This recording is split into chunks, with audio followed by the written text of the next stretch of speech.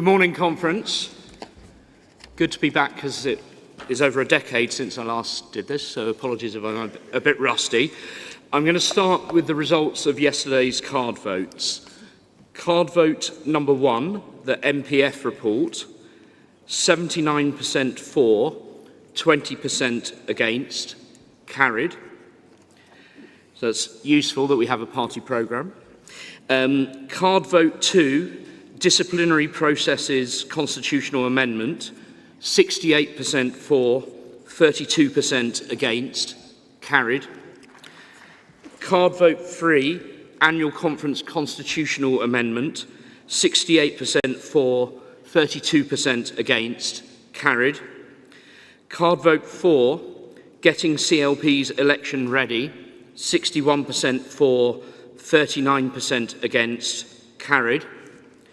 Card vote 5, Women's Committee by-elections, 98% for, 2% against, carried. Full details of those votes have been published in CAC Report 2 this morning. Today, CLP delegates will vote for their CAC representatives, and Socialist Society delegates will vote for their NEC representative. If you are a CLP or Socialist Society delegate, you can vote in the ballot area, which will be open between 9 a.m. and 4 p.m. This is very likely our last conference before a general election, and the debates this week have been structured around our 5 missions for government. The first of those will be later this morning on growth for higher living standards, and we will be hearing from the Shadow Chancellor, Rachel Reeves, at noon. Before that, we have the international debate and, of course, the daily CAC report. So I would now like to invite the Chair of the Conference Arrangements Committee, Harry Donaldson, to introduce the day's CAC report. Harry.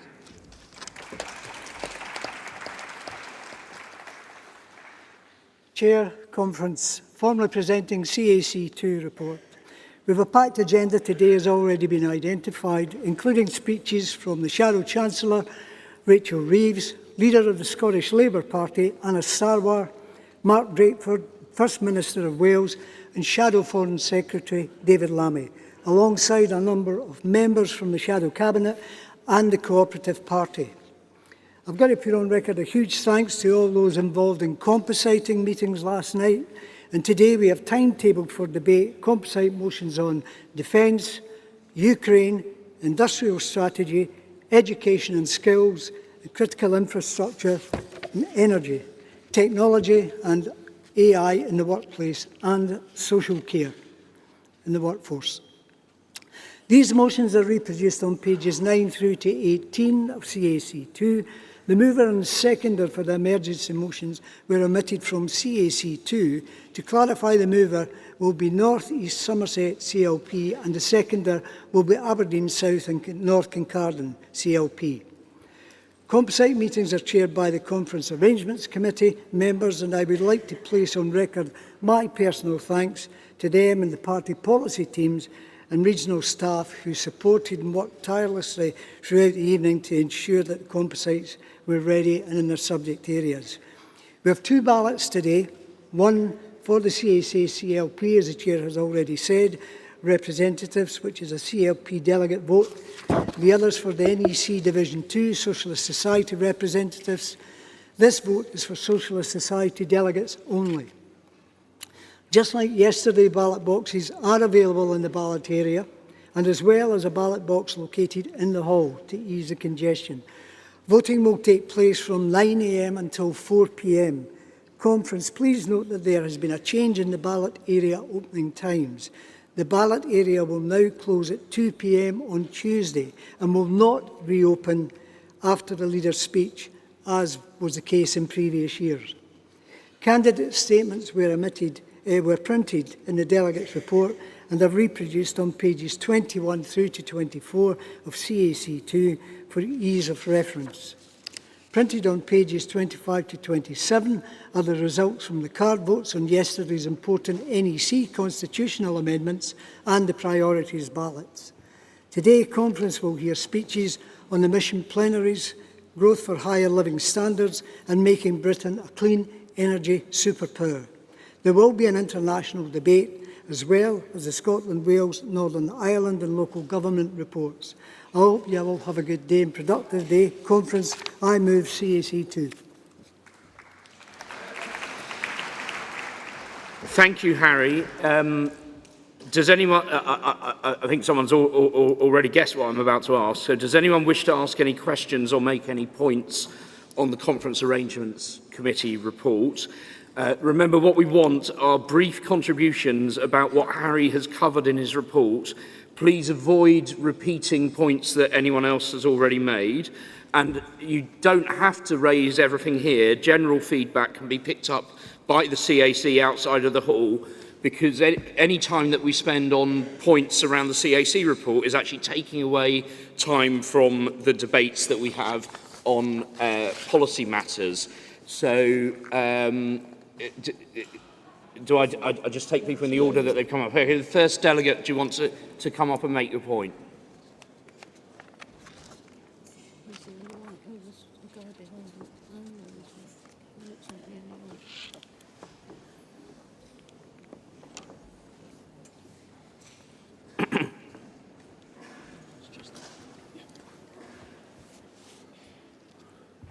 Adam Taylor, Fire Brigades Union, opposing the CAC Day 2 report. We are very disheartened that after an appeal to the CAC, they have decided that our motion on RAC, emergency in schools and public buildings, is out of order. It is quite simply outrageous. To be clear, there is an emergency with regards to RAC, and the Labour Party should recognise this. It has even been found in the parliamentary estate. The FBU will continue to work across the movement to raise this issue, and we implore the Labour Party to think again and address this stark crisis head-on. And yes, this will require resources. Thank you. Thank you, Delegate. Harry, can you respond to that? Thank you very much, Adam, for your request there. The reality of the situation is, in terms of that, it did go before CAC. In terms of that whole situation, the view was that after full consideration and representation by the FBU representatives, the view was that this could have been submitted before the deadline and therefore did not meet the criteria as set out by CAC in terms of an emergency. We do realise how difficult that may well be for colleagues. However, that is the rules and that is what we apply in terms of our determination. Thank you. Thank you, Harry. We're now going to take the vote on the CAC report, and I'm going to make sure I can see the hall by putting my distance specs on. So can I see all those in favour of the report? Okay, and all those against? So that's very clearly passed, and the CAC report has been accepted. Thank you.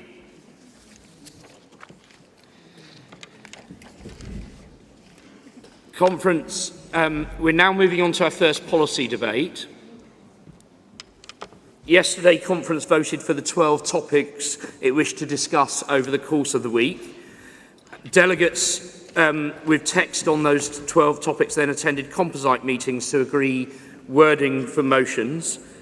These composite motions are going to be debated over the course of the week. The motions this morning are Composite 1, which is on defence, and Composite 2, which is on Ukraine. Yesterday, we agreed the National Policy Forum report, and the MPF has now concluded its business for the current policy-making cycle, because that report has become the party programme. This means that the motions from this conference will feed into the work of the MPF over the next cycle. Conference, we're going to start with a video message. Dear friends in the Labour Party, friendship and solidarity. This is Jonas speaking from Oslo and the Norwegian Labour Party. I'm so happy to be with you on the screen.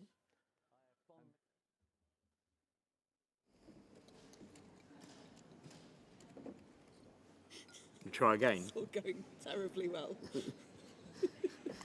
Dear friends in the Labour Party, this is Jonas speaking from Oslo and the Norwegian Labour Party. I'm so happy to be with you on this screen. And dear Keir, I have good memories from our meeting in Montreal some days ago, when you and I sat down with other progressive leaders to take stock of our movement, share experiences from national scenes, and build on this very special link that exists between the Norwegian Labour Party and the Labour Party in the United Kingdom. I appreciate that frank and open and conversation we have built on trust and so many common values. How do we secure opportunities for people in a way which is securing equity, real opportunities for people wherever they may live in our countries? How do we secure this green transition where we want to cut emissions while we create jobs and secure safety nets?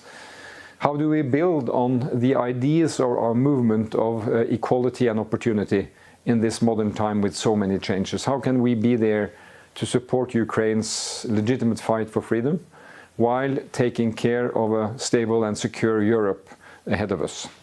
I believe that our movement, the progressive movement, has a great future, but we have to go through also some pretty hard challenges right now with inflation, interest rates, very tough times for many households. I know that's the case in the UK. I know that the Labour Party is really the hope, political hope for change and for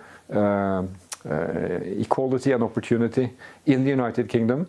We in Norway make policies that really aim at securing opportunities for all. In these difficult times for families, we have special measures to support people so that they can combine work and dignity in their daily lives, especially securing the younger generation so that they can get training opportunities, jobs for the future. So this will be an important convention for you. We will follow it closely. There will be new inspirations to share. And I'm very happy that we have this close dialogue of sharing experiences between Norway across the North Sea and the UK and everything we can do together. I really believe you have a unique opportunity with Keir as a visionary and hard-working leader. We will follow you every day until the elections, and we will be there to support and share all the experiences we may have, knowing that that will also come in return for you. So best of good luck and thumbs up.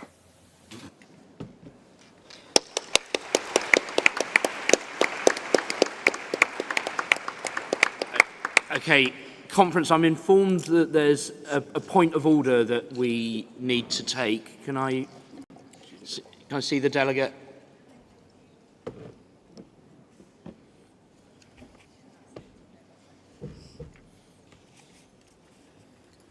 Good morning, Conference. Emily Pomeroy-Smith, South West Wiltshire, CLP.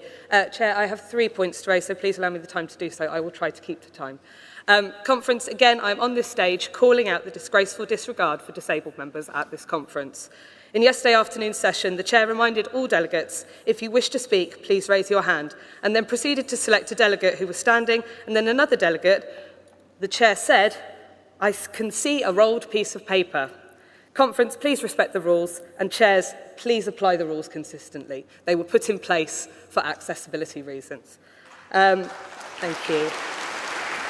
I was also incredibly disappointed to hear ableism on this stage, and I quote, "It doesn't help to have a disabilities officer who struggles to make meetings." Conference, if your disabled members struggle to make meetings, then you need to fix that, not use it as an excuse to deny us voting rights on executive committees. The very fact that this went unchallenged by the Chair, as they should call out any discrimination on this stage, demonstrates why it is so important that disabled people always have a seat at the table. And I can tell you from experience that if that space isn't mandated, then it is very rarely available to us. Finally, yesterday we witnessed a very scary near miss on this stage. Disability Labour have asked the CAC for a barrier and a rail on the ramp multiple times. Please can you confirm that you will finally listen to us? We were lucky this time. I don't want us to be lucky. I want us to be safe. Thank you, Conference. Nothing about us without us. Thank you. And I will make sure, particularly that last point is taken up with CAC. As someone that has spoken from the stage at party conference in a wheelchair myself, I know exactly what you're talking about the ramp and the need for it to be safe. So we will make sure that those points are dealt with. We're shortly going to be hearing from our Shadow Foreign Secretary, David Lammy, but first I'm honoured to invite Bohdan Ferenc, the founder of the Social Democratic Platform of Ukraine, to address conference.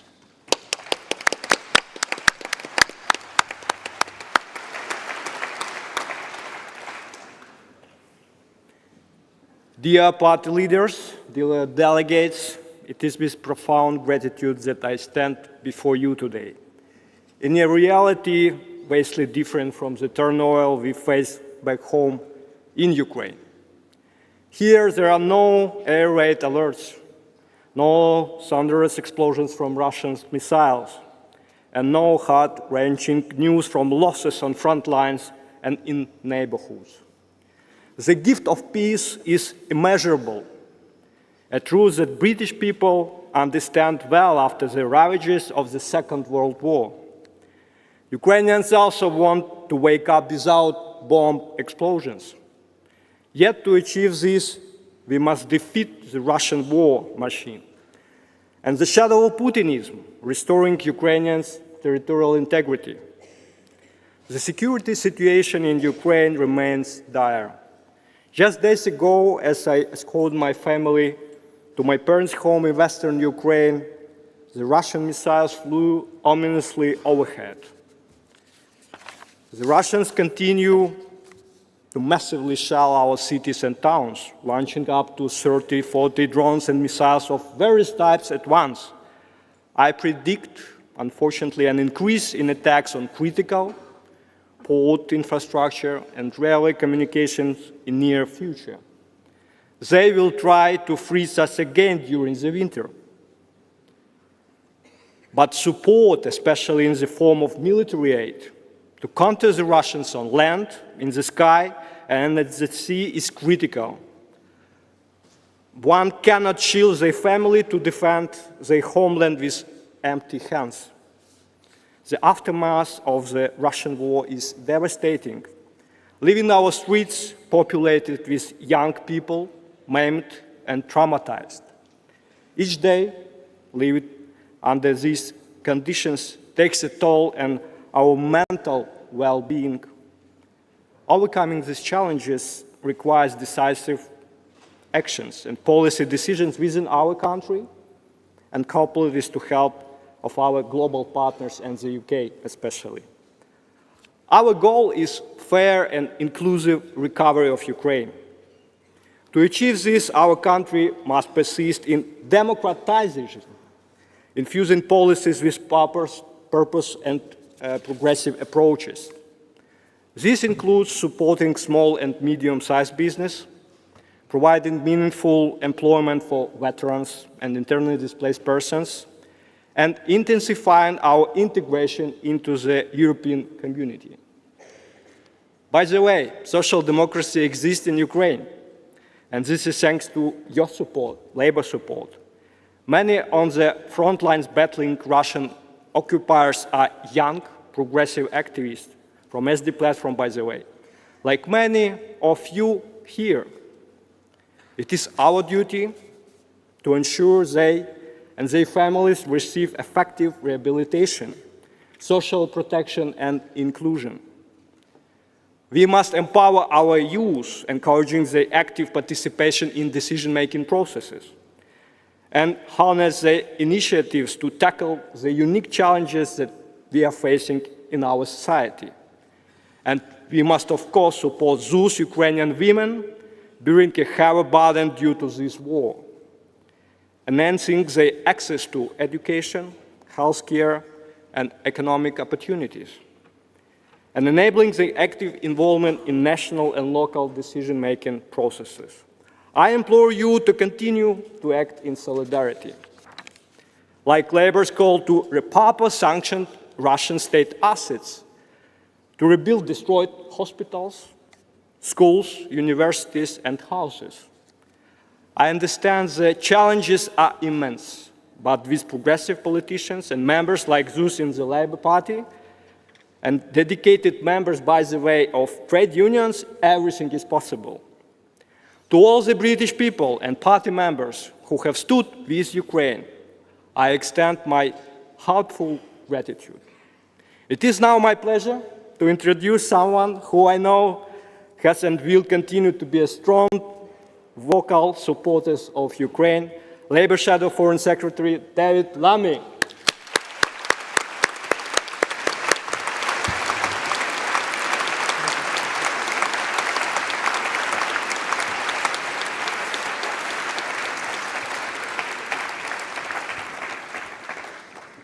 Well, thank you, Bohdan. You epitomise the bravery and courage of every Ukrainian delegate.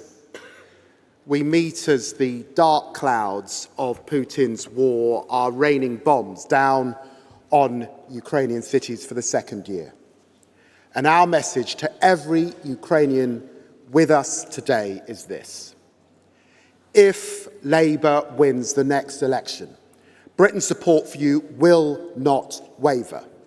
We will support you until you win.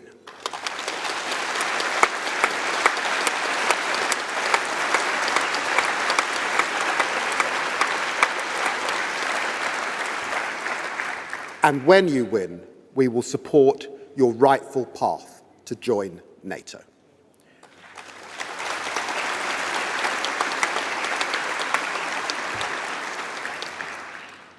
Conference, let me start by addressing the events of the past few days. Labour utterly condemns Hamas's appalling attack on Israel.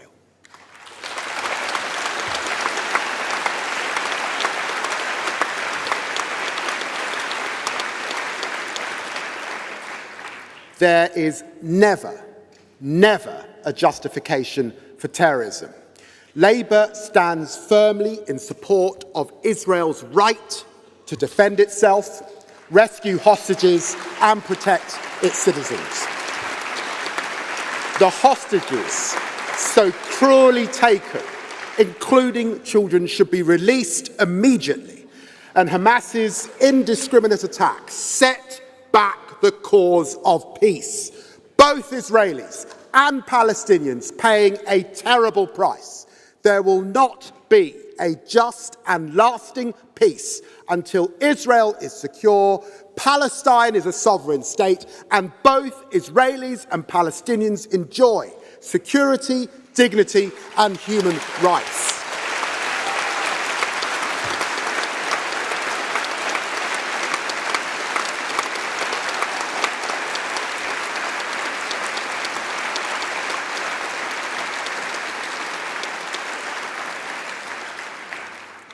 And though it may never have felt more distant, we will not surrender the hope of two states living side by side in peace.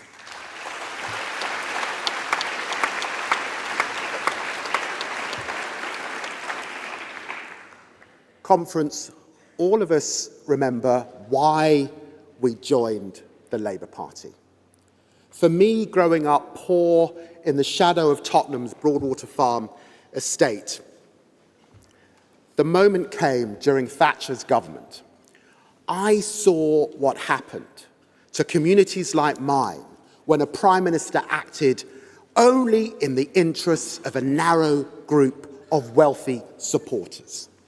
I knew only Labour could stand up for working people, at home and on the world stage.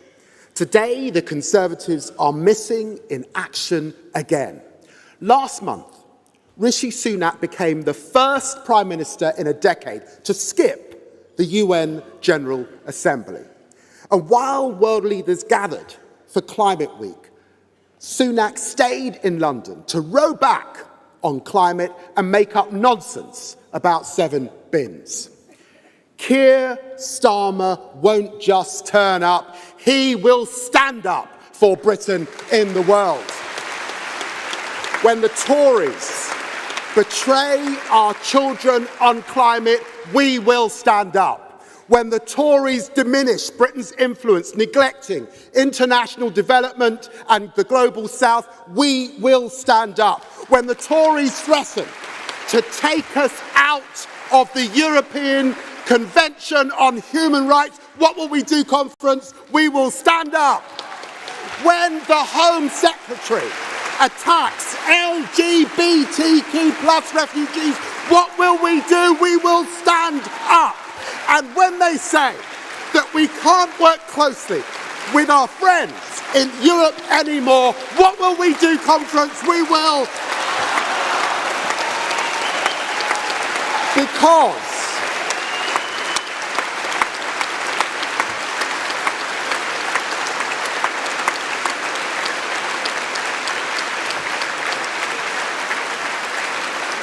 Because Labour values do not stop at the English Channel.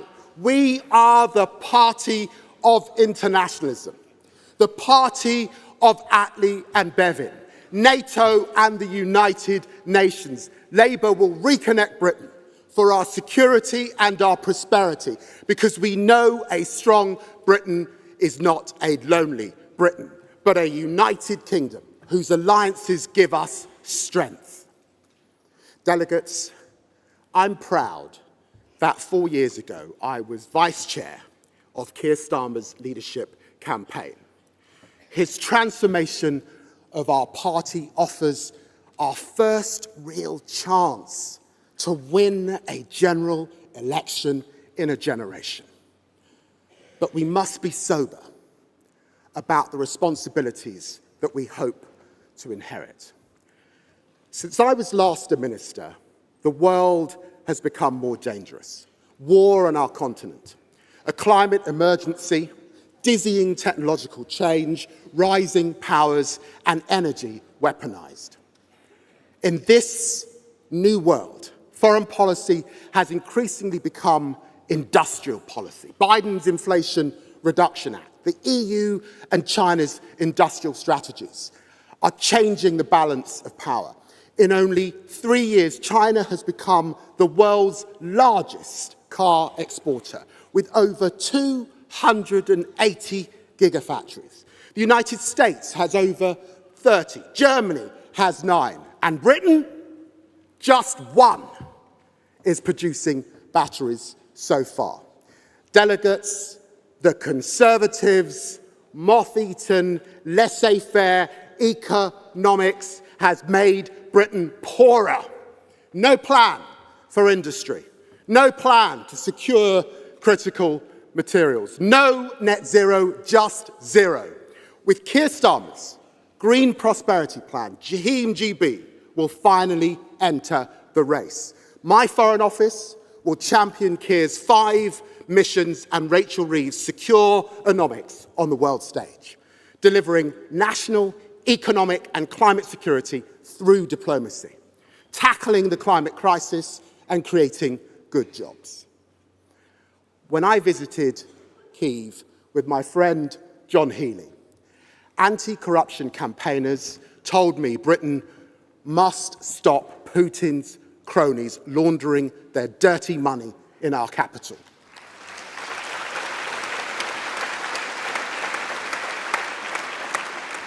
Dictators' stolen cash fuels crimes on our street and turns London's homes into the bitcoins of kleptocrats.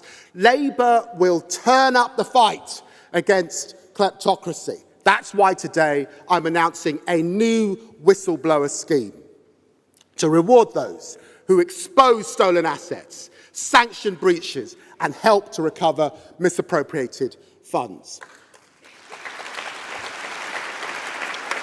Under the Tories, Britain became the money laundering capital of the world. With Labour, Britain will be the anti-corruption capital of the world.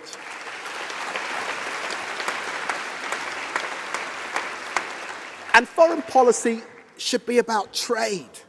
But the Tories have forgotten that too. Earlier this year, the Conservative Party press office attacked me for saying that improving our relationship with the European Union will be a priority. Conference, I'm happy to repeat it. If you've forgotten that Britain's trade with Europe is a priority for our economy, you need to wake up.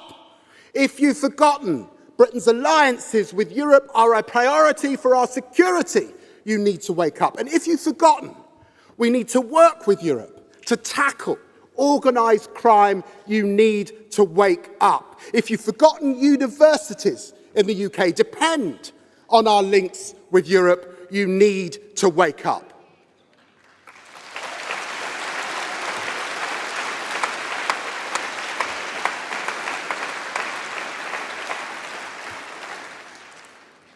And conference, if you've forgotten, the French president is our friend and not our foe, you need to wake up.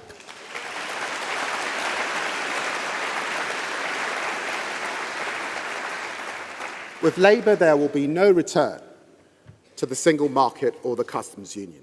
But Keir Starmer is committed to improving our relations with Europe, delivering Britain a much better deal than we've got, and seeking a new security pact to keep our country safe. The first duty of any government is to protect its citizens. The joy of having Nazanin Zaghari-Ratcliffe with us this week has been profound, but it's also a sober reminder of other British nationals still waiting for justice. Labour's pledge is simple. We will implement a new legal right to consular assistance and appoint a special envoy for Britons wrongly detained abroad.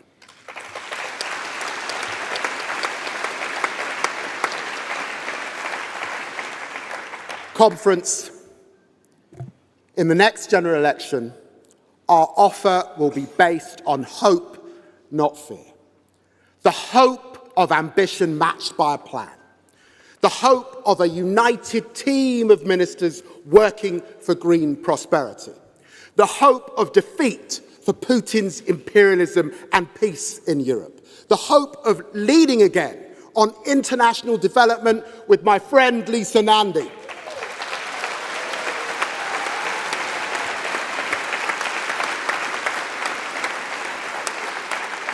The hope of a Britain reconnected for our security, for our prosperity. These are the winds of history only a Labour government can sail. And delegates, I make this promise to you today. If we win, you will no longer be embarrassed by our leaders. Labour's mission-driven government will make you proud, and we must win, so we can say no more Tory little England. Great Britain got its future back. We are a country that can dare to hope once again. Thank you so much. Thank you.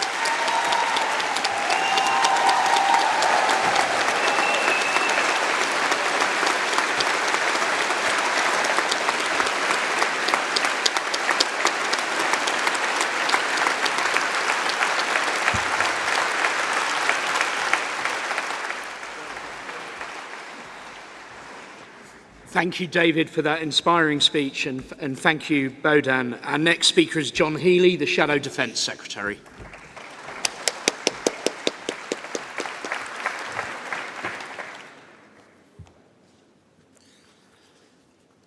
Conference, it's a pleasure as always to address you, and a pleasure also to follow David. We work a great deal together, including our visit this month to the US, the most essential UK ally. And as we said in Washington, with threats increasing and with the war in Ukraine, security is now at the heart of every nation's interests. And these words have special shocking significance for Israel today. We utterly condemn the attacks. We support Israel's right to defend itself.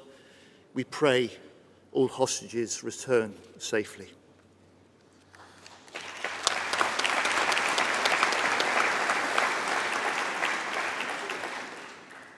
Conference, a year has passed since we last met here in Liverpool. And back then, we all hoped by now the conflict in Ukraine would be over. But war still rages, cities still bombed, civilians still raped and killed. When President Zelensky addressed Parliament earlier this year, he said, "London has stood with Kyiv since day one."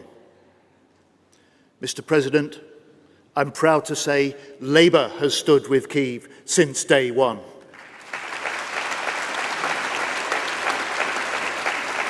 And now on day 592, we will continue to stand with Ukraine for as long as it takes to win.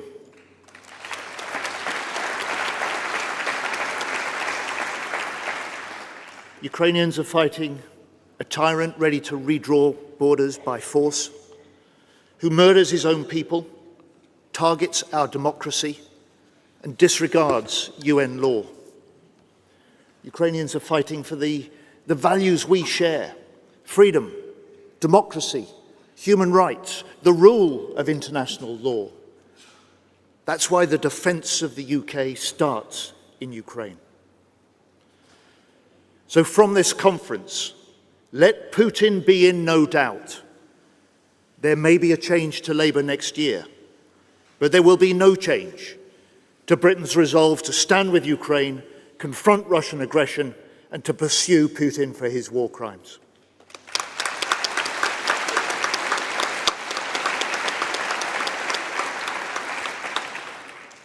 I'm proud of the UK leadership on Ukraine. I want to be proud still in 6 months. But just when Britain should be accelerating support and rebuilding our stockpiles, the government's on a go-slow. It took 287 days after Putin invaded for ministers to sign a new contract for vital anti-tank weapons. 503 days for ministers to agree a new contract for ammunition. And still, 7 months after announcing £2 billion to replenish stockpiles, ministers have still not spent a single penny of this money or signed a single contract. So I can announce today, Labour in government will accelerate this £2 billion spend to rearm Britain, resupply Ukraine, and boost British industry.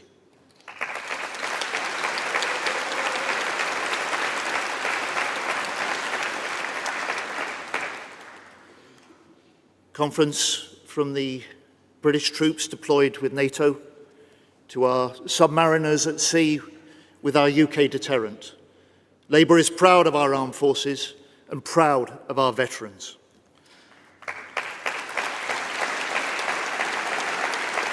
This is now a different era, demanding different decisions. But Labour will always do what's required to defend this country. When we last left government, we were spending 2.5% of GDP on defence. The British Army had 100,000 full-time troops. Satisfaction with service life was at 60%. Labour levels not matched in a single Tory year since. Britain is weaker in the world after 13 years of Conservative government. Ben Wallace said himself, our armed forces have been hollowed out and underfunded by the Tories. In 13 years, they've cut the army to its smallest since Napoleon, scrapped 1 in 5 of our Royal Navy ships, and taken 200 aircraft out of RAF service. In 13 years, they've left forces families living in damp housing. They've let morale in the services fall to record lows.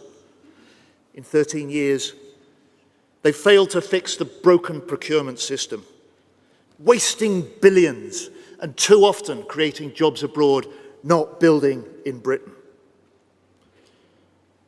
the greatest risk to UK defence is another 5 years of Conservatives.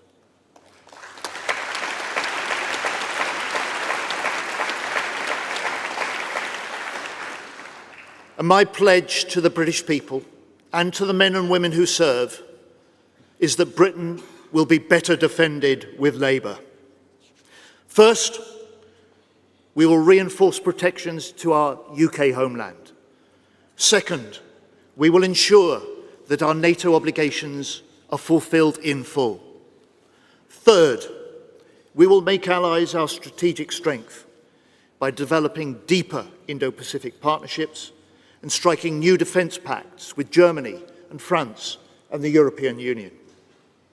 Fourth, we will renew the nation's moral contract with those who serve, and will create a strong independent champion for our forces and their families. And fifth, we will drive deep procurement reform to direct British investment first to British jobs and British workers and British business. This is how Labour will make our country secure at home and strong abroad.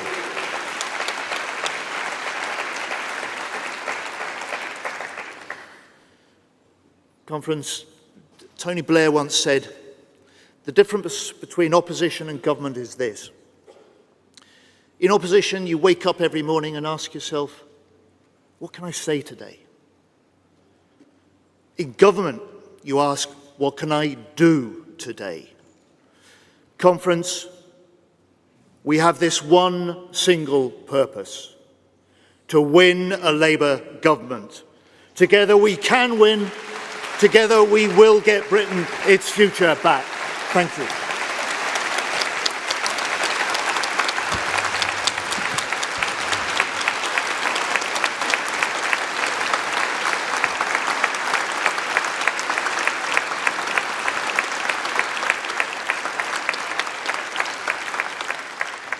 Thank you, John.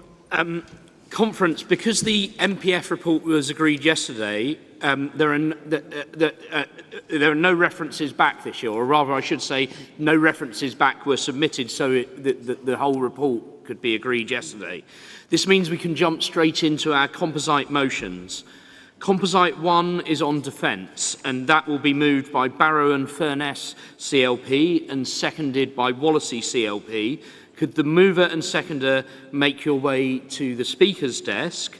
But also, could the mover and seconder of Composite 2, Ukraine, please also get yourselves registered at the Speaker's desk? Barrow and Furness, are you ready to come? You just need to check in with the desk. Thank you.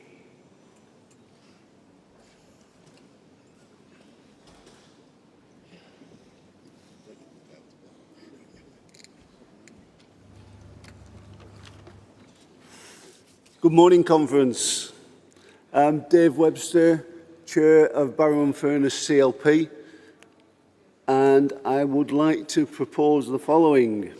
The first duty of any government is to keep Britain safe and protect our citizens. In a world which is becoming increasingly unstable, a future Labour government must ensure Britain is properly equipped to take on the threats facing this country. Labour's support for NATO, our nuclear deterrent and our armed forces will remain absolute. Labour will ensure our defence spending meets our NATO commitments. Labour will invest in the UK's defence manufacturing base. Labour guarantees continued long-term UK support for Ukraine and will work with allies to provide the assistance it needs to defend itself. A Labour government will seek new alliances and deepen others to strengthen our resilience to new threats, including a new EU-UK Security Pact and developing the new AUKUS partnership. Under the Labour government, Britain will take an active role in international efforts to secure strategic arms limitation and multilateral disarmament and reduce nuclear risks. This is not only about defence, it is also employment across the nation. Companies like BAE may build military equipment, but they need to be supplied with the materials to build and to bring employment across the country. I live in an area that builds nuclear submarines or deterrent. But look across the river and you will see 3 naval ships being in dock. Go up to Glasgow and you will see the latest surface ships, destroyers and frigates. But we need to also look at the support for our ground forces and air force and ensure they are supplied with equipment that is fit for purpose. Conference, I ask you to fully support this resolution. Thank you.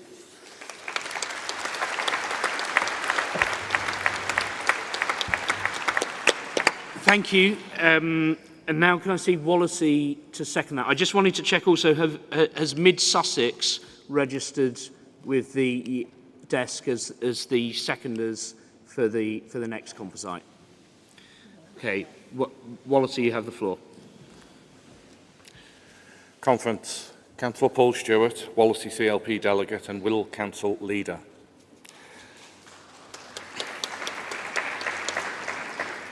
Conference. The first duty of any government is to keep Britain safe and protect our citizens.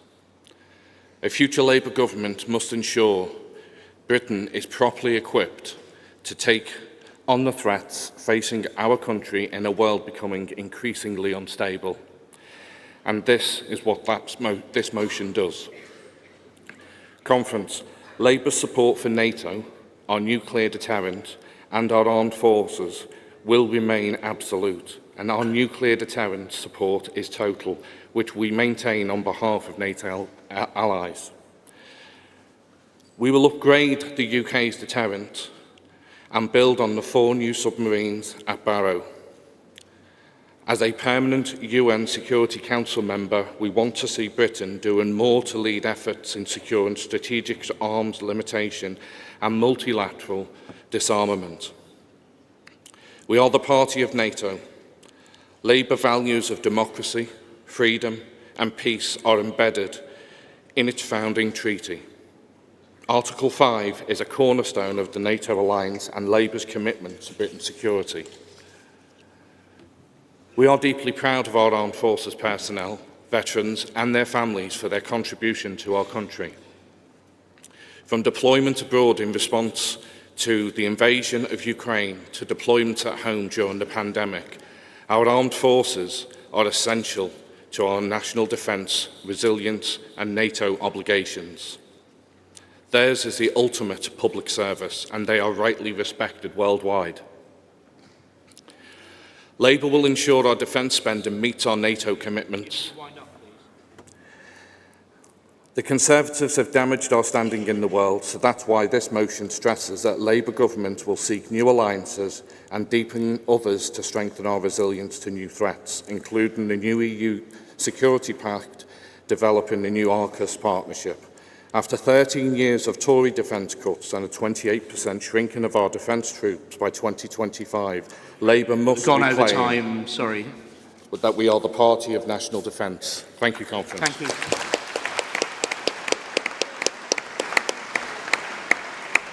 So, in a minute, we're going to start taking speakers from the floor, but first we need to see Runnymede and Weybridge CLP to move Composite 2, followed by Mid-Sussex CLP to second it.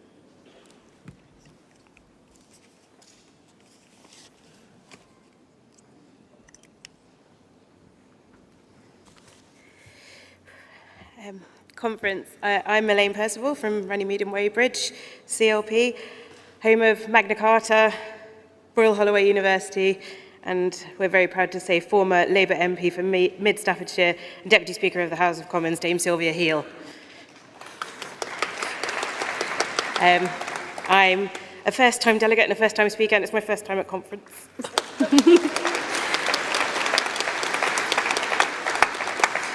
I'm proposing the motion today on solidarity with Ukraine.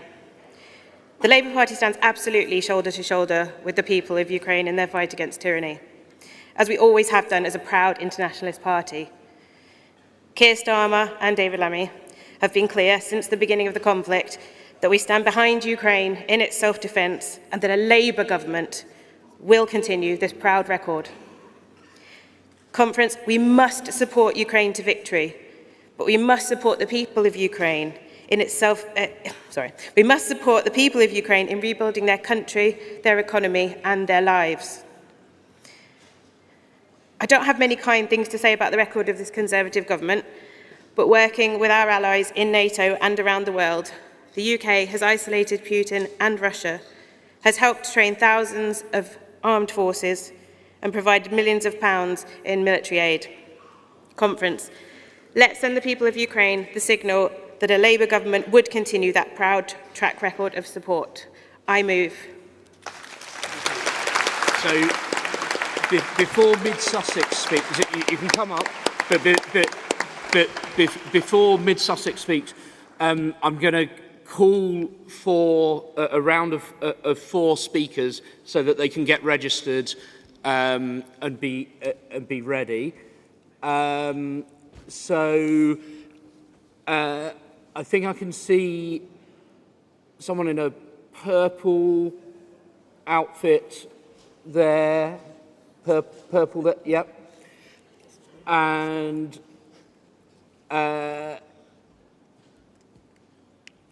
is Unison over in that direction? That's here. Yeah, that's and in the red, yep. And There's a hand up at the back there. There's one down here, not a lot over here. Yeah. Sorry, I'm just trying to get a full view so that I'm seeing all around the room. So over at the, because I want to take people from different bits of the room, and it's, even with my distance glasses on, this is like really difficult to see where hands are up. Can I see that?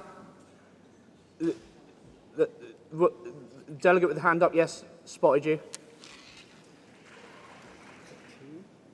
And so that's 3 people, and no, I think we're on 3 so far. And over here, okay, I'm just trying to work out who over here. Because actually, I think over right at the back in the southwest, can see there's someone. It's not that I'm biased, but I think I can see someone vaguely reddish hair. They found themselves. Disgraceful favouritism. Yeah, disgraceful favouritism. Lisa was saying that's the only favouritism that I'm going to show. So I think that's 4. Okay, and I'll try and bring. I'm conscious of everywhere else where people have got their hands up.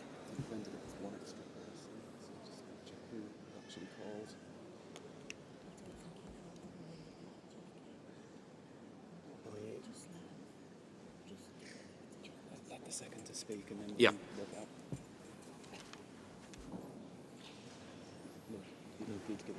Yeah, you're ready. Thank you, Chair. I'll also get the cheap clap for first-time delegate, implausibly, Ian Ross from Mid-Sussex.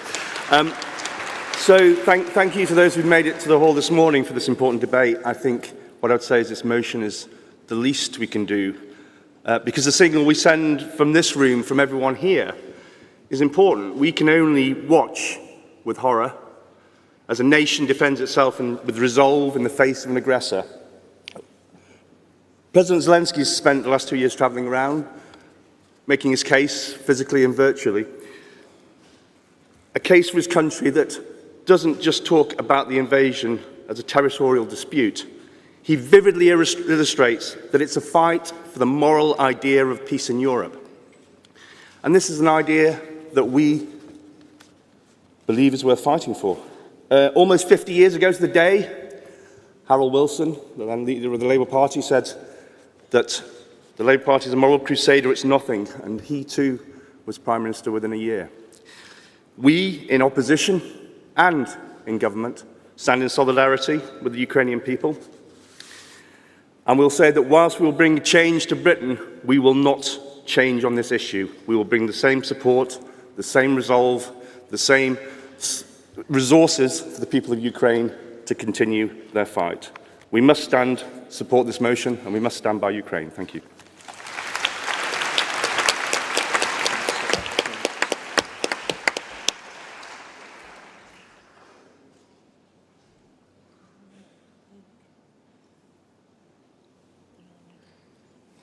Okay. Have we got the delegates are registered? Yes, you're up first.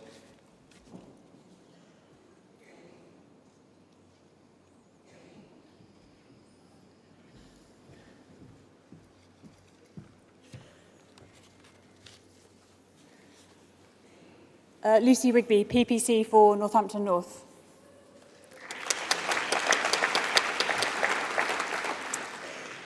Conference, I was 13 when my dad was deployed to Bosnia as part of the NATO-led force to maintain the ceasefire in the Bosnian War.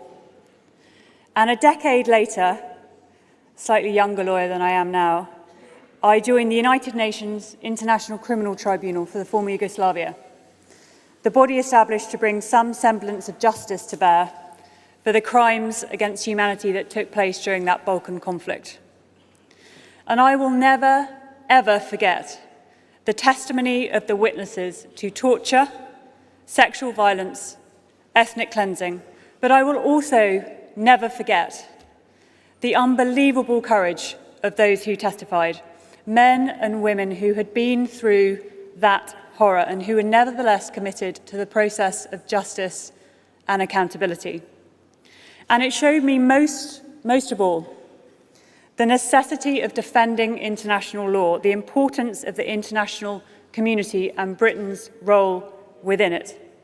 And that is why I am so proud of our party's steadfast commitment to Britain's role in the world, to internationalism and to NATO, that vital strategic alliance, the creation of which the great Labour Foreign Secretary Ernest Bevin was so instrumental too.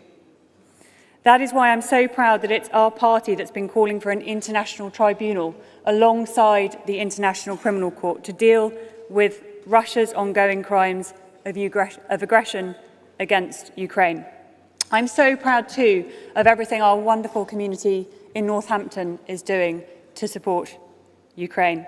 But conference, above all, I am so proud of our party's unwavering commitment to defending freedom and our values, our steadfast support for the Ukrainian people and our commitment to their pursuit of the justice that they deserve.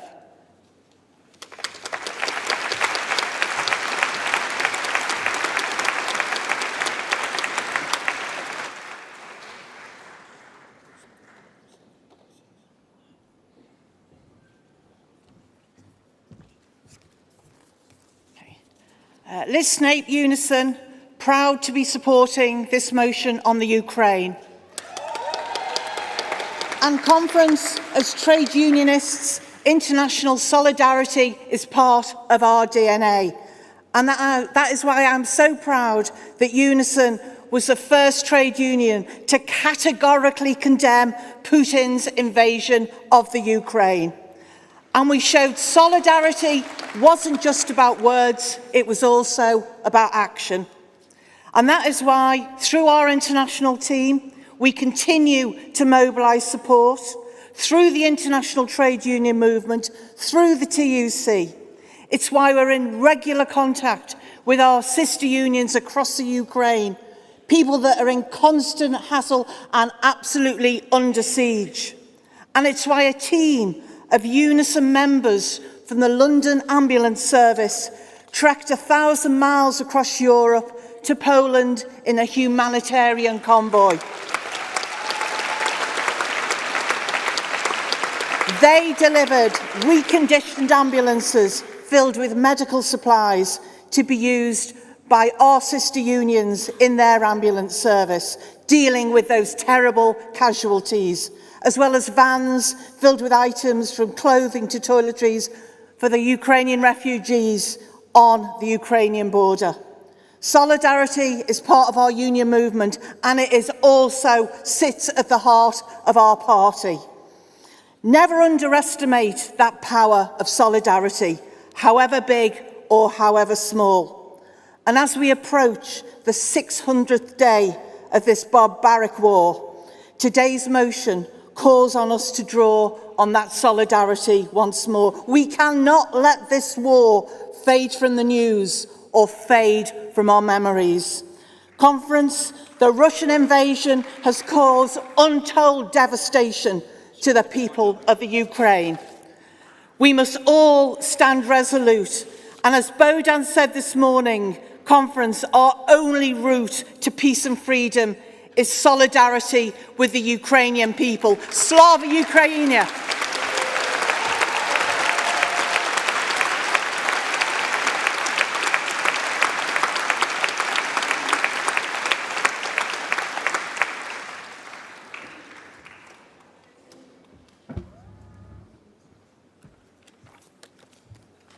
Good morning, Conference. I'm Fred Thomas. I'm our candidate for Plymouth Moorview.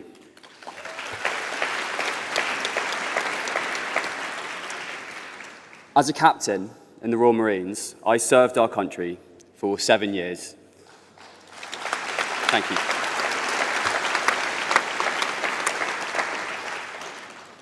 I led teams on operations around the world, and I saw our foreign policy being put into action.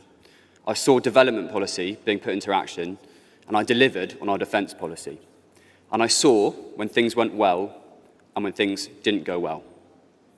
This year, I left the Royal Marines to stand for Labour in Plymouth Moorview, where I live, where I'm very proud to live, and where we have so many veterans, people who've served this country, and so many people who continue to serve this country in the forces. And when we speak about those things that the Conservative Party have let happen, like shoddy military housing, like poor procurement, and like dodgy policies, I've experienced them. And the people I live with in Plymouth Moorview have experienced them, and it's not good enough. Plymouth is not being looked after, our country's not being looked after, and what we need from our government is improvements here, but also improvements around the world. And that's why I'm so incredibly proud to stand here today as a Labour candidate, because I know that what we've got in our shadow cabinet is people who are really serious and really qualified to lead the world again, because that is our responsibility as a country. It's not a choice that we can duck out of. It's something we have to do. We have the experience, we have the know-how, we have the seat at the table globally. It's waiting for us. And I'm really, really proud to be part of a movement that is ready to do that again. Thank you.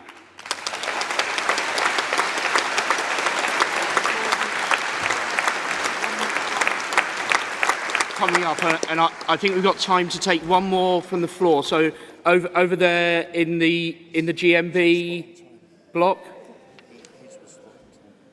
Yep.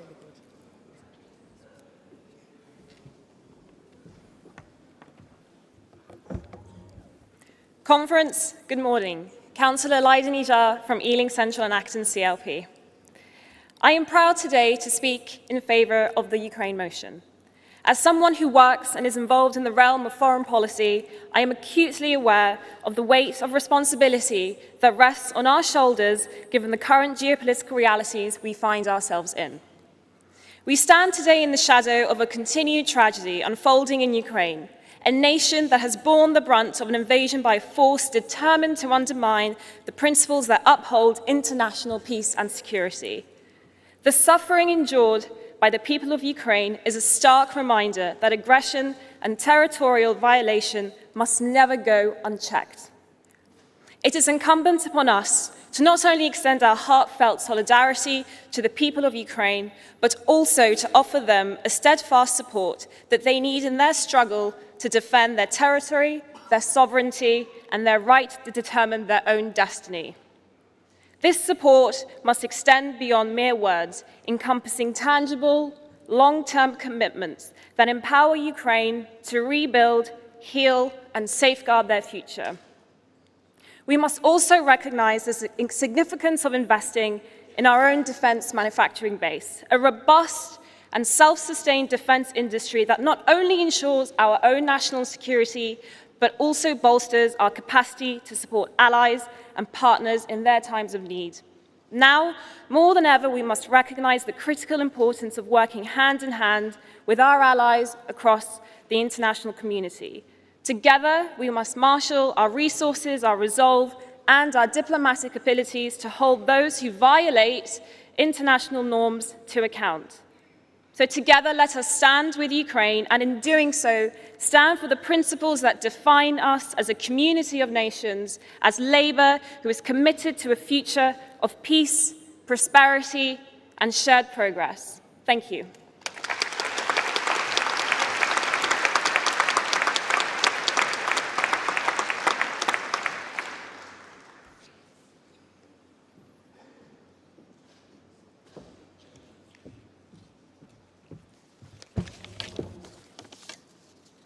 Chair, Conference.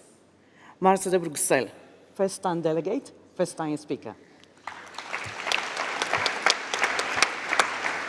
I represent the GMB Union, speaking on support of Composite 1 and 2. Conference. Life changed forever for millions of people on the 24th of February 2022. Russia's full-scale violation of Ukraine was an appalling violation of international law that left a trail of war crimes in his wake. The terror weight in Ukraine must be defeated, and that means providing all the moral and material support the Composite calls for. At GMB, we have been steadfast in our solidarity for the people of Ukraine and Ukrainian trade unions who are asking for this support. That will continue to be until we see an end to the conflict and hope for one day all Ukrainians will be free. Conference. GMB is a defense manufacturing union. We represent thousands of workers who are essential to our own and the security of all our allies. We are proud of that. The Conservative government over the last 13 years has hollowed our defense manufacturing base. We need a defense industry strategy to rebuild our lost capacity. Yesterday's conference voted on the National Policy Forum document that stated that Labour will work to secure a 30-year pipeline of order that can be delivered investments and high-quality apprenticeship in the UK shipyards that they are essential to our national security. We need a Labour government to stand up for the industry, not just in shipbuilding, but also elsewhere in artillery production and vehicles as well. Our defense manufacturing base needs the investment needed to defend the UK and provide long-term assistance to the people of Ukraine. Conference, please support the Composite 1 and 2. Solidarity with the people of Ukraine. Solidarity with the struggle with freedom. We stand with Ukraine. Thank you.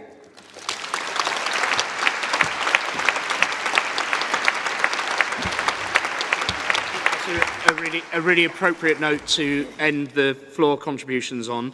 To close the session, I'm delighted to ask Lisa Nandy, the Shadow Minister for International Development, to speak.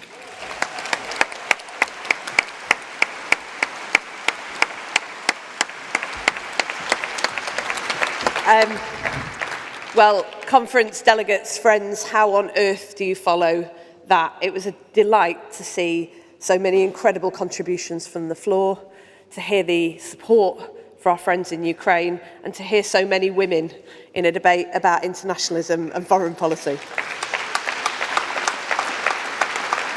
I am Lisa Nandy, Wigan CLP, delighted to be your newly appointed Shadow Cabinet Lead for International Development. There is just one thing that I hate about that, and that I firmly intend to lose. Let's make sure, friends, that next time we meet, this time next year, David and John and I have lost that word shadow and become the first Labour cabinet in a generation to change Britain. Because across the world, the progress that we once thought inevitable is in retreat. Just as the girls in Afghanistan, shut out not just from school, but from the lives they expected to lead. Or the LGBT community in Uganda, persecuted and killed for loving who they love. Or the children in East Africa starving because of inaction on climate change and the war in Ukraine. It is the starkest reminder that the arc of history doesn't always bend towards progress. And here at home, the government plays fast and loose with the lives of the most vulnerable people on the planet, an act of vandalism to one of the greatest gifts that we've given to the world. Imagine what Labour's first overseas development minister would have made of the idea that this great island nation can't look after people at home and show leadership overseas. Conference, Barbara Castle wouldn't have stood for it, and neither will I.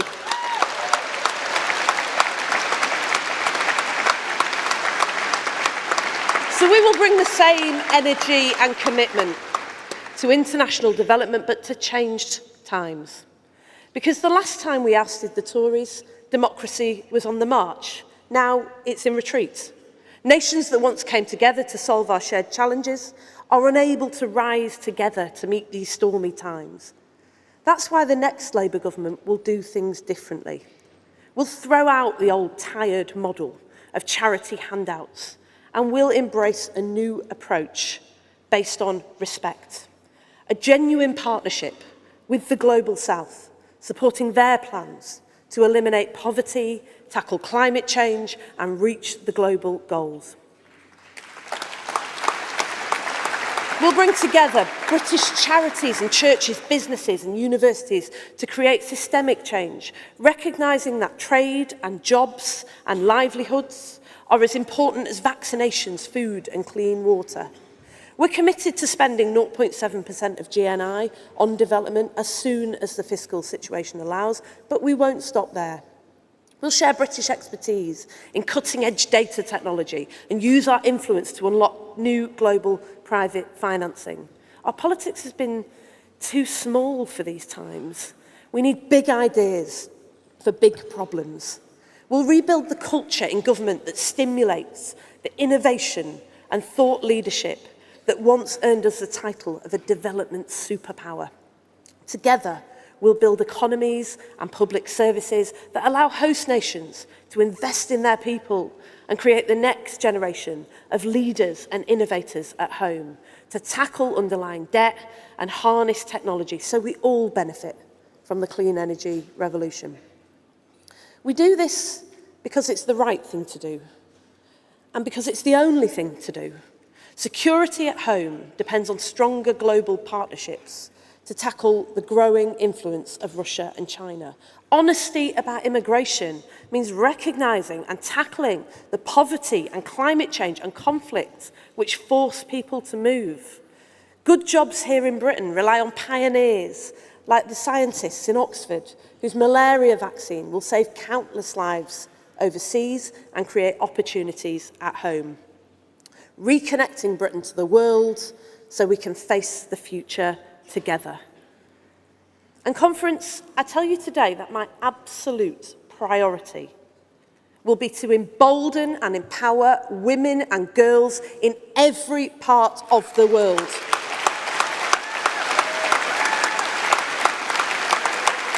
In 2023, that 130 million girls are still denied the right to education, and women hold just 25% of parliamentary seats worldwide, and 1 in 3 of us endures physical or sexual violence at least once in our lifetime, is not inevitable.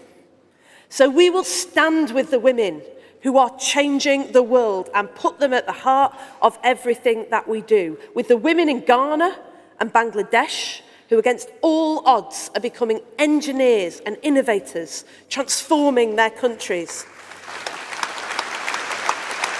and with the brave women from Belarus to Afghanistan who are rising up to demand not just rights, but political power. Let the message from this hall ring loud and clear.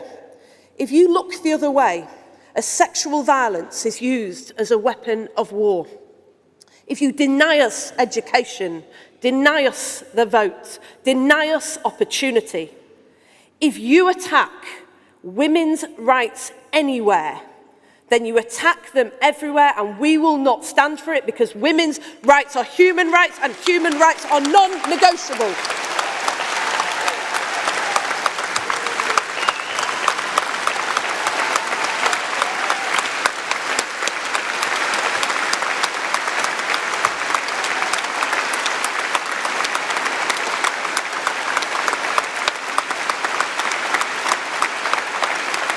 Conference. We know that by the strength of our common endeavour, we achieve more than we achieve alone. That is why we will reject the false choices and stand with our friends across the world once more. Never let them say it can't be done. We are the party that gave the world the first ever Climate Change Act. We introduced civil partnerships here at home, and we flew the pride flag over British embassies in countries where loving who you love is a crime. We lifted 1 million children out of poverty here in the UK, and 3 million a year every year overseas. We opened up university education to a generation of children at home, and we helped 40 million children into school worldwide. We were the light on the hill for people at home and overseas. That is what it means to give Britain its future back. So we will go out with courage and conviction and build the country and the world we want to see, and we will do it the only way that counts, together. Thank you.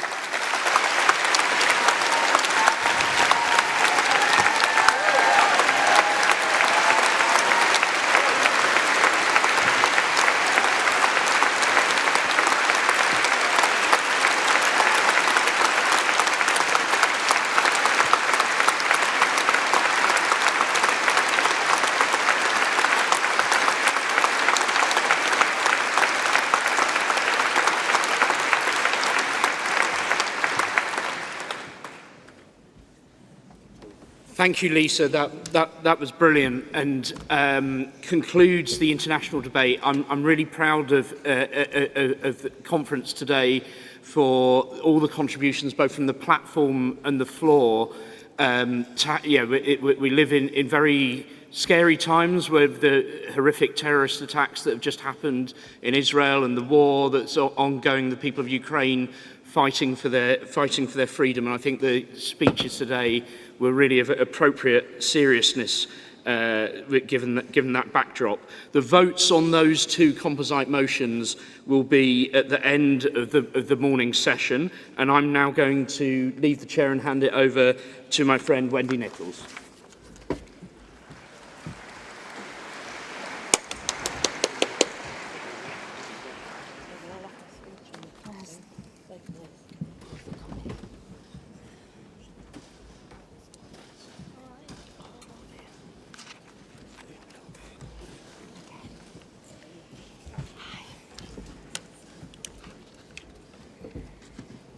Good morning, Conference. We're now moving on to our first mission plenary on growth for higher living standards.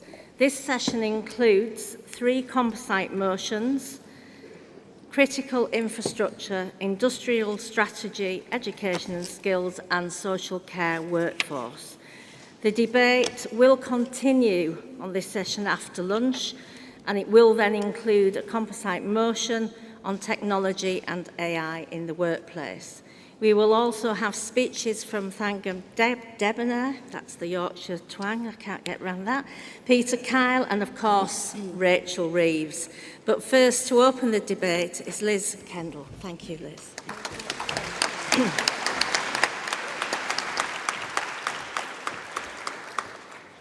Conference. I've spent my life tackling poverty and inequality. And as Labour's Shadow Work and Pensions Secretary, that's what I'll do again, working with colleagues across our party to provide opportunity and security for all. All around us, every day, we see the costs of Tory failure.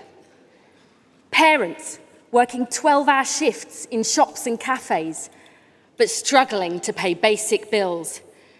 Mums forced to give up work because they cannot afford childcare. A country where there are now more food banks than police stations. This must end.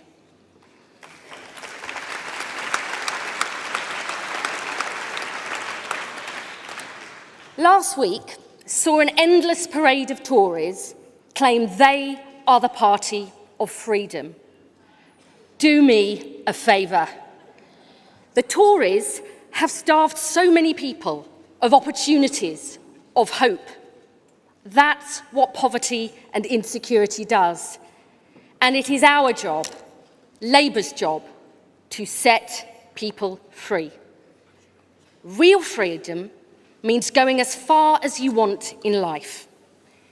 But today, too much of your future is still determined by where you're born, your class, your gender, and the colour of your skin. Because Tory freedom is tax cuts for the rich and benefit cuts for the poor.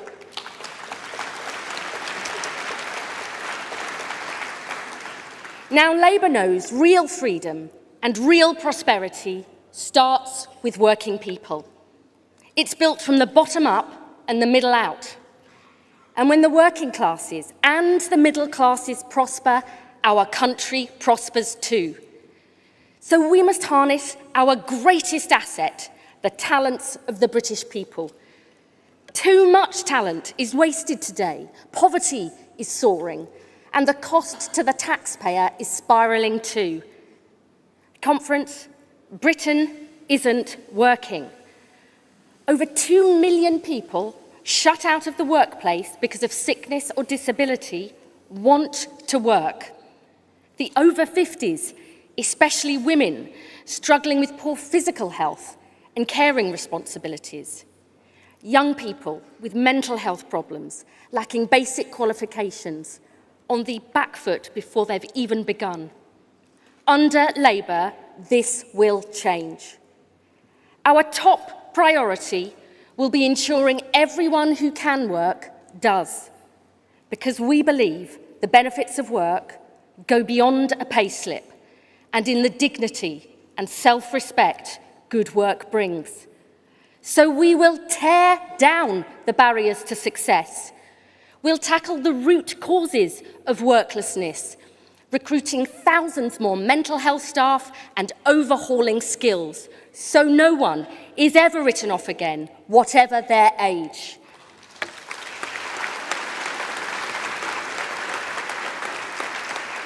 We'll transform employment support so it's tailored to individual and local needs, families and communities doing well together.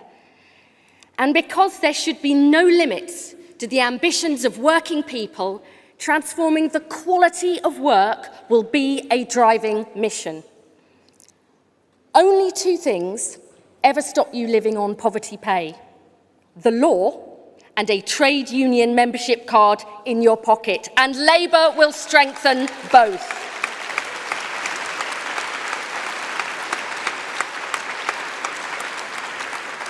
Our New Deal for working people will cut poverty, increase wages and improve workers' rights. And we'll make sweeping changes to job centres so they don't just help people get work, but get on in their work. This is our contract with the British people.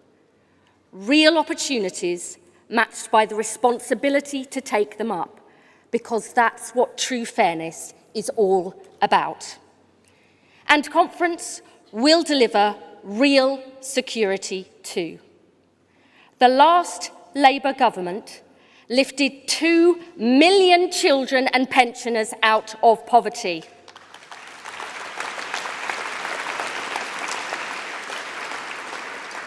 Today, our ambition is undiminished, our resolution redoubled. So we will reform universal credit to protect people when they need it and to genuinely make work pay.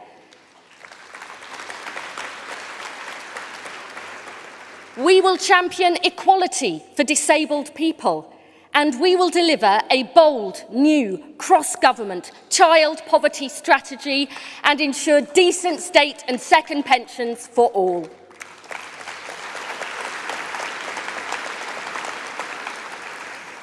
Now, Conference, despite all the problems and challenges we face, I am optimistic and hopeful about the future, because I see the talents and, above all, the decency of the British people. They need a government that is on their side, and that is what Labour will deliver.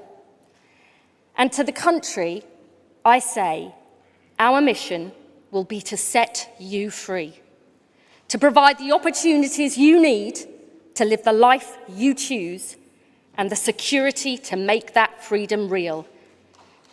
Together, we will build a brighter Britain and give our country its future back. Thank you.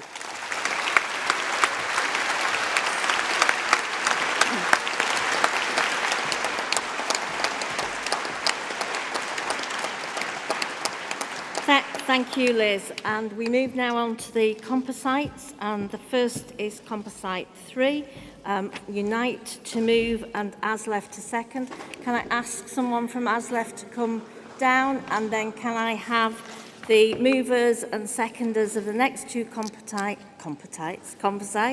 GMB and Community, and Unison and Doncaster Central, so that we can try and move. Thanks, Sharon.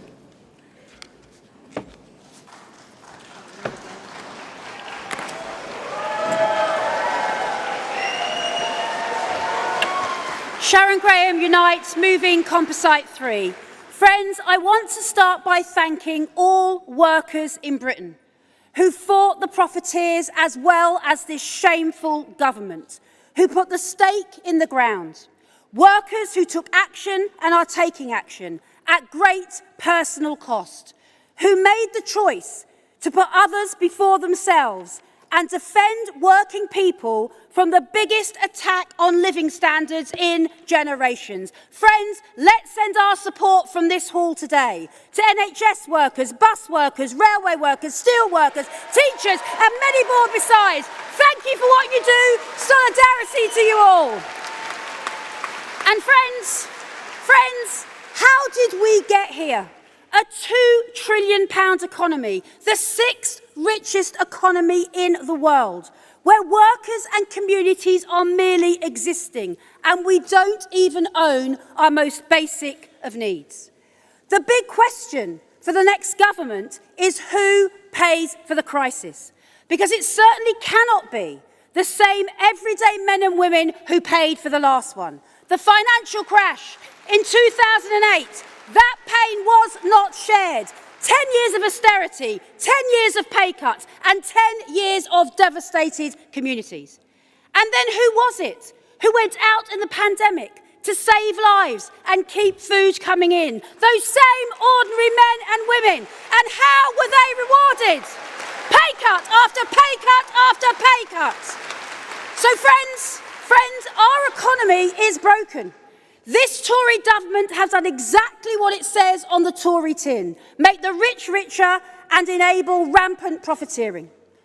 But Labour's mission is fundamentally different. Labour's job is to be the voice of workers and our communities, and yes, to make different choices. We must take our energy back into public hands.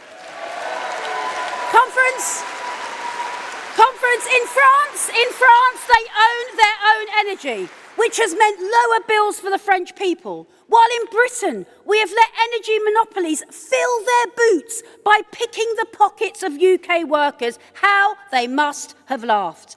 And there it is, crystallised in one crisis, the stark failure of mass privatisation, the abhorrent spectacle of grasping corporations making billions while ordinary people live hand to mouth. And Friends, we have done it before. We have done it before in 1945. Despite the ravages of war, a Labour government made a choice to build the NHS and a more just society, where it mattered less the family you were born into and more about the contribution you could make. So Labour, now is the time to be bold, to do what it says on the Labour tin, back ordinary men and women and be their voice. The people who clean our roads, who teach our children, who look after our parents. Let's put our arms around them, like we did in 1945.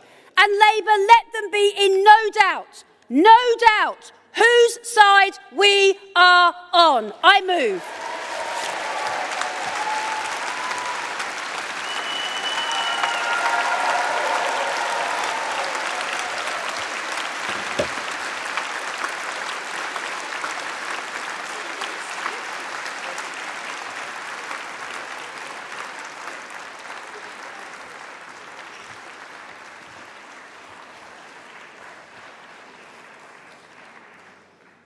Thank you, Chair. Thank you, Conference. Follow that. Every year we get up here, and every year I seem to talk about renationalising our mail, renationalising our rail, renationalising our utilities. And every year you do that, because it's not only popular in this room, it's popular on the doorstep. And we need that future. We need to protect our infrastructure. We need those good quality green jobs in all those sectors. And I want to add my solidarity to every worker in the public and private sector that has fought against this pernicious government in the last few years and fought for their future, their communities.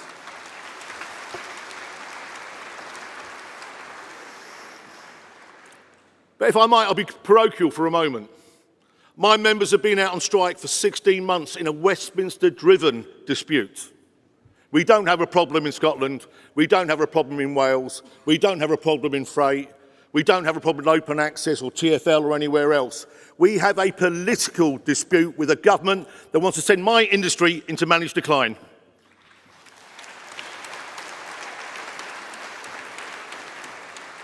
It has no vision, but it does want to keep the privateers there. We find ourselves in a unique situation where we're at war with the government, but the people that we work for are making hundreds of millions of pounds and paying their shareholders. And that money is going to supply the railways in Germany and Italy and elsewhere. This isn't xenophobic, but if there is money that we are spending on our railways, then any surpluses, any profits should come back for a greater good, whether it be the railways, housing or the NHS.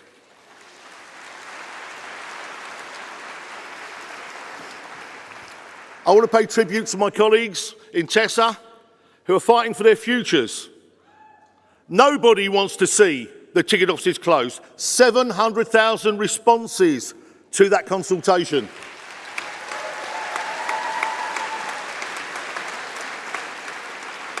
So we need to commit to passenger safety, staff safety, access for the disabled and a proper, fully staffed nationalised railway.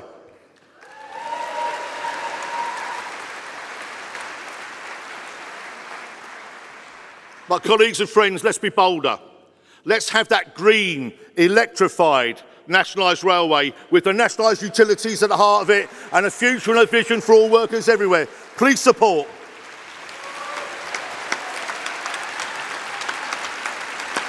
Can I call the GMB?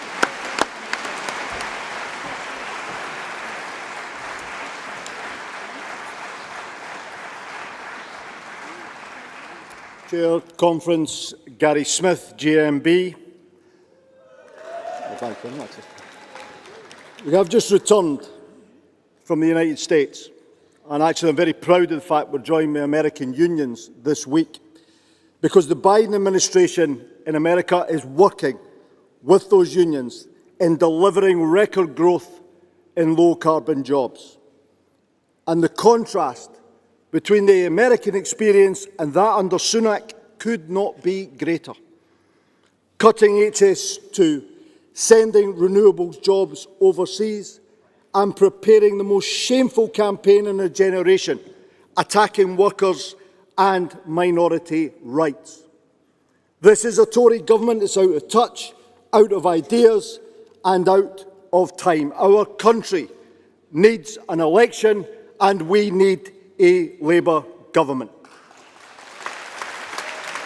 And Conference, we need a new industrial strategy for this country with workers around the table.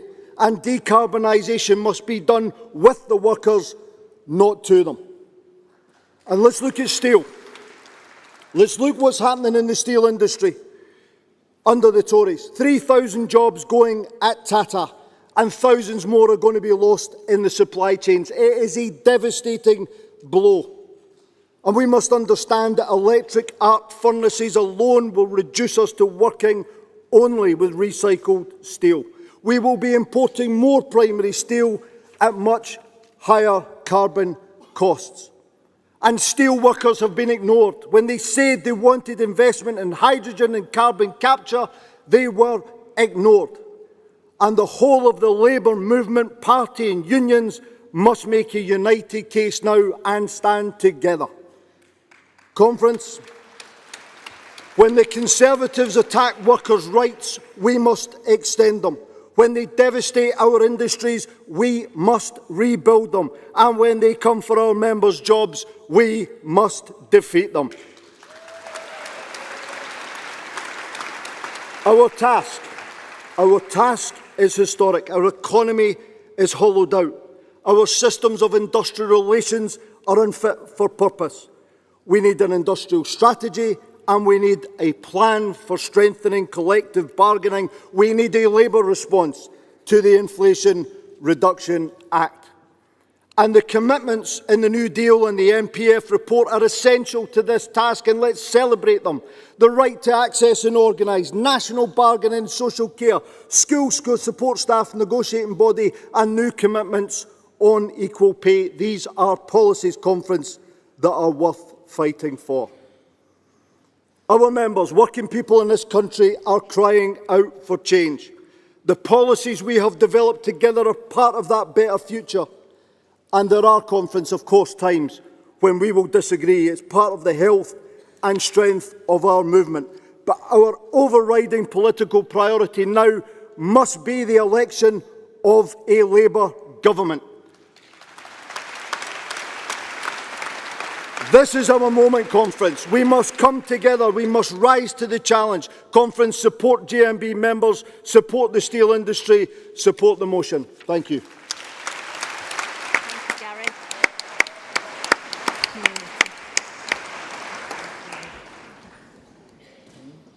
So this is nothing about the last speaker.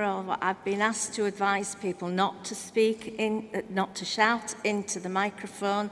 It's proving difficult for people with hearing loss and hearing aids. So I just needed to say that. And I didn't mean you either, Gary.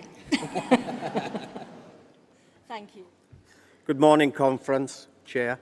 Alan Coombs, Community Trade Union, and a proud Port Talbot steel worker, second in the composite.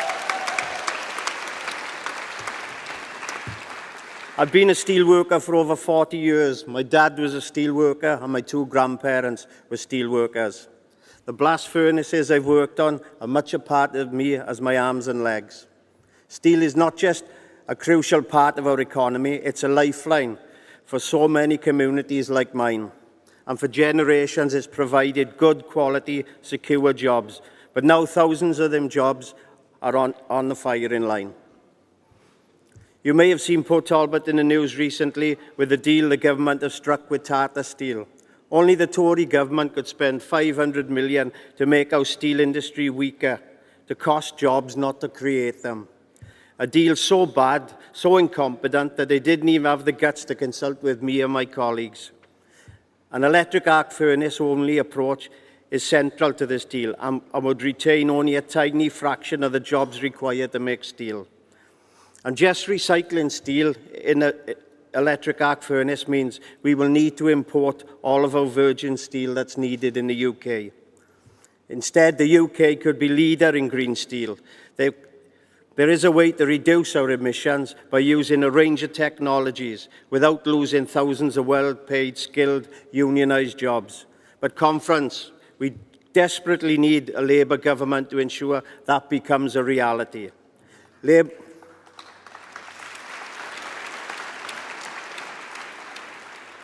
Labour's £3 billion steel commitment will be transformative in securing the long-term future of sustainable and green steel.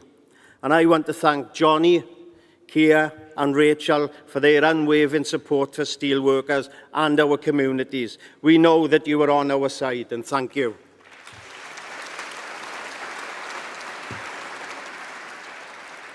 When we say Britain, we need our steel, it's not just a campaign slogan, it's a statement of fact. So let's give our steel industry the vote of confidence it needs and deserves. Conference, please back our industry and please support. Thank you very much.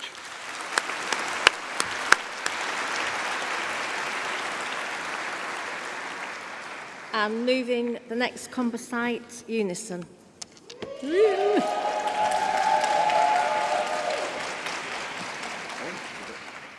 Good morning, Conference.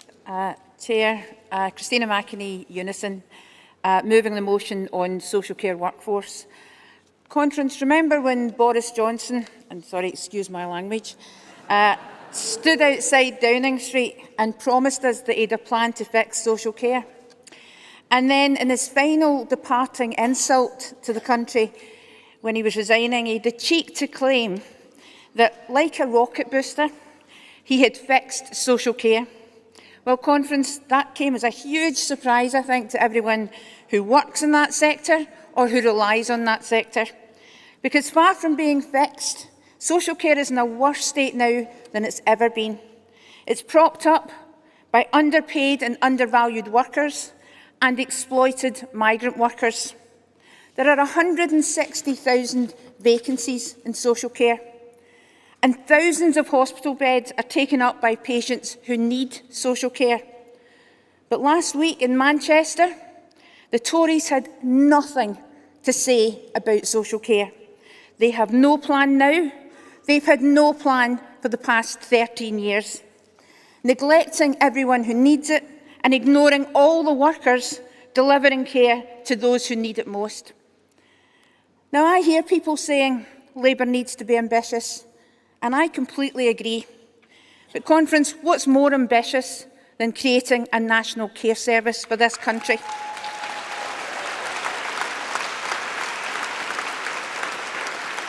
Transforming the lives of 1.5 million people who work in that sector, guaranteeing support for the millions and millions of people who depend on social care every single day, revolutionising one of the biggest industries in the UK, made up of a predominantly female workforce.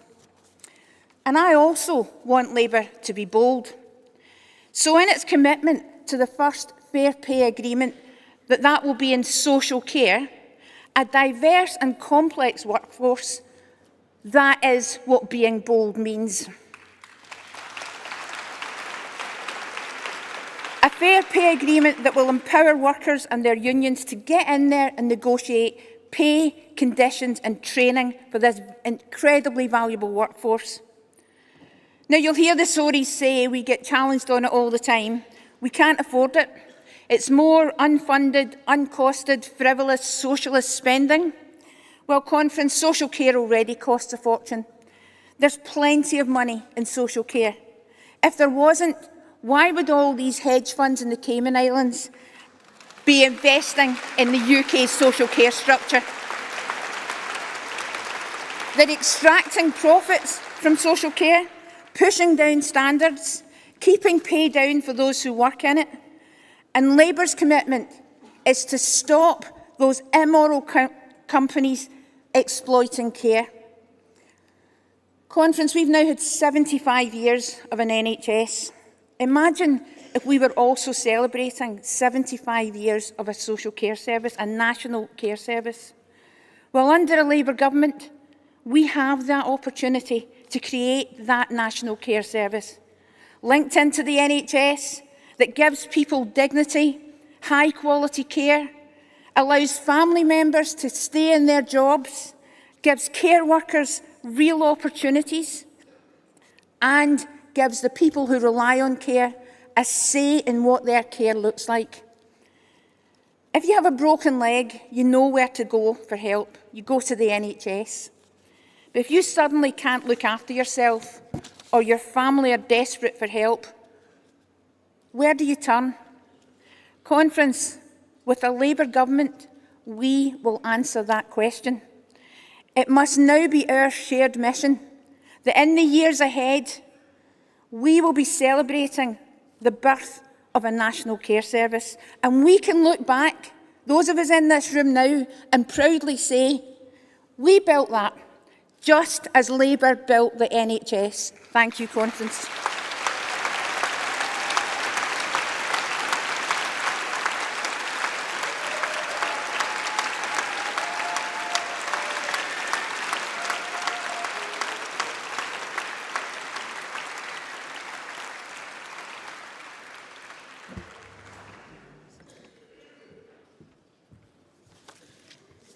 Conference, Sally Jameson, CLP delegate for Doncaster Central and parliamentary candidate, seconding this motion.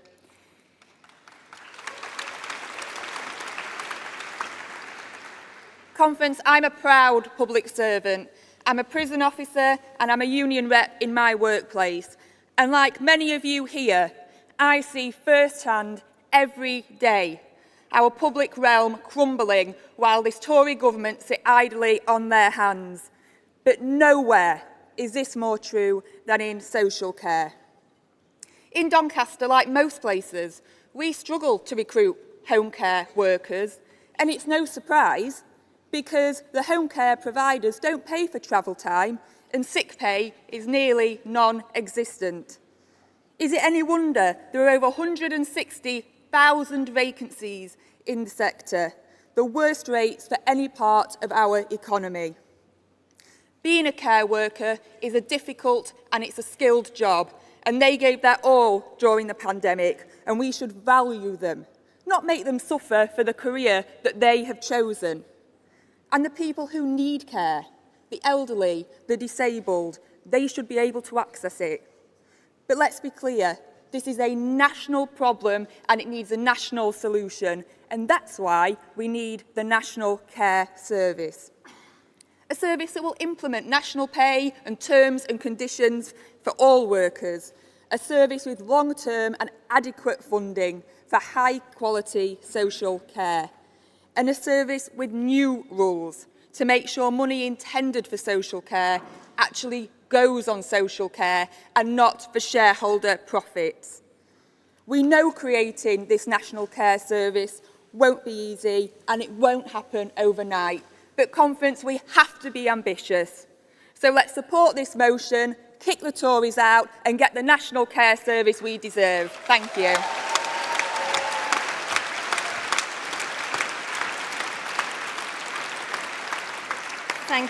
Thank you, Sally, and thanks to everybody who's contributed already this morning.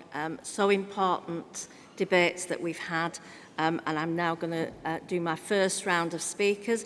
If I just tell you as well that we will have time to continue this after lunch, so if I don't get everybody the first round, then we can have a look at it again. So can I see all of those who would like to speak? So I'm just going to have a look round first to see where we're at. So, let's have a look. I'm looking for this. So I don't think I've had anybody up because I don't really realise there's people sat on the rake, as we would call it in unison terms, and we haven't called anybody for there. So I'm looking for someone with a hand up at the back.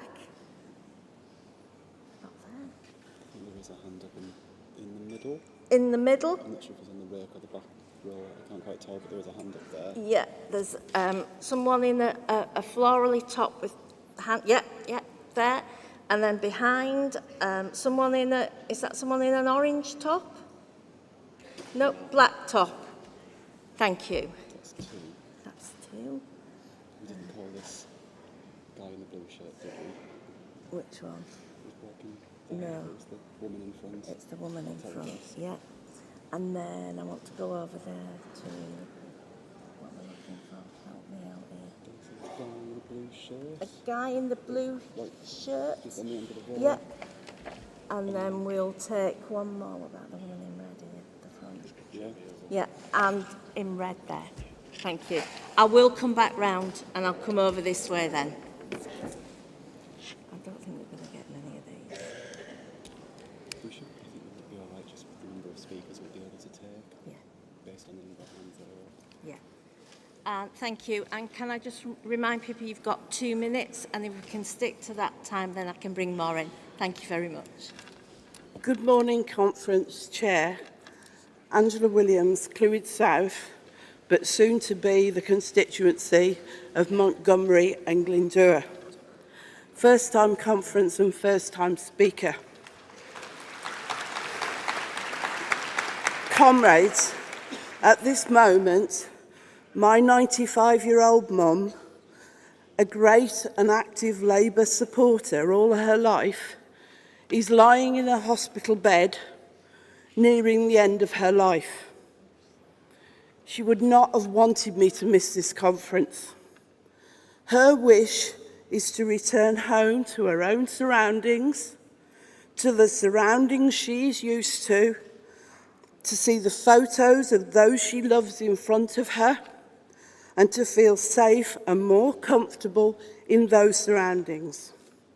She has been assessed by doctors as medically able to return home for 9 days now, but the care package required for her needs to be discharged cannot at this moment be fulfilled. 9 days is nothing, I'm aware, but it's a lot to my mum and to our family. I am aware, as I work in the NHS, that some patients wait for weeks for this service, in precious beds, and that awful term, bed blockers, is used. Conference, we need to sort this out. Please give the carers the recognition, the pay, and the value that they deserve. Please support motion 5. Thank you.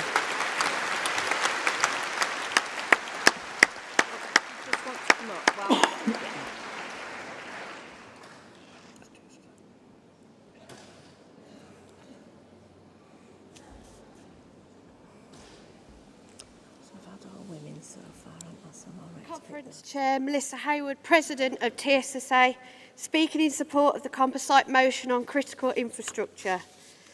Conference, in recent months we have been fighting for the future of ticket offices up and down England. Conference, they are the heart of our rail network, the heart of local communities and loved by the public. Ticket offices are the very definition of critical infrastructure, but don't take my word for it. A record-breaking 700,000 people responded to the public consultation, and even Priti Patel says the government got it wrong. So, Conference, let's send the great British public a strong message that the Labour Party backs our railway ticket offices and will do so in government. And Conference, when it comes to HS2, dithering and delay by the Prime Minister is a scandal. Our Labour Party knows that building HS2 is vital for Britain in the decades yet to come. HS2 is vital for jobs and businesses at local, regional and national levels. That is why the National Policy Forum document states that HS2 must be built in full, and that means all the way to both Manchester and Leeds. Conference, I urge you to reaffirm our commitment to the railways, to ticket offices and HS2 for the Britain of tomorrow. Please back this motion and don't let what the Tory government do set our manifesto. Thank you.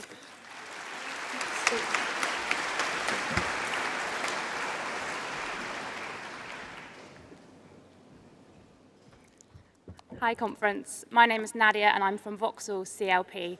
First time delegate, first time speaker. I haven't got a speech plan, but I was just really moved by the motion on social care. My dad has worked in social care for 20 years, and I have seen as he has worked, strived, looked after people over 20 years, and I've seen how much worse it's got over the last, particularly 13 years. I just really urge you to vote for this motion and support this motion. I'm so proud of my dad and all the work that he's done. But over the last 20 years, he's increasingly had to rely on agency workers who don't come through, who don't know the people in the care home where he works. And he has built a relationship with with people over so many years. Those agency workers often fall through at the last moment, which means my dad has to work longer hours. And it's really hard to actually look after people when it's so unreliable.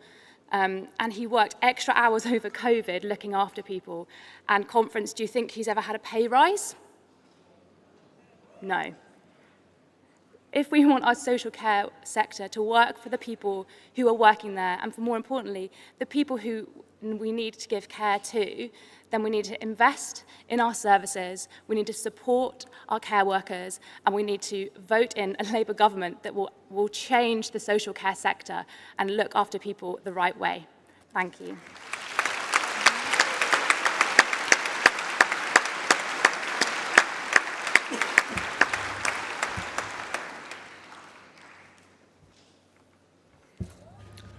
Conference. Stevie M, PPC for Mansfield in Nottinghamshire. And a lifelong resident of Mansfield, and I only want a single job, unlike our current Tory MP, Ben Bradley. And Conference, on the subject of jobs, I grew up in Mansfield at a time when everyone had the opportunity of well-paid, high productivity, unionised jobs in coal mining, engineering and textiles. Compare that with the impact on Mansfield of 13 years of 5 failed Tory Prime Ministers, ending last week with broken promises around levelling up. 13 years of the Tories in Mansfield, productivity and wages down, prices through the roof, a cost of living crisis, and over 13,000 Mansfield families hit by huge increases to their mortgage payments. Increasing growth and getting the economy back on track is the biggest challenge that we face, because in Mansfield we need growth so we can improve living standards and reduce poverty. More than that, more better paying jobs providing the tax revenues that we need to fund strong public services. Conference, that is why Labour's first mission in government will transform the lives of Mansfield families. Jobs for you and your children in new and growing industries, wages that pay enough to raise a family on. And my message to Mansfield families, we humbly ask today for your support so that I can be a strong voice for Mansfield, listening to you and making sure that government delivers for people like us. Thank you.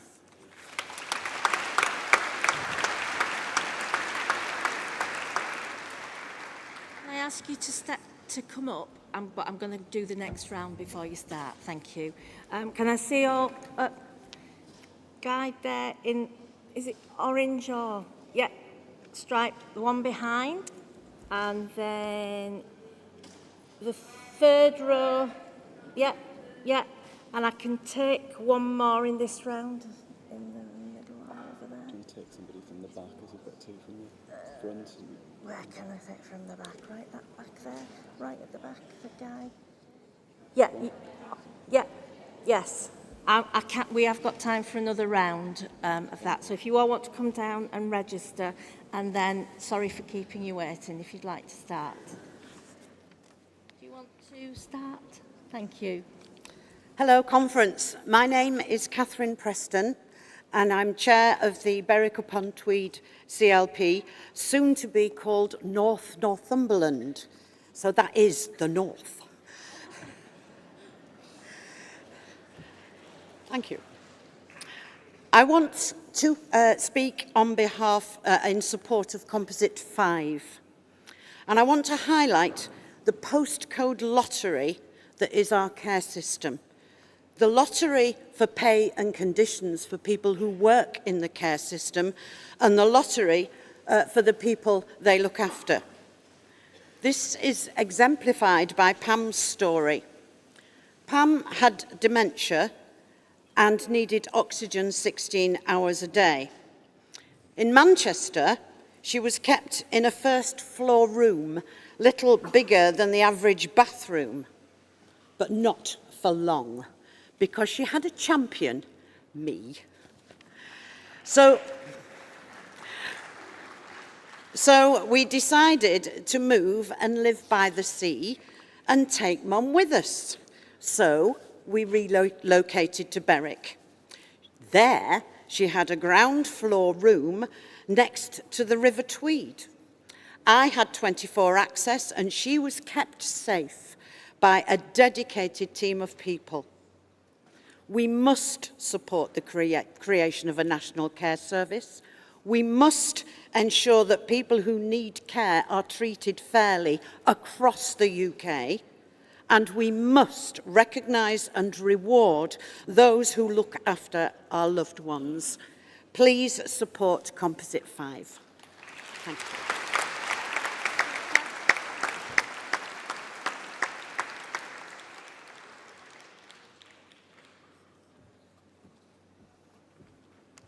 Thank you, Chair. I'm Kai Parry. I'm from Runnymede and Weybridge CLP. Conference, I'm speaking in support of Composite 5 on social care. And I want to bring my personal experiences to the table to highlight how this motion will impact young carers such as myself. I joined the Labour Party 5 years ago because I believe that this is the only party that will truly support families that have people with disabilities like mine. Whilst I hail from Wales, I don't really have the accent, and to show how much this issue is close to my heart, I can tell you I'm frequently told by the chair of my CLP that when I say the word care, it sounds a little bit like the name Kia, which you can understand causes some confusion. I did my A-levels during lockdown. Sorry for making you feel old, but that's where the barrier between my home life and my academic life completely broke down, caring for my father with MS at home. The home became my classroom, and it gives me no pleasure to say that this had a huge impact on my mental health, results, and I'm ashamed to say, begin to resent my role as a young carer, which truly enriches my experiences. No child in full-time education should have to balance their education and futures whilst filling in for the failure of a social care system that exploits its workers.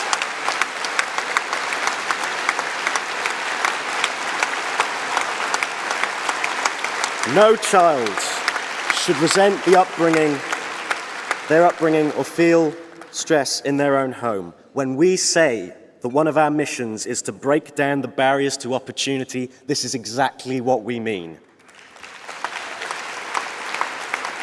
I urge you to support this motion, Conference. Thank you.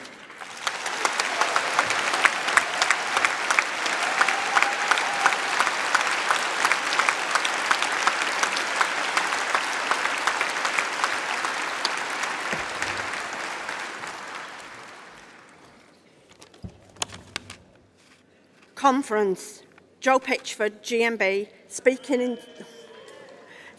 in support of Composite 5 on the social care workforce. Conference, do you remember assembling on our doorsteps and applauding the care workers? When the government promised us that this would finally be the moment of change. Conference, I ask for one reason, because too many have forgotten. The care system relies on gross injustice to generate bloated profits. The sector has been ripe for the taking by some of the worst operators, looking to squeeze every last penny into shareholder hands and into tax havens. Care workers are paid the bare minimum, while residents shell out their life savings just so they can have dignity in old age. This, in a nutshell, is the business model of our care system. If this really is to be a moment of change for our care system, GMB believes we must take our lead from the care workers themselves. Care workers aren't asking for the earth. They want fair treatment and dignity, and for their work to be finally valued. Labour's commitment to a fair pay agreement covering and starting with the social care workforce will give thousands of carers national bargaining for the first time. We have the chance to make it so that workers are not pushed to breaking point, where they feel they have no choice but to leave to have a better life. Let's give our care workers the power to determine what they are worth. This policy will make work better for the people who care for us, and under a Labour government, it can be done. So, Conference, please vote for justice for care workers, support Composite 5. Thank you.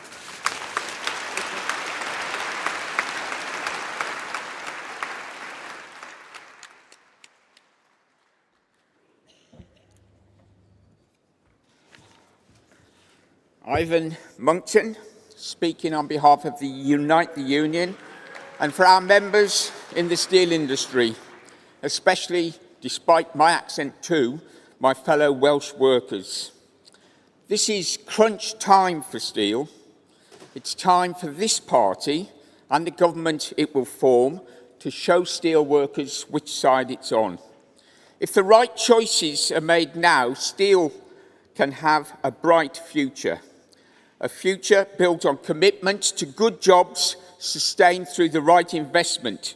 Unite makes no apologies that our workers' plan for steel seeks nothing short of making Britain a world leader in green steel production. From Redcar to Sheffield and Port Talbot, we have challenged politicians of all stripes to support 4 clear demands. 1, invest in a transition plan now which commits to no job losses. 2, take a stake. Any public money must come with solid job guarantees. 3, tackle energy prices by ending rampant profiteering. And 4, change procurement rules to let UK public contracts set 100% steel use, UK steel use. All sensible proposals, surely. Conference, it's an indictment that when steel workers are fighting for the future of their industry, government support is so pathetic. By changing procurement rules to focus on job guarantees and domestic suppliers, we can significantly increase public sector demand for domestic steel. Public contracts and all public funds awarded to steel employers must come with ironclad guarantees for jobs and union-recognised rates of pay. Conference, steelworkers and their unions are committed to winning worker-led transitions which defend every job and make the UK a global leader in green steel production. Our members are committed to winning this future, and we ask for your support and to also support Composite 4. Thank you.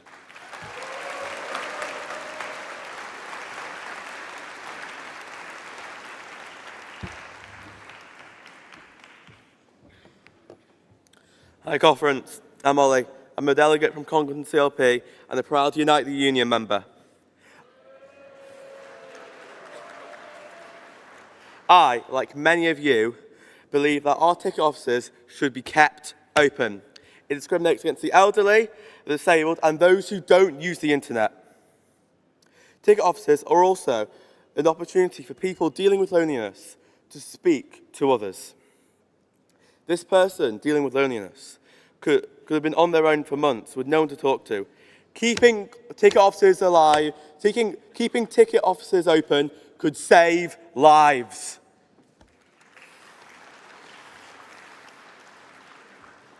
That's why I believe the next Labour government needs to keep ticket offices open for the sake of us all and our loved ones.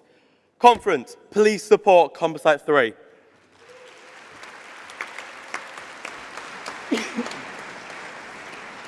Can you just be ready? I'm going to do another round, but if you like to come up, that's fine.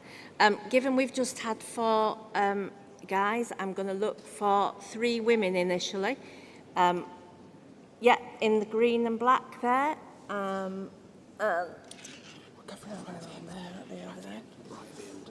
right at the end. Yeah, in the red, yeah. And let's come over here. The lady in the wheelchair there. Yeah. And then, yeah, guy there, right in front of me in the middle. I've done 3. Oh, fair enough. Fraser. And I'll take one. The woman there in the, is it red polka dot? Yeah. We may have time to do another round, but we can continue this after lunch. Sorry for making you wait. Would you like to start now? Thank you. Conference, Georgia Meadows, Whitney CLP, care leaver.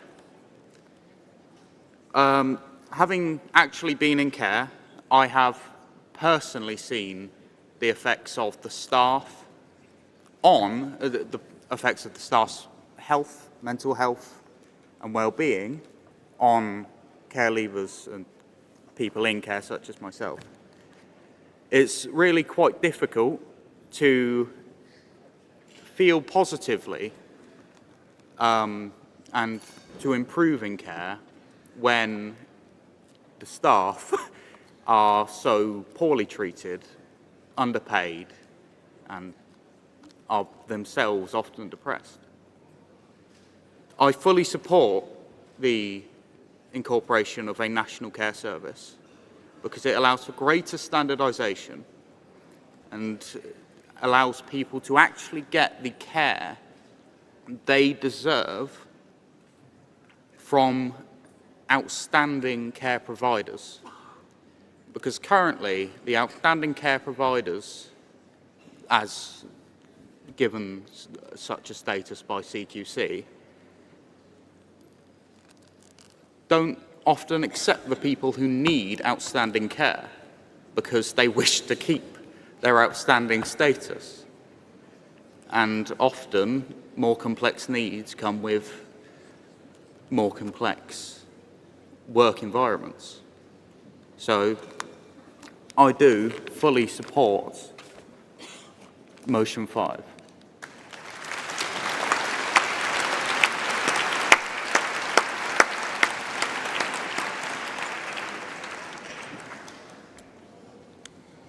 There's quite a lot of background noise when people are coming in and out. Can you try and keep the noise down because it does disturb the speakers and delegates that want to hear the debate. Thank you.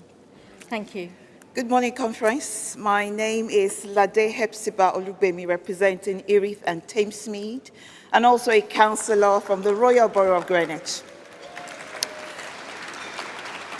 I'm a first-time delegate, first-time speaker, and I'm here to, thank you, I'm here to support Composite 5 on social care workforce.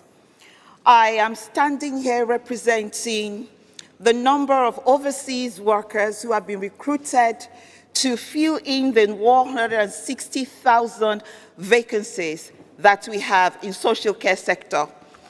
One of the key things that has been noticed is, and I know that a speaker said that earlier, it's about the treatment that some of the overseas recruited care workers are going through at the moment. What we have in place is almost a modern-day slavery, where people are recruited and they're paying upfront, sometimes up to £10,000 for them to come and work here. They get into the country and they're paid sometimes as minimum as £5 per hour.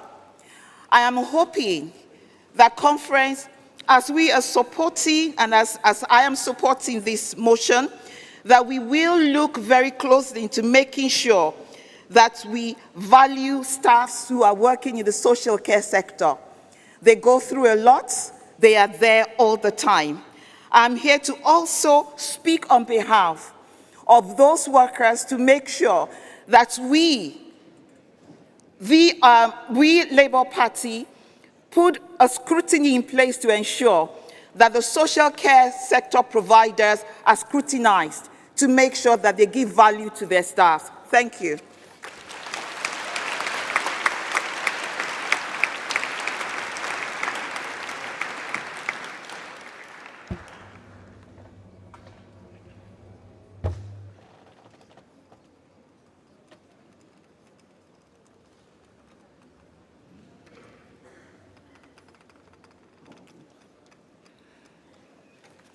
you. Yeah. Hi, Ruth Middleton, Chair of Harrogate and Knaresborough CLP, first time delegate and first time speaking from the platform. Thank you. As I've been listening to people talk in terms of Composite 5 about social care, I did think perhaps I won't get up and speak because everything's been said, but I think it's worth saying it again. I'll tell you a little bit of my story. 23 years ago, I survived a very serious accident and survived through a long period of coma, over 20 operations as the medics and the NHS put me back together again. I survived because of the NHS and slowly recovered my speech, slowly managed to learn to live again, and the scars paled and the stitches were removed, but I wasn't really living. It was the carers who looked after me every single day, who eventually enabled me to begin to live my life again, who enabled me to stay in my own house, to make decisions about where I wanted to be and what I wanted to do. And those carers, helping with the simplest of tasks, were actually the most wonderful of people. But over 23 years, the support and ability for carers to come and take care has just disappeared. Those carers have been subject to some of the worst employment conditions I've ever known. They've had very insecure employment rights. Many times they don't know who their employer is. It changes. It's so far away. They really don't know which company they're working for. Many of the people that come to me are doing that as their second or third or fourth or fifth job that they've taken on. They're given 10 to 15 minutes to come in, to toilet, to talk to you, to wash you, to feed you, to do this whole list of things. And there is no room in there to help a person to become independent. It's all about getting in, getting those tasks done, and getting out as quickly as you can. Please work with those of us who have lived experience to make sure that a national care service does what it says on the tin and actually means that we're enabling people like myself and lots of people to carry on living and functioning as full human beings. And we can only do that if the staff we're relying on are also treated as the valuable humans they are. Thank you.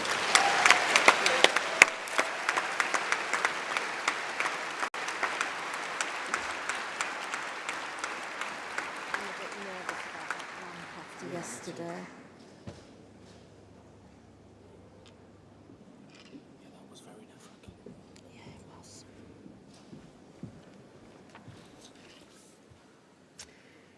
Catherine Atkinson, Labour's candidate to be the next MP for Derby North.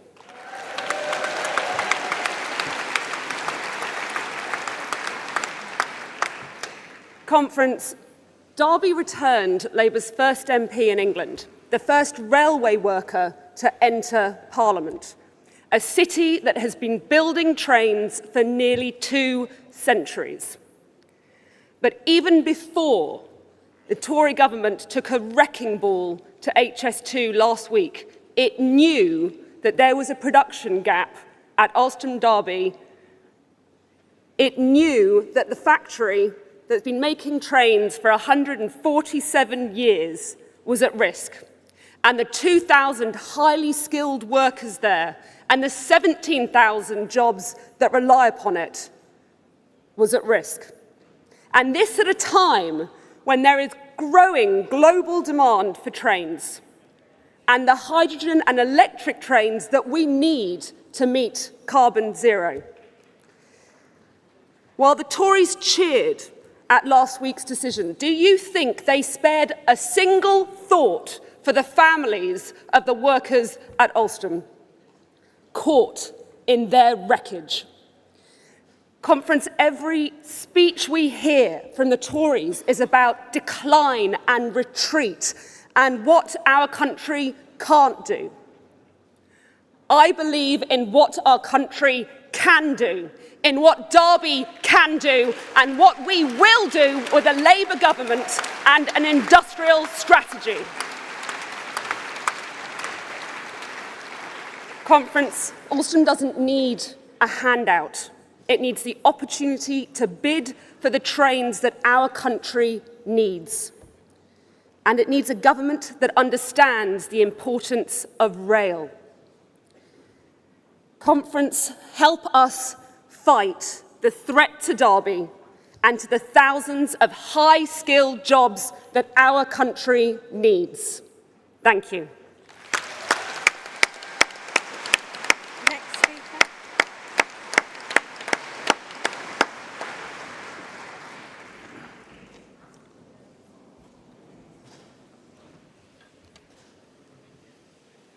My name is Christine Bayliss and I'm the chair of Bexhill and Battle CLP and I'm a delegate here.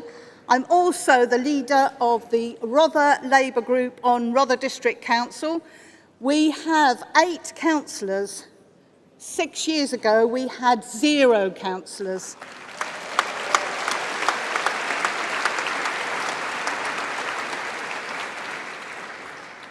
I'm also very proud to be the Cabinet Member for Economic Development and Regeneration on my council. That decision. If you can't be trusted to deliver HS2, why on earth would anyone believe that you can deliver on anything else? Again, willing to listen to. But Conference, we know the real work still lies ahead of us because we have a solemn obligation to renew this country in the same way we have renewed this party. And last week, in Manchester, we saw the alternative. All the Tories had to offer were lies, conspiracy theories, and more of Liz Truss. Conference, I don't know which of those 3 things frightens me the most.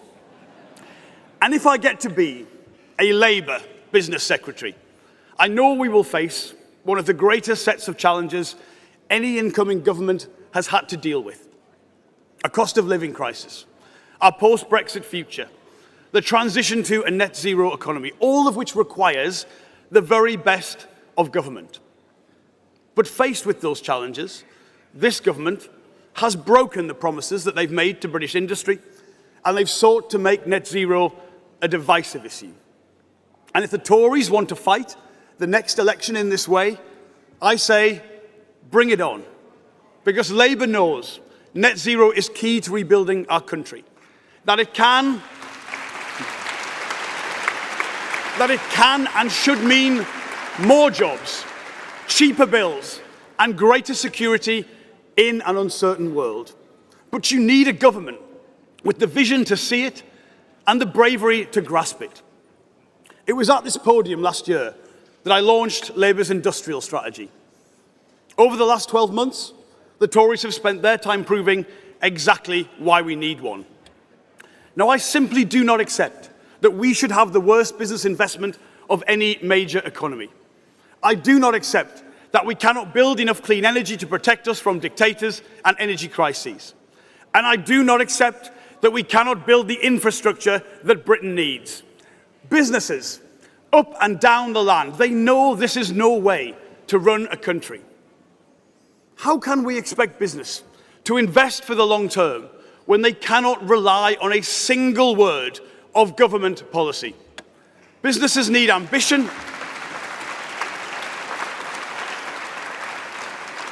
Businesses need ambition, they need commitment, and they need consistency. And under a Labour government, they will get it. Because net zero is a challenge, but it is also an incredible opportunity. A chance to rebuild good jobs in all parts of the country, and with that give Britain its hope and its optimism back. Our industrial strategy will stretch every sinew of government to deliver for working people, bringing together our Green Prosperity Plan, our changes to planning, our reform of the apprenticeship levy, our New Deal for working people, and our commitment to devolving power and control, and our plans to improve our deal with the EU as part of a proper trade strategy that stands behind our great exporters.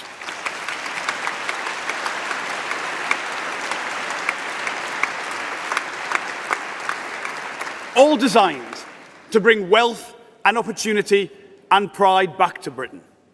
A Labour Business Secretary will deliver wind turbines and small modular reactors and green hydrogen, bringing us cheaper and more reliable energy, but giving you cheaper bills. Bustling high streets and small businesses growing in every town, improving the place where you live. And a vibrant services sector, using data and technology to deliver products we can barely conceive of today. That is what industrial strategy is. That is what our industrial strategy will be.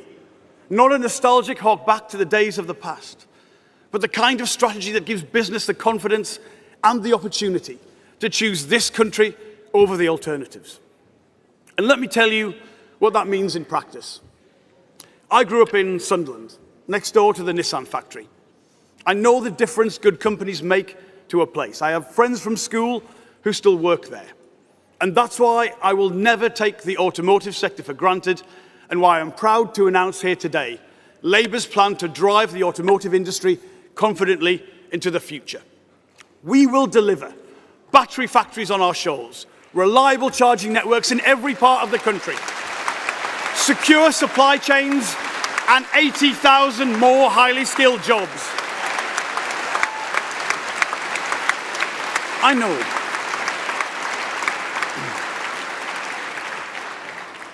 I know what this industry can do for local communities.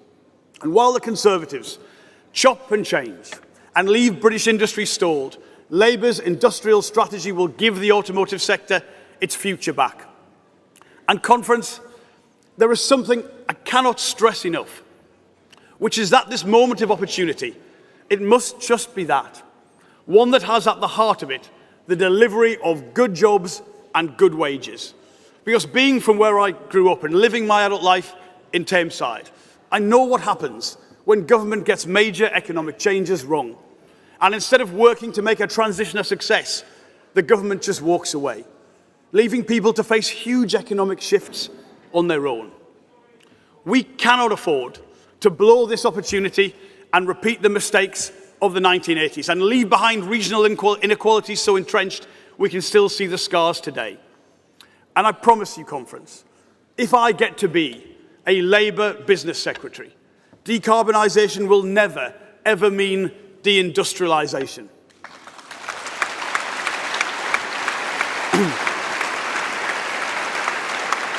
And core to that is our commitment to the steel industry. You know, only this government could offer to spend £500 million to make thousands of workers redundant. I met with the workers at Port Talbot just a few weeks ago. I know some of them are actually delegates here in the hall today. And I'll say here what I said to them. Labour supports green steel, but we know the workforce are our greatest asset in delivering that. And any plan for green steel must cover the whole industry. It must be open to all the technology available. It should fundamentally be a story of new jobs, new opportunities, new exports, and British economic strength, rather than outsourcing our emissions and pretending that that is progress. And Labour will have your back every step of the way to make sure that is what is delivered. And on the subject of industries going through change, Britain's postal workers have been through a difficult time. A bitter dispute in which the government have frankly been nowhere. But Royal Mail is a great British institution, and it should have a bright future. So I promise to you, I'll be the Labour Business Secretary you need to make sure Royal Mail is sustainable, is successful, but in a way that provides good employment and is again right at the very heart of national life and all of our communities.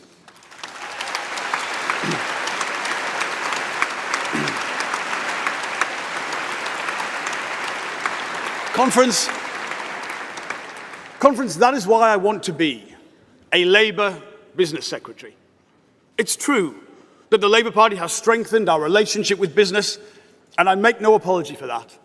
In fact, I believe as we stand here today, Labour is the undisputed party of business.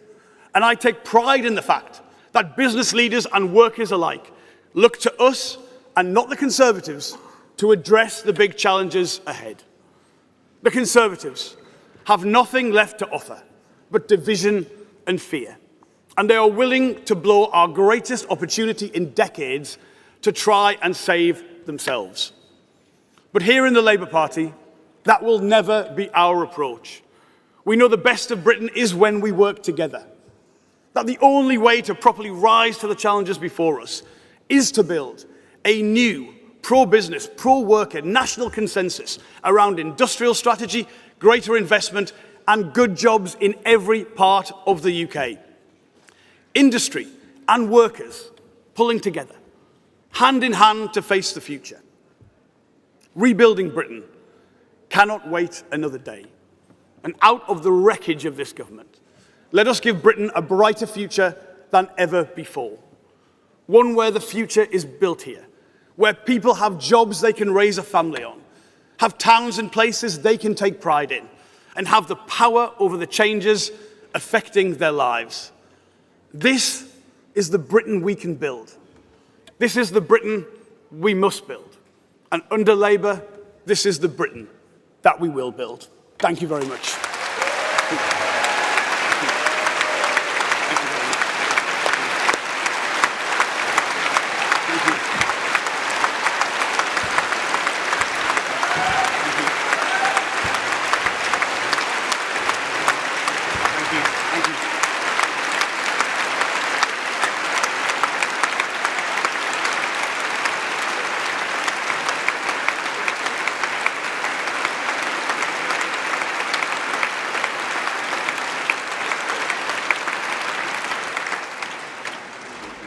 Thank you, Jonathan, and you were only 15 seconds out. So I'll take that back next time you speak. So thank you, Jonathan, for that. And I now have pleasure in introducing to conference to welcome our Shadow Chancellor. And I've just had a little note, the next Chancellor. On there, so promotion already.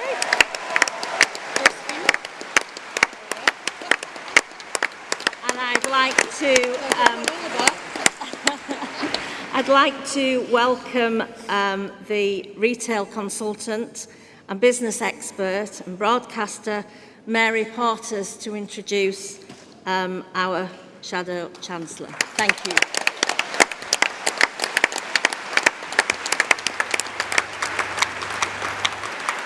Thank you, thank you. It's an absolute pleasure to be here and an honour to have been asked to introduce our next speaker. 800 years, over 100 names, and all of them men. When Labour forms the next government at the next election, that is going to change because Rachel Reeves will be Britain's first female Chancellor.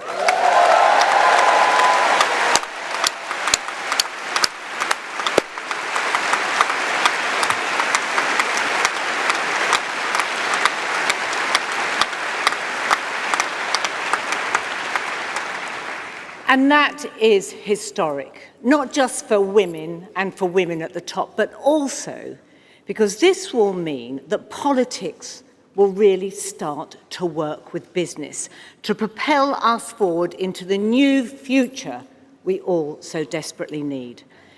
Rachel knows that good, responsible business creates jobs. It provides security and dignity to working people, and the innovation that is vital to a greener future. And today, too many businesses are failing to reach their potential. They need this long-term commitment. They need a vision, and they need ambition and a partnership between a far-sighted government and responsible business. Now, I know Rachel will deliver that as Chancellor in a Labour government. Now, I'm sure many of you are aware that I also care passionately about Britain's high streets, and I'm as frustrated as you all are to what's happened to them under the last 13 years of a Conservative government.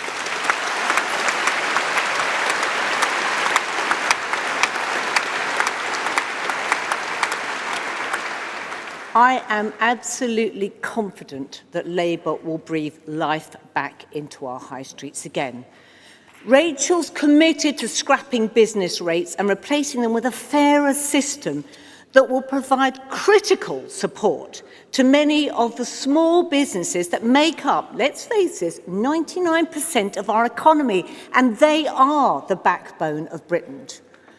Because Rachel understands just how much our high streets matter. This is not just for the economy, but for the vital sense of community and connection that they foster.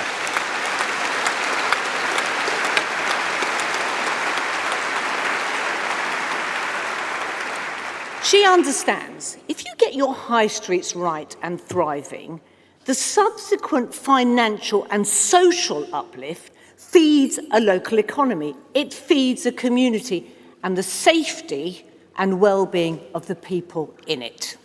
She knows all that because should Labour win, she will not just be our first female Chancellor, she will be the best qualified Chancellor Britain has ever had.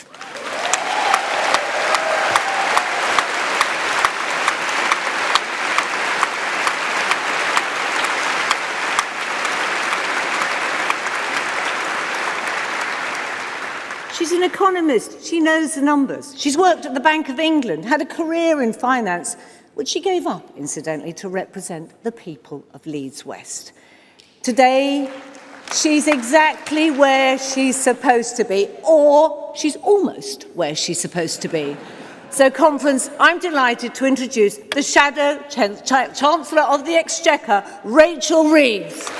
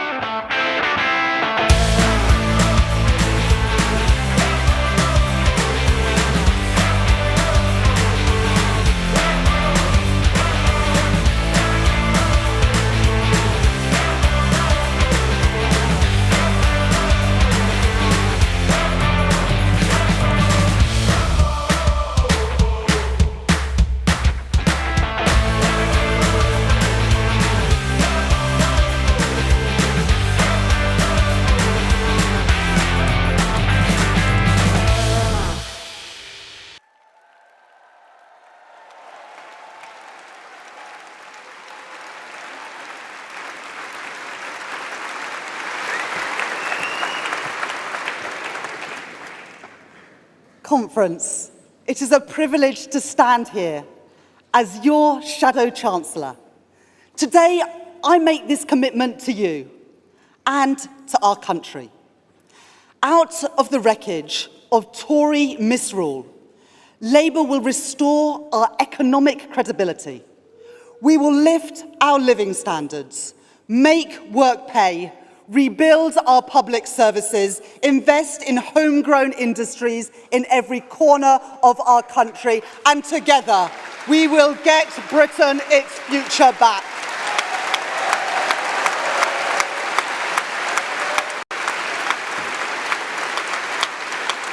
Week. For too long, we have gathered in these halls with the power to talk, but not with the power to do. 13 years of opposition to remind us of that eternal political truth, that it is only through power that we can put our principles into action. Under Keir's leadership, that opportunity is finally within our grasp, but only if we allow no complacency, only if we fight for every single vote, only if we work every day to show that we are the party with the discipline, with the determination, and with the vision to rebuild Britain.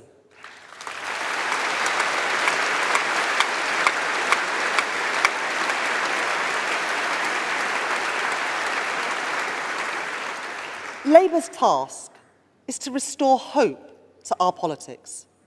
The hope that lets us face the future with confidence, with a new era of economic security, because there is no hope without security. You cannot dream big if you cannot sleep in peace at night.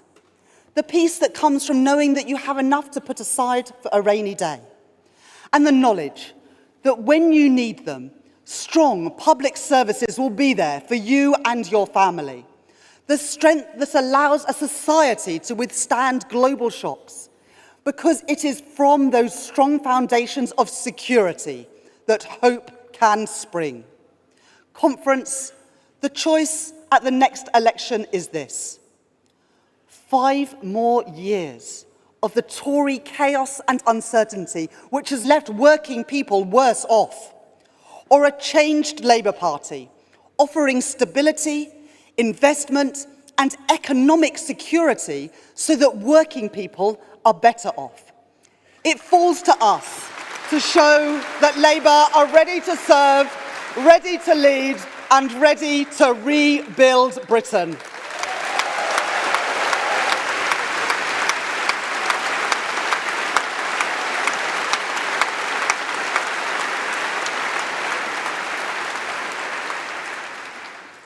In chess, you learn to think several moves ahead.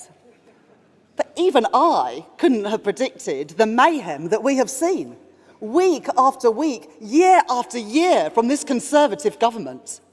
First, austerity, then Brexit without a plan, and then their kamikaze budget. Growth weak, wages flat, taxes up, the price of energy up, the price of the family food shop up, and mortgage bills up hundreds of pounds every single month. Never forget.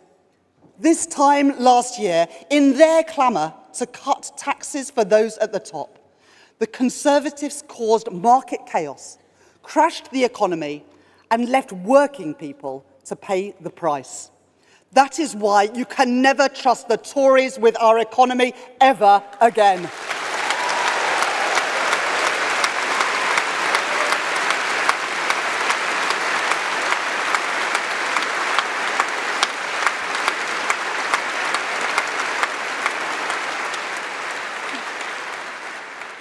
What did we see last week from the Tories in Manchester? A government bereft of ambition for Britain, so ready for opposition that they're behaving like they're already there, looking inwards, not outwards, to the country, queuing to cheer the extremists rather than kicking them out of their party.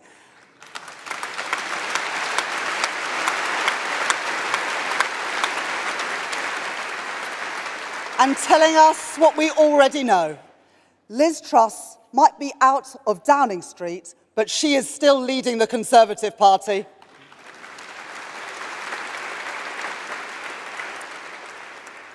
The one sensible thing that they came up with was their phased smoking ban, which we support. However, I do fear for the Conservative Party. With such a shortage of fag packets, what on earth are they going to write their next policy on?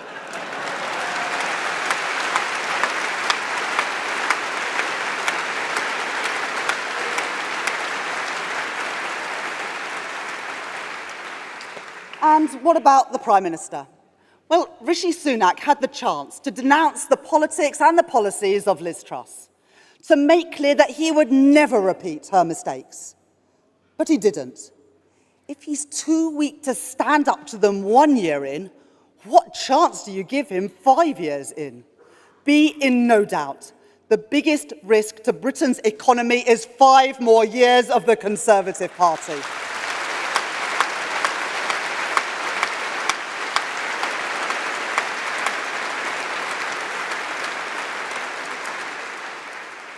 In contrast, Labour's defining economic mission is to restore growth to Britain. But it is no use simply claiming that we want economic growth without new ideas for how we can achieve it. That starts with understanding the world as it is today. A world that has been reshaped by new technologies, by the pandemic, by war, by great power rivalries, and by the climate crisis. In short, globalisation as we once knew it is dead. Disruption to supply chains that span the globe has revealed the perils of prizing only the fastest and the cheapest, and our ability to make the things essential to our national security has been depleted. Great gaps have been allowed to open up between different parts of the country, and we have time and time again been buffeted by global forces. In this new age of insecurity, it is no longer enough, if it ever was, for government to turn a blind eye to where things are made or who is making them, to run an economy based on the contributions of only a few people, a few industries and a few parts of our country. A changed world demands a new business model for Britain. It is an approach that I call securonomics. That means government putting economic security first. Security for family finances and security for our national economy. It means we must rebuild our ability to do, make and sell more here in Britain, so we are less exposed to global shocks.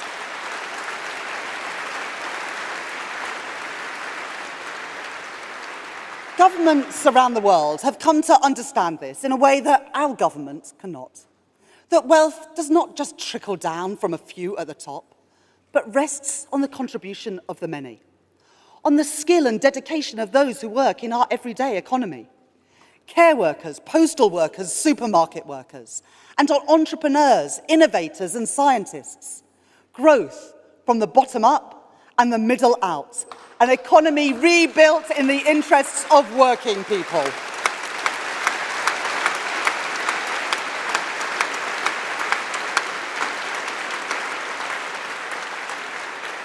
Because from security comes hope. Labour will commit itself to rebuilding that security, to restoring that hope. Labour is ready to serve, ready to lead, ready to rebuild Britain.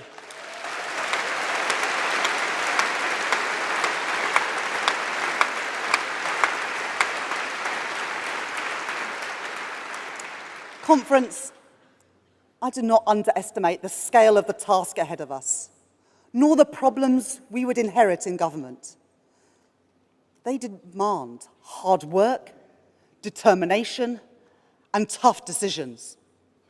The exhaustion of Conservative ideas does not give us the freedom to push through programmes detached from our present economic reality, or take for granted those people who we seek to represent. Change will only be achieved on the basis of iron discipline. Working people rightly expect nothing less. Because when you play fast and loose with the public finances, you put at risk family finances. When the prices of food and energy and housing soar, it is working people that pay that price. Like the mum that I met in Scarborough earlier this year. A mental health nurse who had moved back home with her mum for 5 years with her young family to save the deposit to buy a home of her own. Only to find that when she was on the cusp of fulfilling that dream, after all that sacrifice, that the mortgage costs that she would face outstripped her income, and she had no chance of meeting them. This is one of thousands upon thousands of similar stories. Stories I hear wherever I go, of people who have worked hard and done all the right things, but whose dreams have been dashed by the choices of this Conservative government, people who we must not and will not let down.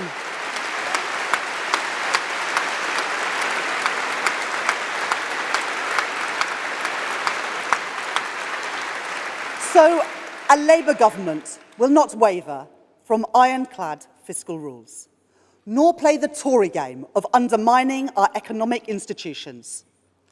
The last Labour government granted operational independence to the Bank of England. I started my career as an economist at the bank, And I saw the lasting contribution that that made to Britain's economic success. So we will protect the independence of the bank, the Office for Budget Responsibility, and our civil service. And as Chancellor, I will put forward a new Charter for Budget Responsibility, a new fiscal lock guaranteeing in law that any government making permanent and significant tax and spending changes will be subject to an independent forecast from the Office for Budget Responsibility.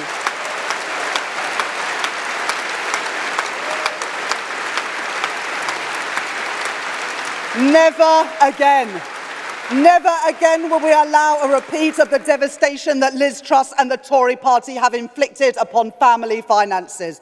Never again will a Prime Minister or Chancellor be allowed to rush through plans that are uncosted, unscrutinised and wholly detached from economic reality.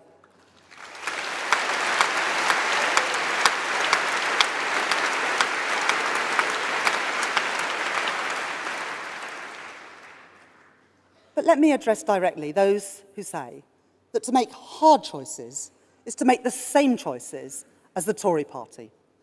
To them, I say, economic responsibility does not detract from advances for working people. It is the foundation upon which progress is built. Hard choices, but Labour choices. The choice to back our high streets and small businesses by requiring online tech giants to pay their fair share.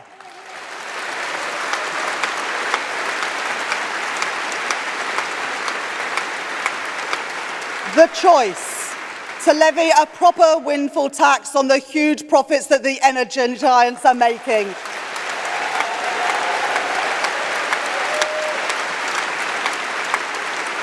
So that working people do not bear the brunt of a crisis that they did not create. The choice to abolish the non-dom tax status and put that money into our National Health Service instead. Because, Conference, if you make your home in Britain, you should pay your taxes here too, and with Labour, you will.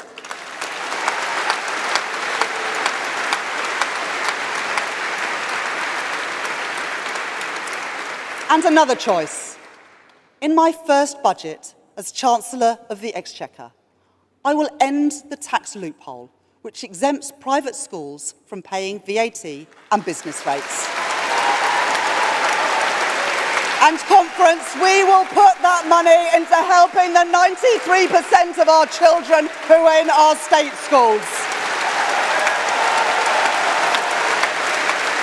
And I tell you, if Rishi Sunak wants a fight on this, if the party that has herded our children into porta cabins while our school roofs crumble wants a fight about who has the most aspiration for our children, then I say, bring it on.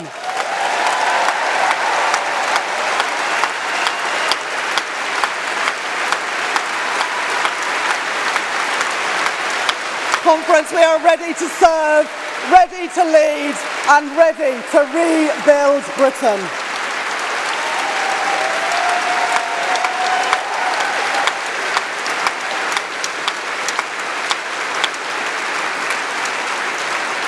Thank you. I didn't come into politics to raise taxes on working people. Indeed, I want them to be lower. But the Tories have piled 25 tax rises on ordinary working people and businesses, while allowing the wealthiest to avoid taxes, keeping loopholes open, and letting government waste spiral. Taxpayers' money should be spent with the same care with which we spend our own money. I remember my mum would sit around the kitchen table with her bank statements and her receipts. We weren't badly off, but we didn't have money to spare. For my mum, every penny mattered. I learned that same lesson at the Bank of England. Responsibility must always come first. But for too long, Tory governments have allowed money to be wasted and taxpayers defrauded. So Labour will wage a war against fraud, waste and inefficiency.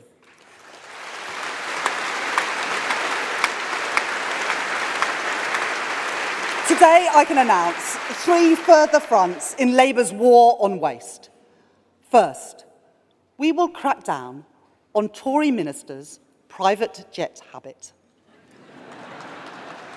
What is Rishi Sunak so scared of up there in his private jet? Meeting a voter?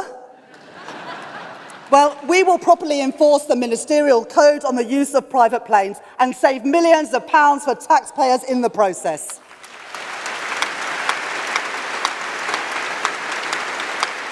Second, we will slash government consultancy spending, which has almost quadrupled in just 6 years. Now, consultants can play an important role, but taxpayers must get value for money. So we will introduce tough new rules. If a government wants to bring in consultants, they must demonstrate value for money. And if they cannot, that request will be denied. We will aim to cut consultancy spending in half over the next Parliament.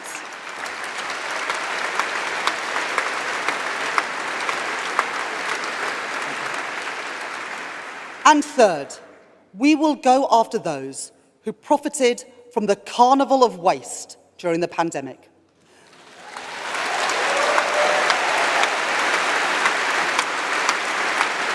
Today, the costs to the taxpayer of COVID fraud is estimated at £7.2 billion, with every single one of those cheques signed by Rishi Sunak as Chancellor. And yet, just 2% of all fraudulent COVID grants have been recovered. So I can announce today that we will appoint a COVID corruption commissioner supported by a hit squad of investigators, equipped with the powers they need and the mandate to do whatever it takes to claw back the money that has ripped off the taxpayer, to take the fraudsters to court and to get back every penny of taxpayers' money that they can. Because, conference, that money belongs in our NHS, it belongs in our police, it belongs in our school. And let me tell you, we want that money back. We are ready to serve, we are ready to lead. Conference, we are ready to rebuild Britain.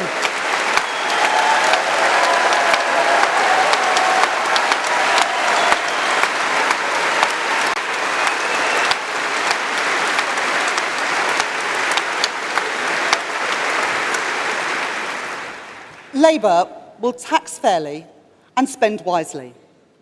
But, conference, I must tell you, you cannot tax and spend your way to economic growth.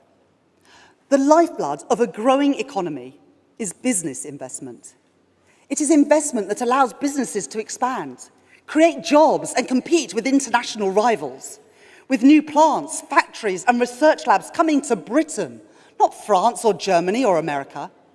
But today, we lag well behind our peers for private sector investment as a share of GDP, with tens of billions of pounds less spent on new machinery and new infrastructure. Is that because British people aren't as hardworking, or as creative, or as enterprising? No. British businesses, from life sciences to creative industries, from digital to financial services, can and do lead the world. But they have been held back by the chaos and instability of this Conservative government. So Labour will aim to restore investment as a share of our GDP to the level that it was under the last Labour government and to bring us in line with our peers, adding an additional £50 billion to our GDP every single year, worth £1,700 for every household in Britain. But we know too that asking businesses to do all the heavy lifting while government steps back is not an option. As our competitors understand, there is a role for government in encouraging and de-risking investment in new and growing industries. So we will provide catalytic investment through a new national wealth fund. Financial responsibility means knowing when not to spend, But it also means making sure that when you invest, you get the bang for your buck. So we will set that new National Wealth Fund a target. For every pound of investment that we put in, we will leverage in 3 times as much private investment. And conference, be in no doubt.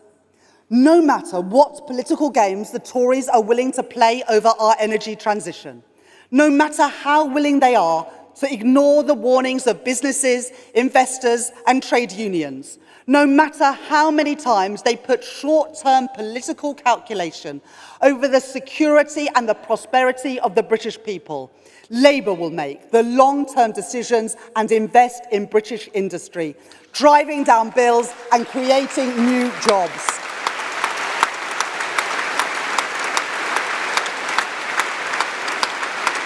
Jobs for plumbers, builders and electricians. Jobs for scientists, designers and engineers. In green hydrogen and carbon capture and storage. In Grangemouth, Middlesbrough, Swansea and Hull. In steel, in Sheffield, Scunthorpe and Port Talbot. In offshore wind, in Fife, in Plymouth and Newport. Making electric car batteries in Coventry, Sunderland and in Blythe, and jobs retrofitting homes in Keighley, Rochester and Warrington, and in every village, town and city across our great country. Ready to serve, ready to lead, ready to rebuild Britain.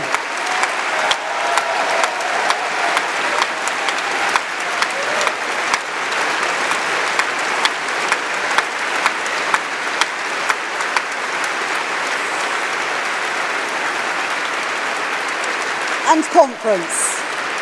If we want to spur investment, restore economic security and revive growth, then we must get Britain building again. The Tories would have you believe we can't build anything in Britain anymore. In fact, the single biggest obstacle to building infrastructure, to investment and to growth in this country is the Conservative Party itself. Just look at the fate of HS2. A major transport project lost, another promise broken, because the government could not keep costs under control. By the time this government even recognised that they had a problem, the project was already £30 billion over budget. The question must be, how was it ever allowed to get to that point? If I were in the Treasury, I would have been on the phone to the Chief Executive of HS2 non-stop, demanding answers and solutions on behalf of taxpayers, businesses and commuters. But with this government, it has become a pattern. When it comes to getting things built and projects delivered, Britain has become the sick man of Europe, with HS2 coming in at 10 times the cost of the French equivalent. And that is why our Shadow Transport Secretary, Louise Haigh, will commission an independent expert inquiry into HS2 to learn the lessons for the future.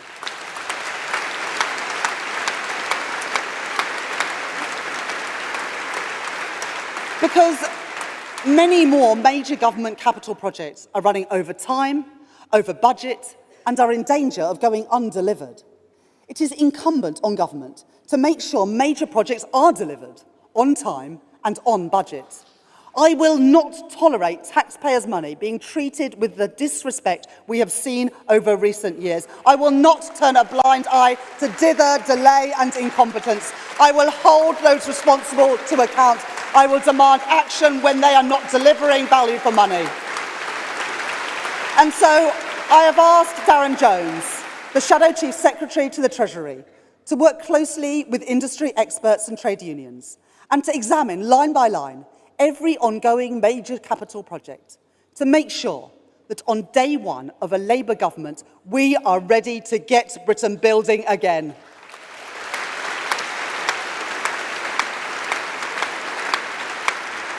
If the Tories won't build, if the Tories can't build, then we will.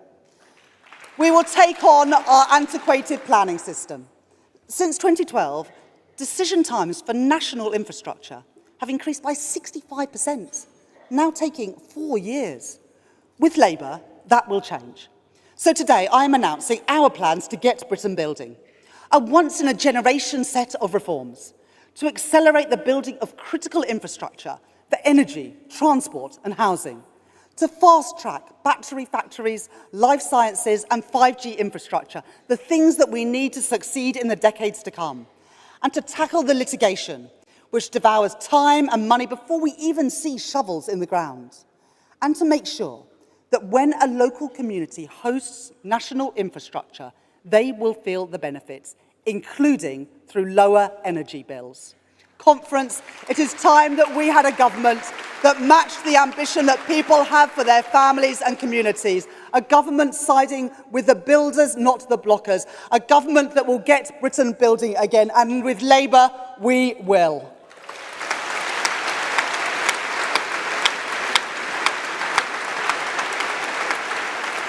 Let me give you one example. Our energy grid. Today, new developments are being forced to wait up to 15 years until the late 2030s to connect to the grid. £200 billion worth of projects stuck in limbo.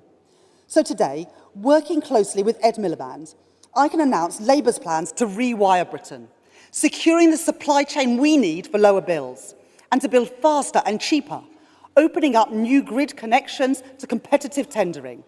And because the British people should own a stake in their energy system, the publicly owned Great British Energy will look to bid into that competition.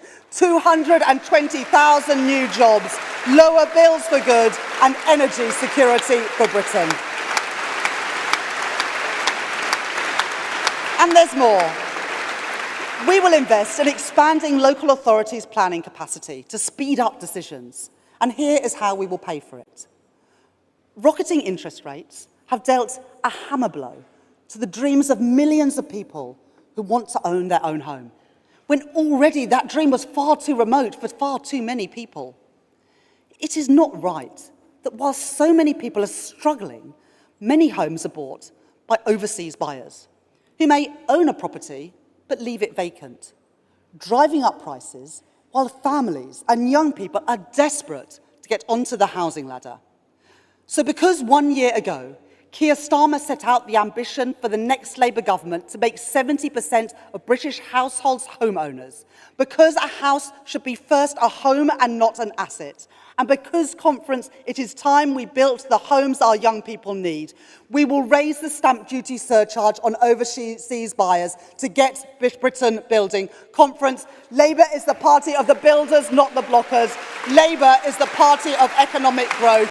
And it is now beyond doubt, it is Labour that is the party of home ownership in Britain today.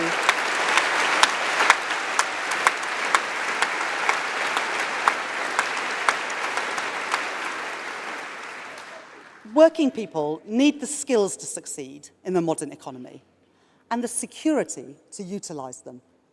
From security, hope. The parents struggling to balance caring responsibilities and work. The key workers struggling to pay the rent. The would-be entrepreneurs struggling to access the finance to turn brilliant ideas into commercial reality.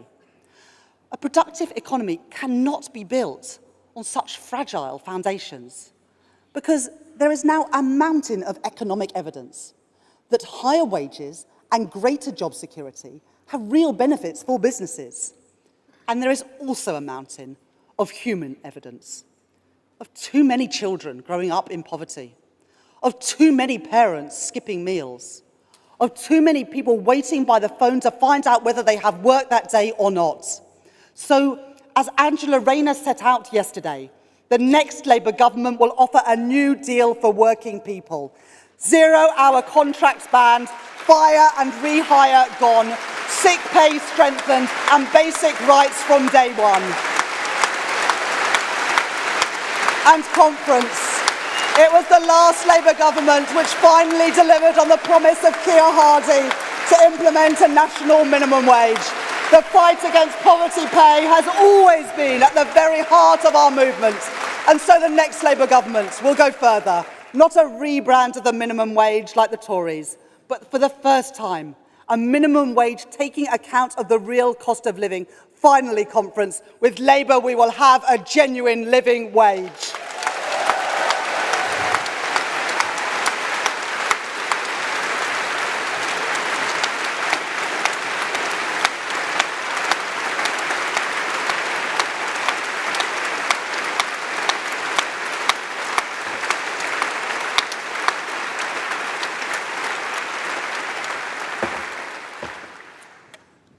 post of Chancellor of the Exchequer has existed now for 800 years.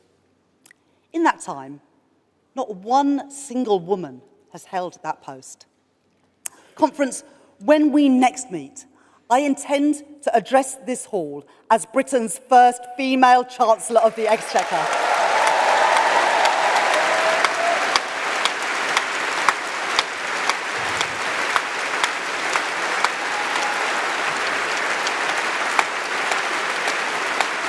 To do so would be the privilege of my lifetime. But more important than that, it would come with a great weight of responsibility.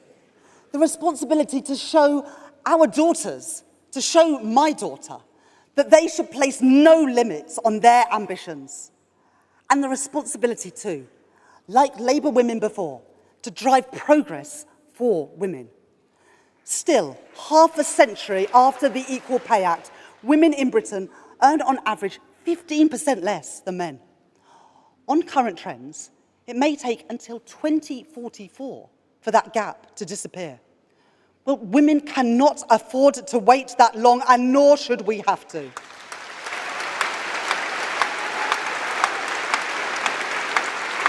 The work of women have been undervalued for too long, and that is why I have asked Frances O'Grady to examine how we can go further and faster so that the next Labour government makes the next great strides towards ending the gender pay gap once and for all, ready to serve, ready to lead, and ready to rebuild Britain.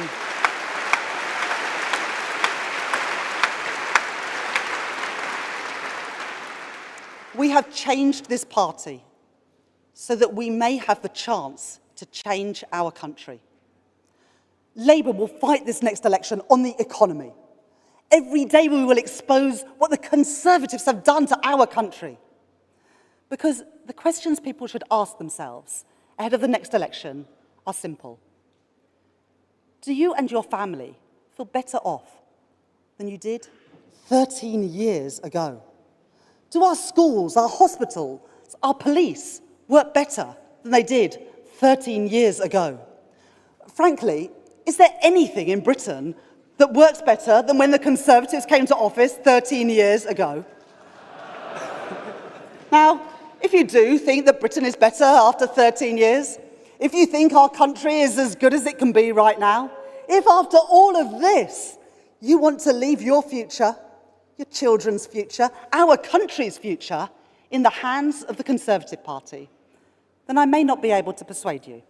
But if, like me, you think that Britain can do better, that Britain can be better off, if you, like me, believe that it is time to put security first and reject the risk of 5 more years of chaos and decline, then join us. Join us in our mission to rebuild Britain. Join us in our mission to give Britain its future back, creating new jobs, driving down bills, reviving our high streets, rescuing our public services, more teachers in our schools, more police on our streets, more doctors and nurses in our hospitals, lifting families from poverty, achieving energy security, and bringing growth back to Britain. We are here, ready to serve, ready to lead, and together we can and we will rebuild Britain.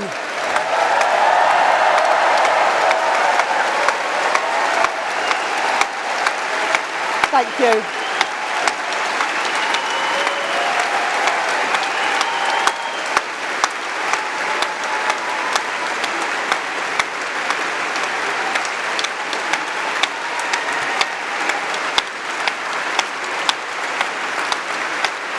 Thank you. Thank you so much, Conference. Thank you. Thank you.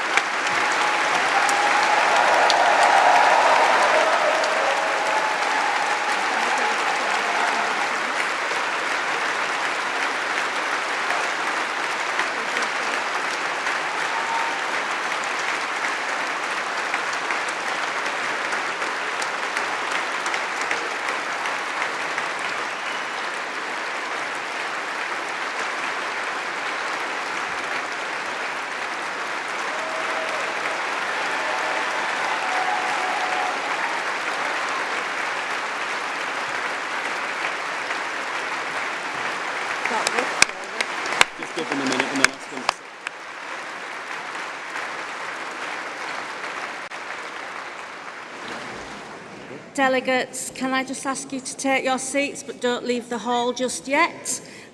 We have heard from our Shadow Chancellor. Now I'm proud to introduce a short message from the former Governor of the Bank of England, Mark Carney. Rachel Reeves is a serious economist. She began her career at the Bank of England, so she understands the big picture, but crucially, she also understands the economics of work, of place, and of family. It's beyond time to put her ideas and energy into action.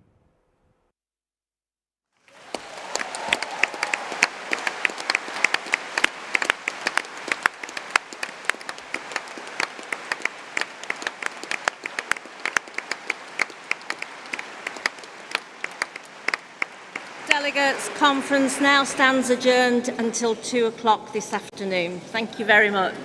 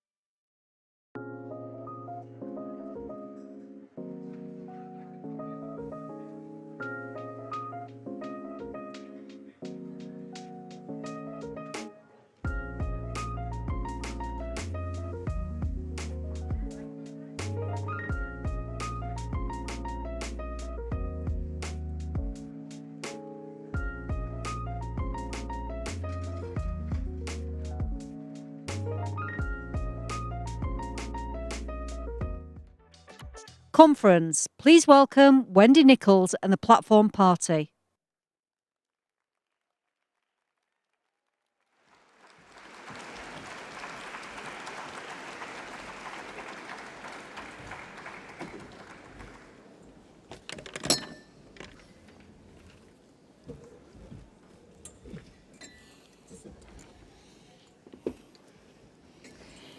Afternoon conference, and sorry for the slight delay, but I want to make an announcement first. And in the tradition of in the Wheeler household, I want to announce that Michael and Sue Wheeler this morning had a baby, Duncan Henry Wheeler. Michael is a member of USDAW and obviously a representative of the NEC, so congratulations to Michael and Sue.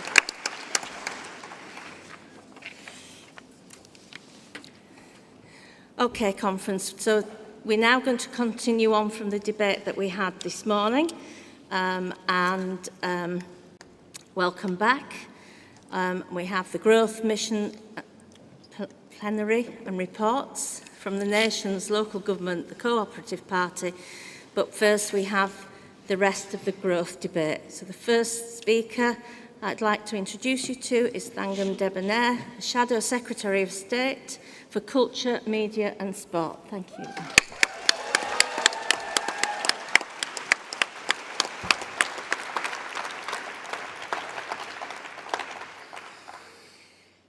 Conference, it's wonderful to be together again in Liverpool, a city steeped in culture, bustling with creative people and world-class sports teams. On Saturday, I went to Anfield and I paid my respects to the Hillsborough 97. That decades-long fight for justice is a reminder of the power of sport and of the people of this city. Liverpool, we stand with you and we're proud to be here.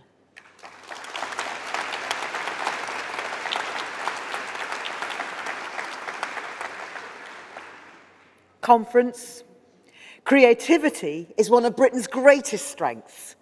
We sing spectacular songs, write spellbinding stories, and make first-rate films. Our sports teams lift us up. Our games industry immerses us in other worlds. Creativity brings us joy. It enriches our lives. And this, in and of itself, makes the creative industries worth their weight in gold. But their value goes beyond that. Successful creative industries are crucial to growing our economy. They will provide the great jobs of the future, but to do them, our children will need the necessary skills. So I'm working with Bridget Phillipson on Labour's creative curriculum to bring the best music, art, sport and drama to every child. Because every child's talent matters. It matters. Creative businesses can revitalise our communities and our high streets. They boost brand Britain, selling our talent and originality around the world. But friends, they're being held back. You only have to look at that shambles they called a conference last week to see that Tories spend more time talking about culture wars than culture. Now, imagine the possibilities for the creative industries if they had a national champion squarely in their corner, fighting for them. Conference, that champion is the next Labour government.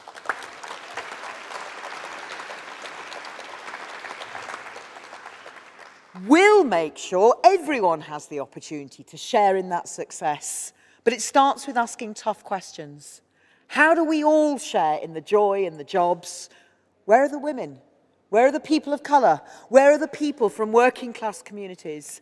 Because we are all better off when we draw on everyone's talents. That's the Labour way. That's who we are. But for everyone to feel the benefits, we need to have the right creative spaces in the right places. Across our rural areas and towns, as well as in our cities, in the north and the south, as bedrocks of our communities, bringing life back to our high streets. More studios, animation and gaming workshops, art centres, pub theatres, music venues, cinemas, nightclubs, right across the country. Because culture should be for everyone, no matter who you are or where you live. Conference under the next Labour government, it will be. So, today I'm announcing that the next Labour government will bring forward Space to Create, the first national cultural infrastructure plan, Labour's plan to fire up the engines of our creative economy. We'll build on the work of those fantastic Labour mayors who've put creative space at the heart of their growth plans and succeeded even under the Tories. Imagine what they could do under Labour. A national cultural infrastructure map so local leaders, businesses and philanthropists are better able to spot cultural spaces at risk and opportunities for investment and development. Space to Create teams around the country, providing guidance, training, learning and networking to get creative businesses on a stronger footing. Creative industries, backed by the next Labour government, right at the heart of our plan for economic growth, where they belong, shouting loud and proud about the joy they bring. It's what makes us human. It makes life worth living. Conference. Let's turn the page on 13 years of Tory government and together paint, perform, film, sing, dance, design and write a new, more prosperous and joyous story for Britain. Thank you, Conference.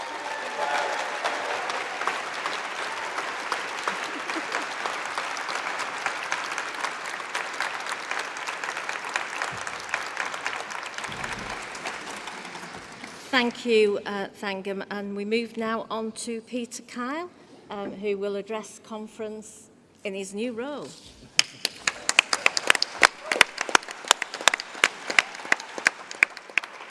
Thank you, Conference. Throughout Britain's history, when new ideas and inventions are made to work for everyone, the economy grows and people's lives get better. Ever since the Industrial Revolution, that change has been driven by technology.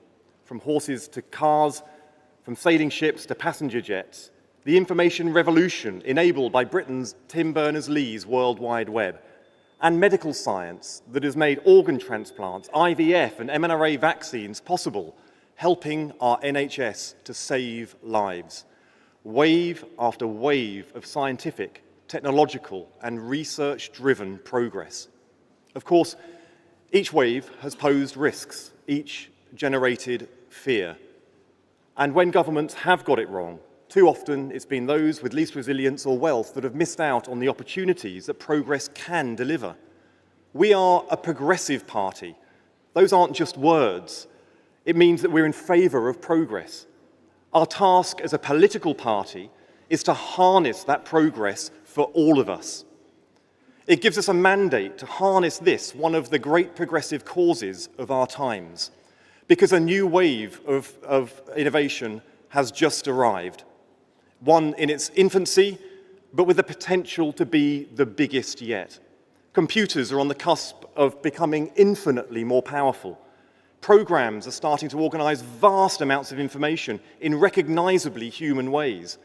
Life sciences sector are producing medicines that are personalised, and clean energy is already starting to power our lives. Our job in government will be to ensure that British people, all of them, can ride that wave.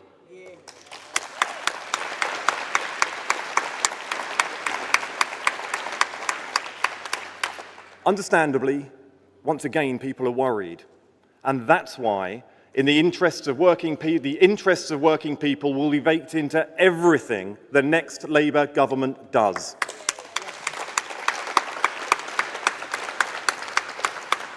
Our partnerships with critical sectors and businesses will reflect our progressive values. We'll make sure that emerging technology makes the whole country better off. A Keir Starmer-led government will seek out, nurture and harness the power of these great new advances. We'll make sure that they become opportunities that benefit our country and its workers. Because new technology could strengthen our democracy if we use it wisely. The wealth and jobs generated by advances in scientific and computing power could tackle regional inequality if we make it so. And the data revolution will help transform our cherished public services and the welfare state after years of Tory decline to the benefit of those in greatest need.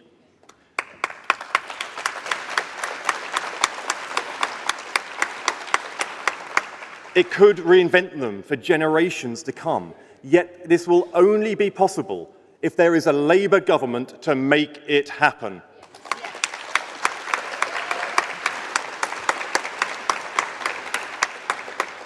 And for those that worry that the task of harnessing new technology to meet the public's need is too great, don't forget we've done it before. In 1964, it was a Labour government that grasped the white heat of technology. It was Labour who threw open the doors to university education, making it an option for everyone from every background. And it will be the next Labour government that will harness technologies like artificial intelligence and puts it to work for everyone from every background today and into the future.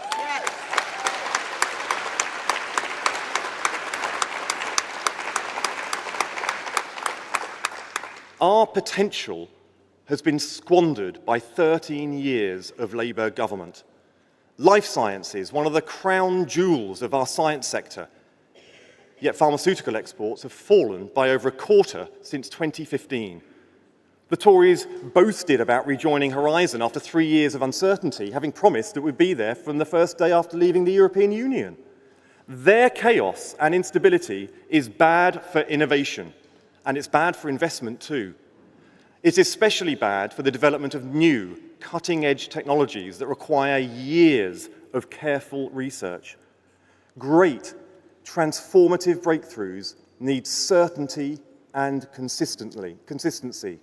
But under the Conservatives, funding for innovation bodies like UKRI only lasts for 3 years.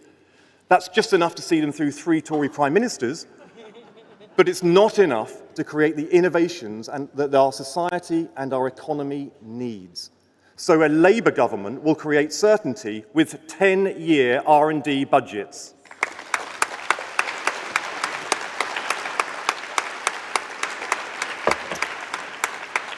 This will allow the relationships with industry to build and long-term partnerships to form.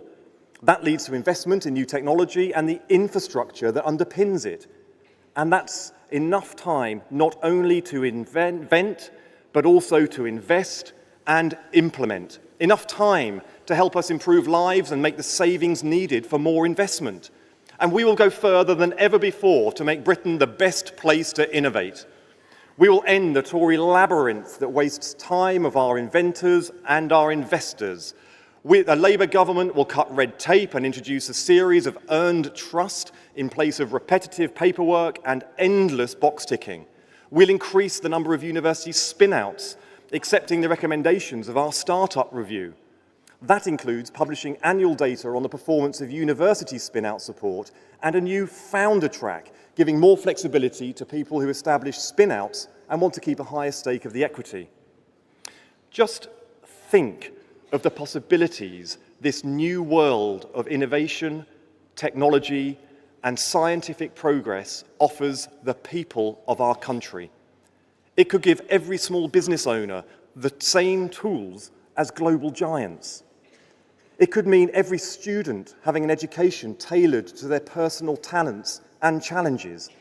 Doctors could spend more time with patients and less filling out forms, but only if we have a government with the vision, the leadership to harness and shape it. Our country has the talent. We have the universities and research institutes that lead the world. We have the workforce and unions with the skills and knowledge to deliver. What's missing is a government with the vision, the energy and the ambition to deliver it, but in Labour, with Keir Starmer's leadership, we will. So let's shape the future so it delivers for all.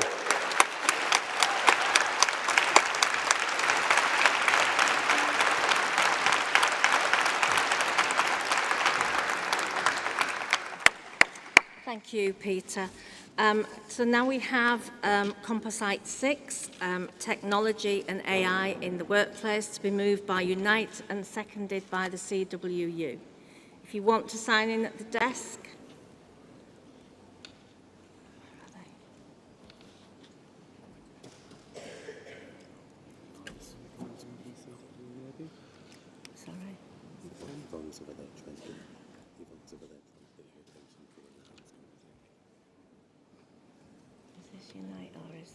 CWU. Is he Knight? Yeah.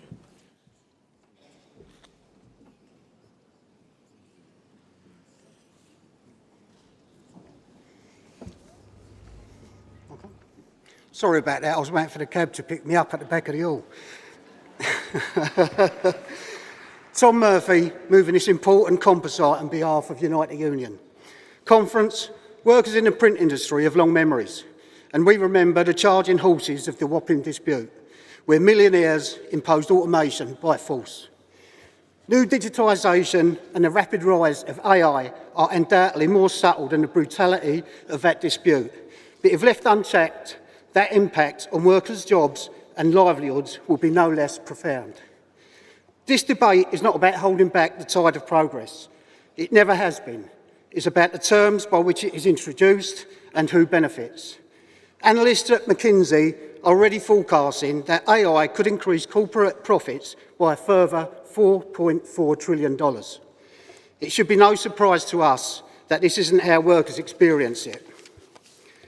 Take call centres. AI voice analytics is used not only to judge if a sale or a service was successful or the length of the call, but to judge the pitch and tone of a worker's voice at every point of every call, to give workers a sentiment rating. This unheard of level of surveillance is happening from workers' own homes and devices within their homes and their laptops. Conference, yes, we need regulation, and yes, we need safeguards on image rights and intellectual property. But we must also focus on what only our movement can deliver: protection and fair distribution of the benefits of AI and automation at work. That can be won through new digital collective agreements. That must mean consultation on the introduction of new technology. It must mean protection from surveillance. And it must mean the fair distribution of productivity gains. Finally, conference, I'll let you think about this. Was this speech written by AI on ChatGPT? If AI can automate conference delegates, then truly nobody is safe. Conference, please support this motion.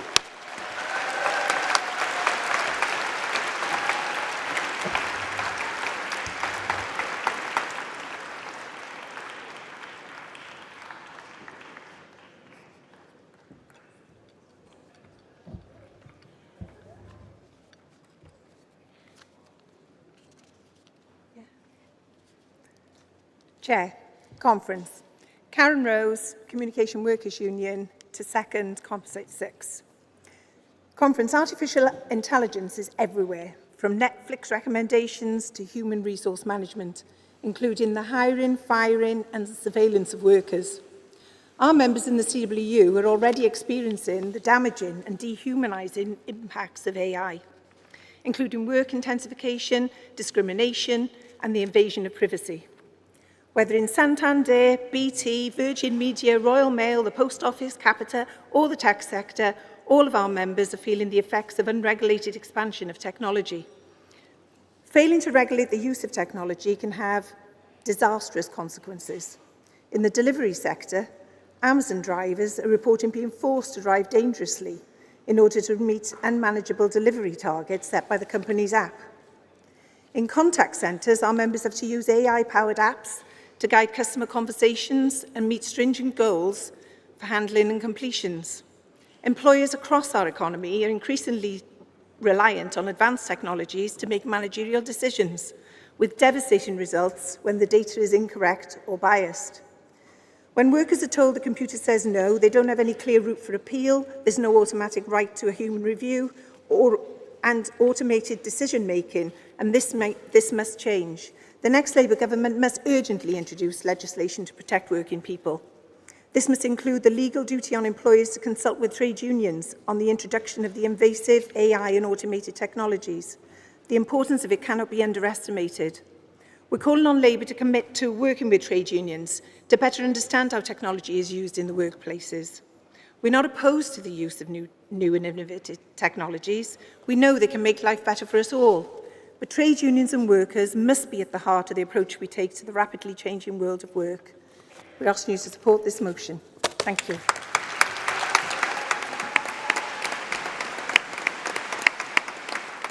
Okay, delegates, I do have time to take some speakers. I'm going to initially take 4 speakers on the issues we've discussed this afternoon and this composite and any residual from this morning. So I'm going to have a look round and I can see a hand there and I think it's a turquoise top. Oh, it's blue, but yeah, okay. And then, yeah, over there, and then, oh, the woman there with the white sleeves, and the one behind with the, is it a red rose? Yeah. So I'll take, we'll have time to come back for some more. Can you register?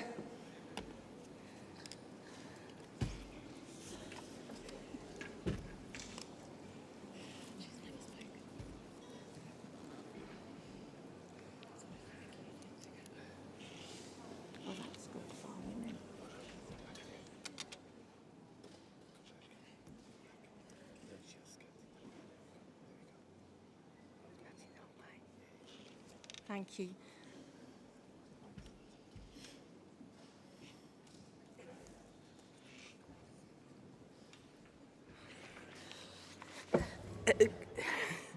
Good afternoon, conference. It's Mary Black, Normanton, Pontefract and Castleford CLP, first-time conference speaker, and I've got a neurological disorder.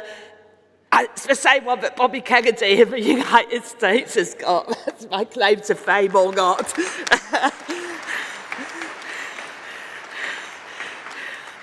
So I might sound a bit strange. It's a bit unpredictable. I'm an electricity networks worker. I work in the distribution networks. I want to talk to Composite 3, which mentions bringing the electricity networks back into public ownership. And I just want to tell you how important I think that is, because I've worked for a long time in the industry. Now, we're the people who look after the wires and the cables that take the electricity from National Grid and we take it to people's homes. So we look after all of that network. With electric vehicles and heat pumps, it's those low voltage networks that are going to be impacted by people using more electricity than our wires have ever had to cope with before. At the moment, the idea is that it's all going to be delivered by the market, by people load shifting.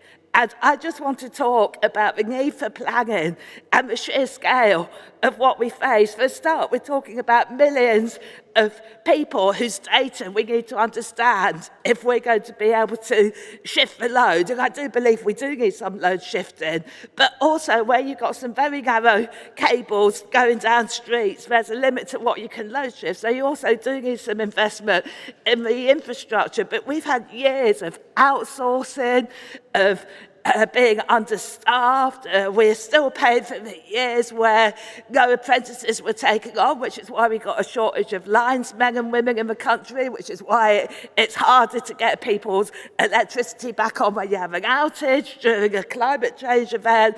We got loads and loads of issues that are connected to privatisation, a lack of planning, leaving it to the market. I mean, smart meters have still only been rolled out to 50% of the population, and yet they think we'll be able to control all the different houses and know what load everyone's using. And we're just not there yet, not without a massive investment in the kind of data science, in the data systems, the technologies and everything else we need.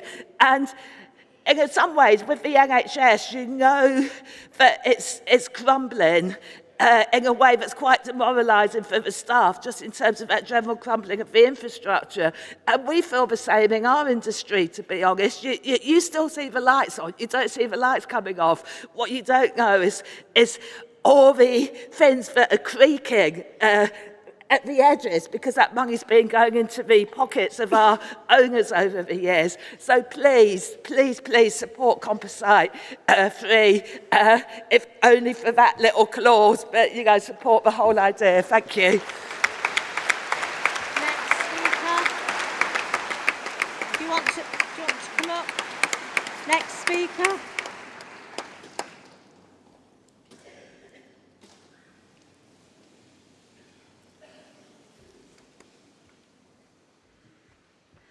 Hi, conference. I'm Naomi Pole, and I'm General Secretary of the Musicians Union. Thank you. So fantastic to hear Thangam's speech and how excited she is about the creative industries. Our members, musicians, have struggled so much under this Conservative government.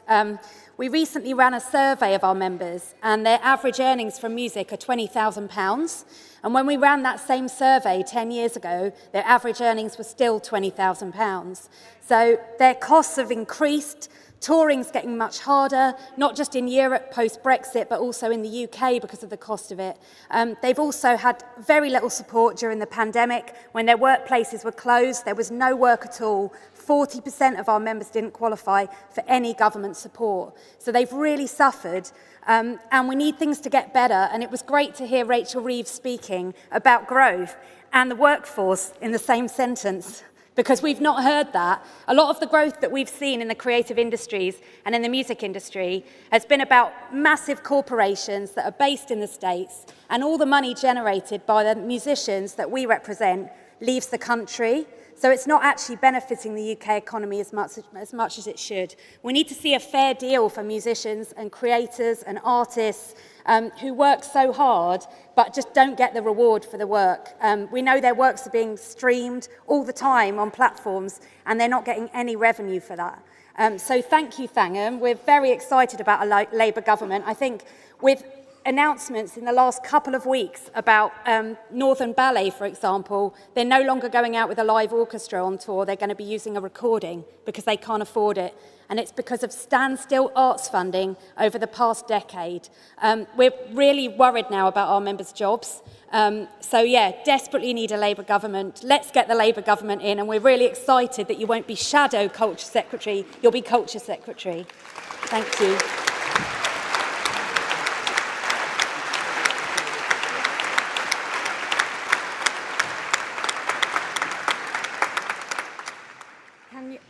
Delegate, can you just hang on 1 second? I'll take the next round before you start, if that's okay. So I've probably got time for 3 more speakers. The woman there in the... Is it? Yeah, yeah.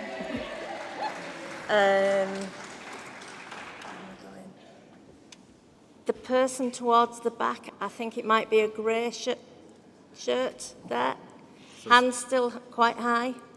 So cheeky. Checky shirt. Yes. Let's go over here. Where am I going? Right at the back over there. So, like a greyish jumper? No. Sorry. Right, yes. Sorry. Yes. Thank you. You can probably afford one more. And one more, I'm being told. Where do we go? I think you probably want somebody towards the back, if you can see a hand. Can I see a hand towards the back? Oh, over there against the wall with the accessibility steward. Yeah. Yes.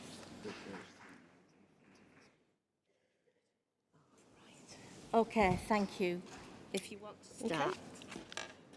Yvonne Green from Unison, proud to be speaking in support of this motion, Technology and AI in the Workplace. Digital technology and artificial intelligence are transforming the way we live and work. Conference, there's no escaping it, and these trends were accelerated during the coronavirus pandemic. AI is not a thing of the future. AI is already here, deciding shift patterns, selecting candidates for interviews, even analysing facial expressions, tone of voice, and accents to access candidates' suitability for roles. It's already making life-changing decisions about the way millions work, including how people are hired, performance managed, and fired. But Conference, this Tory government has taken its foot off the pedal. The UK is behind the curve on the regulation of AI. Employment law is failing to keep pace with new technology, so it's no wonder that employers don't know how to deploy it fairly, and workers are not equipped to protect themselves from its potential threats or benefits from its potential opportunities either. Conference, in the absence of proper regulations of AI and digital technology in the workplace, our labour market risks becoming a Wild West. Workers are becoming more and more vulnerable to widespread discrimination and unfair treatment. Conference, it is why we need these changes, the right to switch off, new duties on employers to consult with and listen to workers and their unions. New laws to protect us from discriminatory algorithms, because remember, Conference, it is human beings who write the code that dictates how AI treats us, so it's easy to see how prejudice and inequality can become hardwired into systems. Conference, we cannot allow this Conservative government to play rough and ready as our working lives change forever. Conference, please support this motion.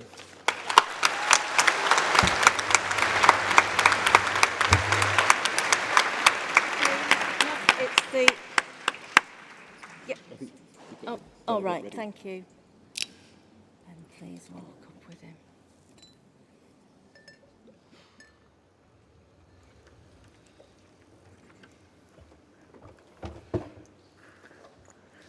James Driver, Elmet and Rothwell CLP.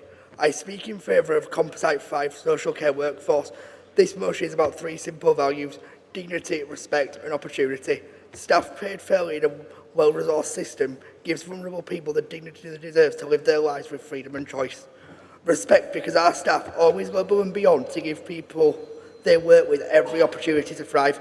This is central to our party's most central principles, that everyone deserves the same chances to succeed, regardless of their background. The current social care system does not provide this for far too many people. This motion today goes some way to changing that, which is why I urge delegates to support the motion. Thank you, comrades.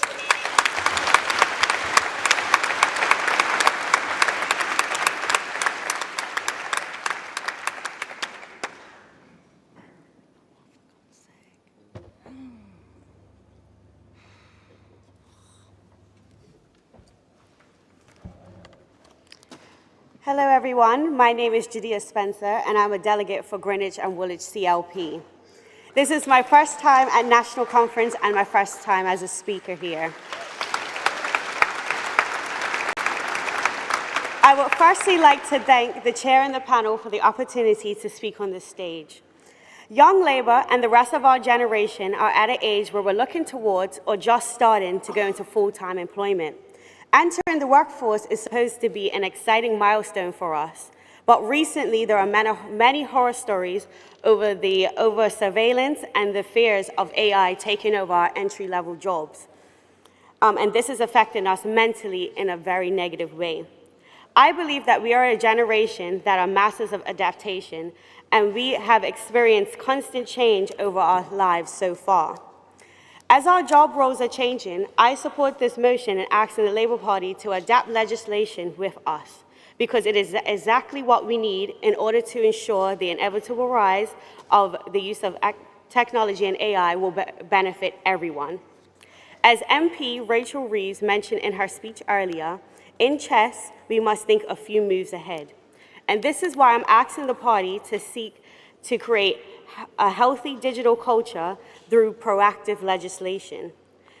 This means that the legislation will ensure that AI and technology does not discriminate based on age, gender, ethnicity, or sexual orientation. It ensures that hiring AI does not use cookie technology to access information beyond our CVs, and also that all final decisions are human reviewed so accountability is guaranteed. Please support this motion and thank you for listening.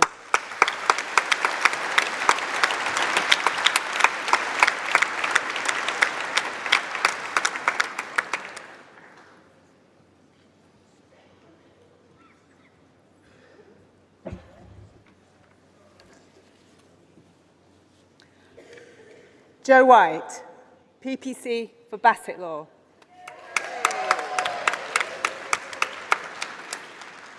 Conference. This speech is in honour of the Wilko Warriors.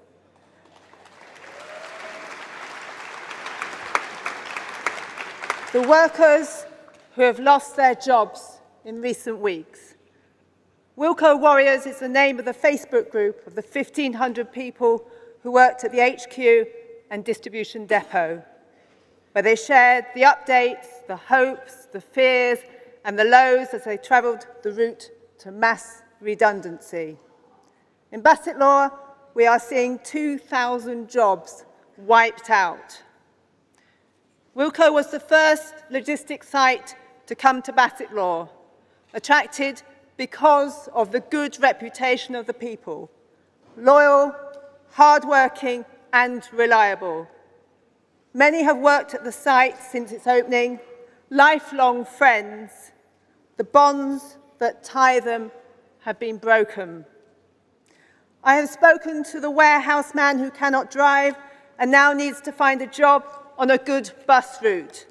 The man who worked at Wilko since leaving school, his qualifications and training all Wilko branded.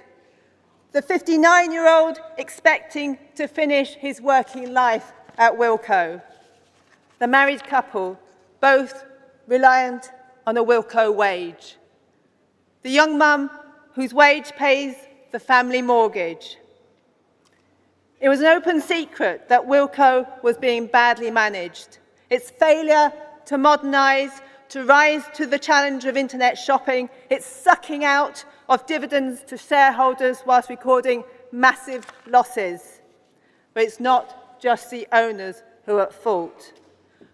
Over the summer months, the government kept silent as buyers fell by the wayside. They have done nothing to rescue our high streets and save them against the onslaught of the online companies.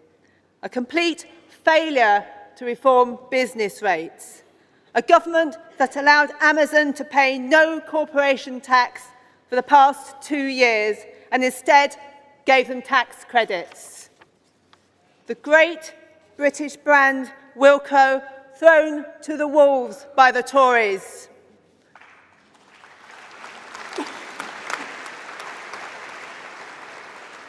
Our hearts go out to the Wilko warriors. Let us stand and salute them, let down by this government and the people who employed them.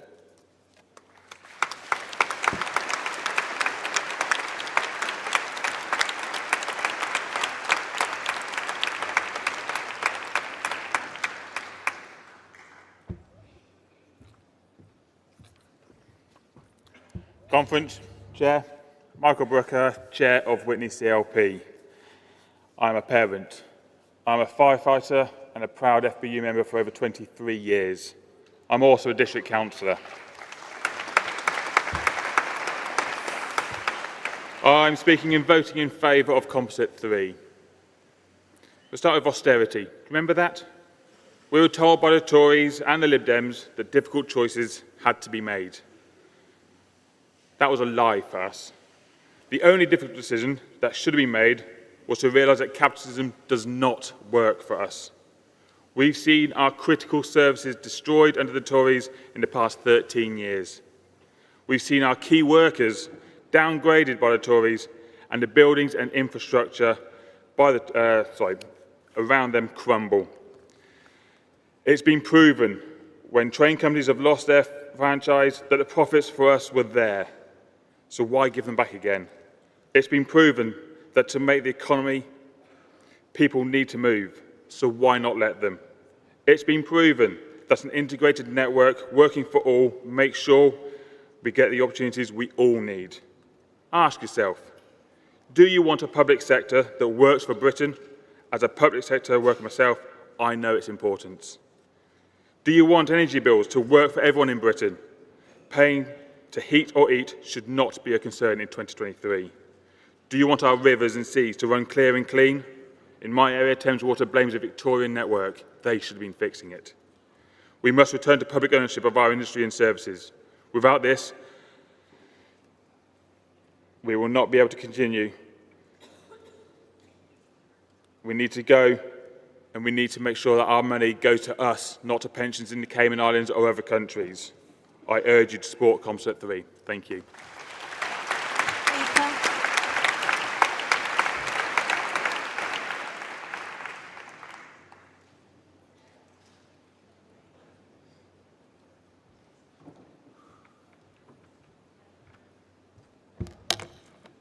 Hello. My name is Rose, and I'm a delegate from Hertford and Stortford. First time speaking, first time here.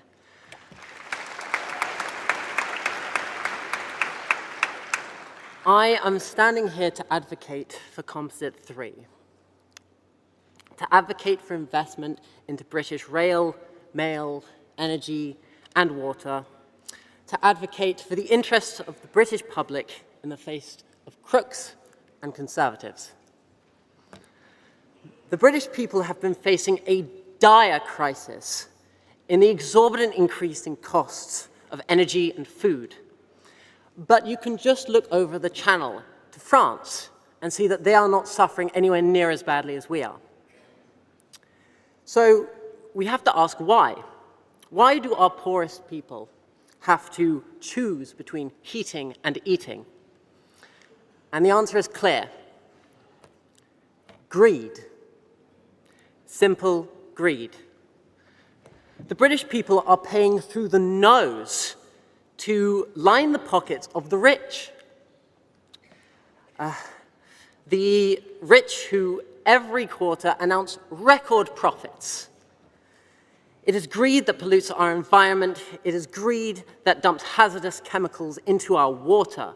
It is greed that is bringing this planet to ecological collapse. It is outrageous, and we must stop the exploitation of all the workers and the good people in this country. And to that end, we must not allow another 5 years of the Conservatives. We must see a Labour government which will nationalise our critical industries, a Labour government which will nationalise our rail, mail, energy and water, a Labour government which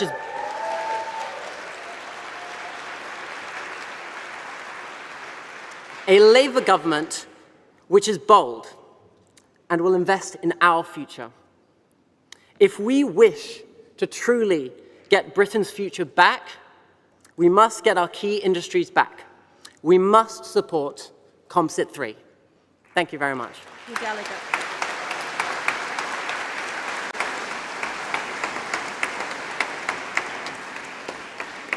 Delegates, that concludes this session. We'll continue discussing the growth mission tomorrow afternoon. Votes on composite motions from this morning and this afternoon will be at the end of this session, and I'm now going to hand over the chair to Joanna Baxter.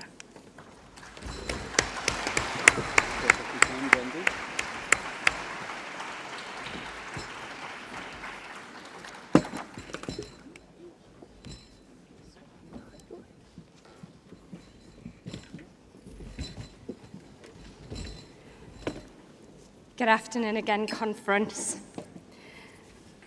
It's the honour of my life to be the first Scottish woman to chair our UK National Executive Committee.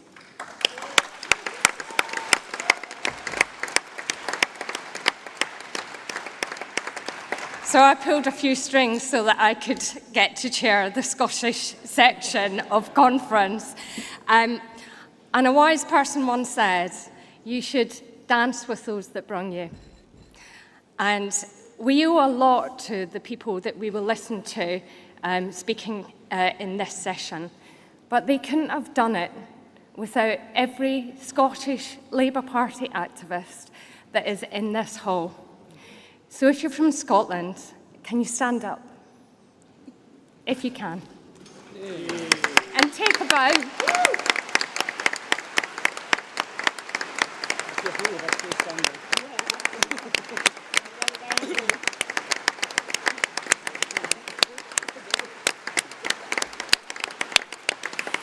Because conference, those are the people who got our Scottish Labour Party through the darkest of days. Those are the people who were there on the streets of Rutherglen and Hamilton West last week, soaked to the skin. And they did it because we need our Scottish Labour Party to be successful again if we are to get a Labour government in Westminster. And I am incredibly proud to be part of that Scottish Labour Party.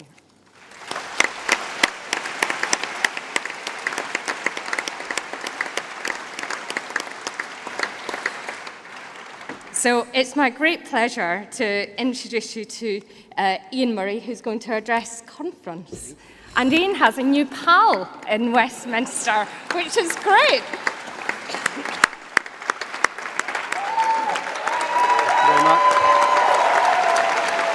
Thank you, Conference. Jana, thank you very much indeed, and thank you for acknowledging all the Scots in the room too, because I want to start with just 4 glorious words this afternoon: Rutherglen and Hamilton West.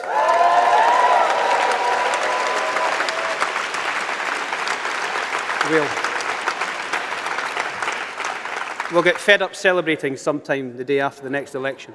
An utterly seismic change, of course, in Scottish and British politics. Can I use 3 more words, please? Dame Jackie Baillie.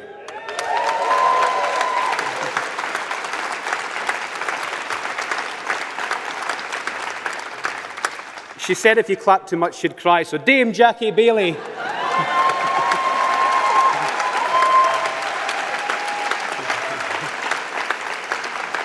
Not just a dame, of course, but a genius, and a very fun one to work with as well. Together, we've delivered our newest Scottish Labour MP, Michael Shanks.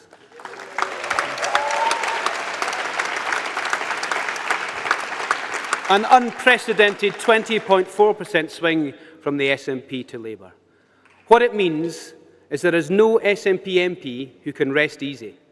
A coalition of voters voted for change in Rutherglen last Thursday.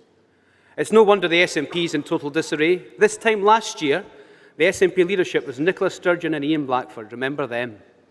Now it's Youssef and Flynn. That's the biggest downgrade since Sturgeon moved out of Butte House and into a luxury camper van.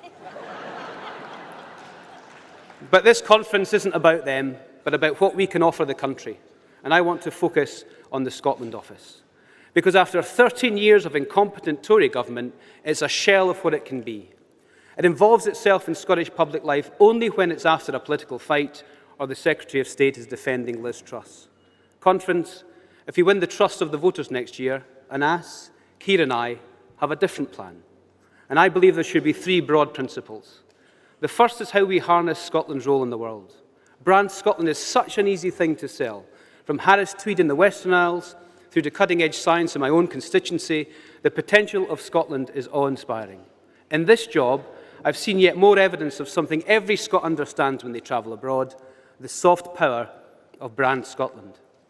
Yet while I've been blown away with our nation's potential, I've seen where that potential is stifled by both of Scotland's governments. If Labour win, David Lammy and I will have a relentless focus on promoting Scotland on the world stage. David understands the power of Brand Scotland and will be a fantastic Foreign Secretary for Scotland. Ambassadors and trade envoys will be extolling Scottish products using the full might of the UK's diplomatic network. What does that mean? That means jobs and investment in communities all over Scotland. In essence, our Scotland office will be Scotland's window to the world. And our Scotland office should be Scotland's voice at Westminster too. This is the change that Scotland needs. A UK Labour government relentlessly focused on delivering our transformative agenda. The setup of GB Energy, headquartered in Scotland, would be an early priority of a Labour government, with our plans supporting 50,000 highly skilled clean power jobs. That's 50,000 jobs helping give Scotland its future back. And Labour will build on the vision for constitutional change set out in Gordon Brown's Commission on the future of the United Kingdom. We will rewire the UK so that we can deliver the highest sustained growth in the G7 for every part of our country. As Secretary of State, I will lead a Scotland office functioning as the delivery unit for Scotland. Now, I don't agree with the SNP on many things, very few, and they don't agree with me. In fact, now they don't often agree with themselves. But for the sake of the Scottish people, while the SNP cling to power at Holyrood, we should be putting political differences aside to deliver for the Scottish people. The Scotland office should be the Scottish People's Department in Whitehall.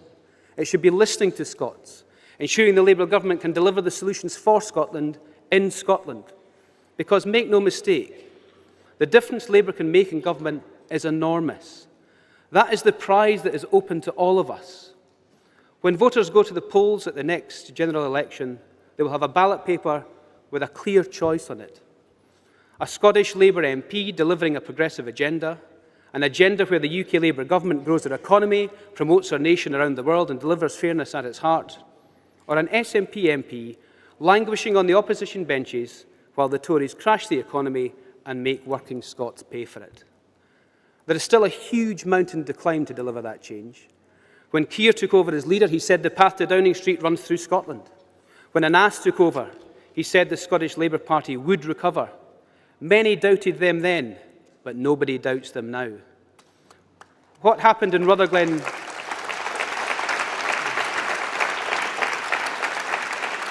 What happened in Rutherglen means nowhere is off limits for us.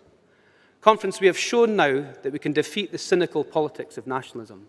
And we've shown that I was never going to be lonely forever. My political hero, John Smith, all of our political heroes, famously said, "All we ask is the opportunity to serve." With Anas, Keir and the entire team together, we can serve to deliver the change that Scotland needs. And guess what? Give Scotland its future back. Thank you very much indeed. Thank you very much indeed.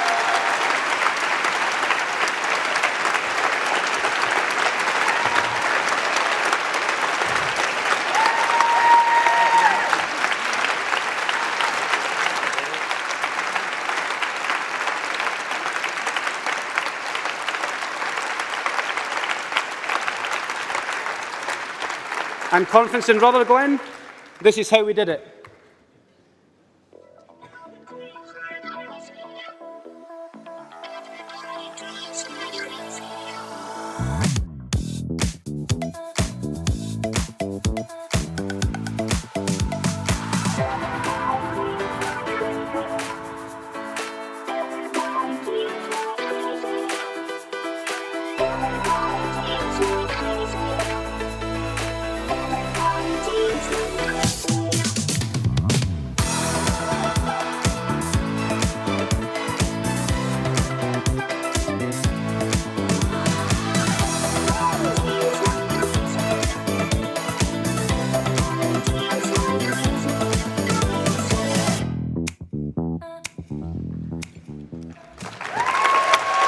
Ladies and gentlemen, on your feet for Scotland's newest Member of Parliament, Michael Shanks.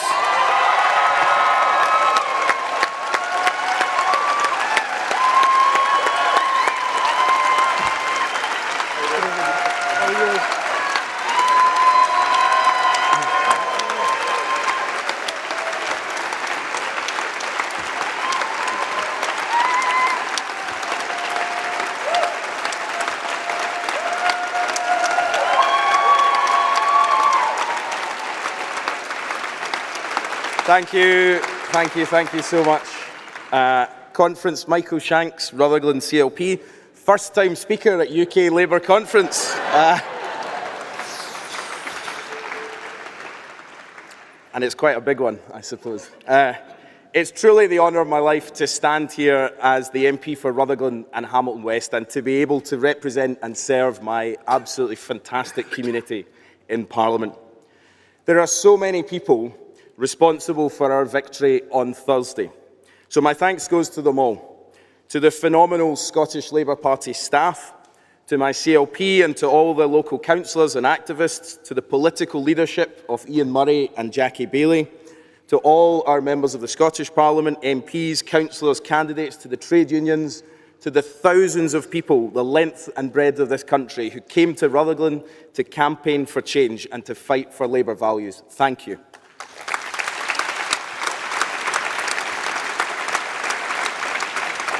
And let me just say on that last point that genuinely thank you to all those who travelled the length and breadth of the UK to campaign in Scotland. We demonstrated we are at our best when we are one Labour family all across this country, and I'm incredibly proud of that fact.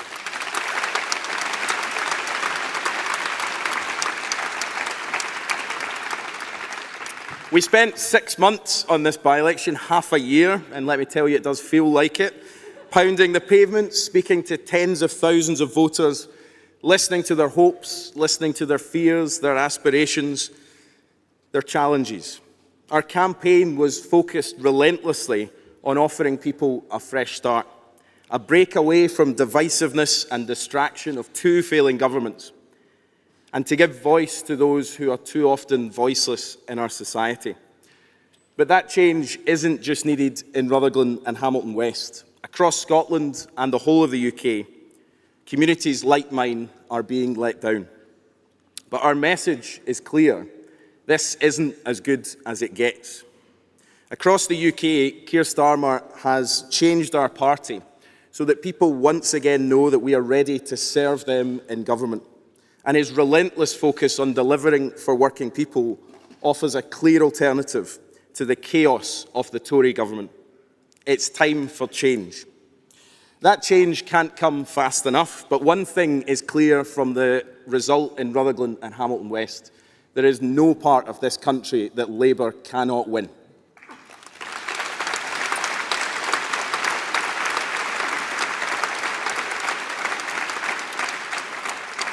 And in Scotland, that is in no small part due to the leadership of Anas Sarwar. I think I've spent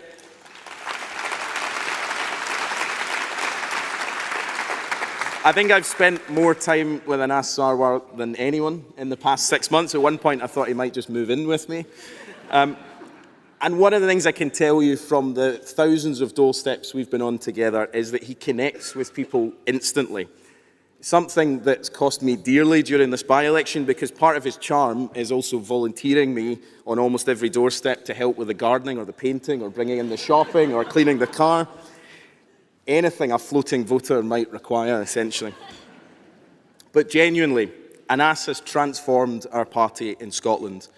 And the result in Rutherglen and Hamilton West was not just 6 months in the making, but 2 years in the making. And that was under his leadership. So thank you, Anas.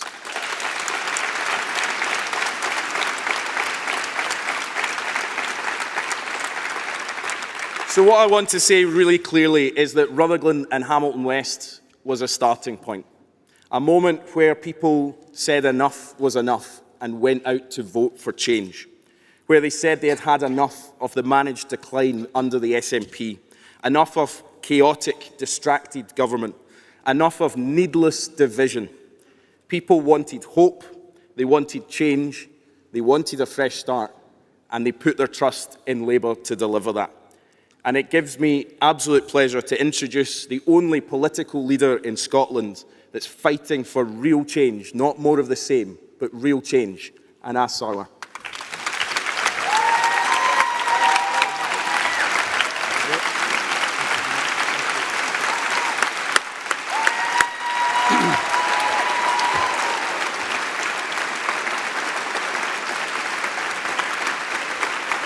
Thank you. Thank you, Conference.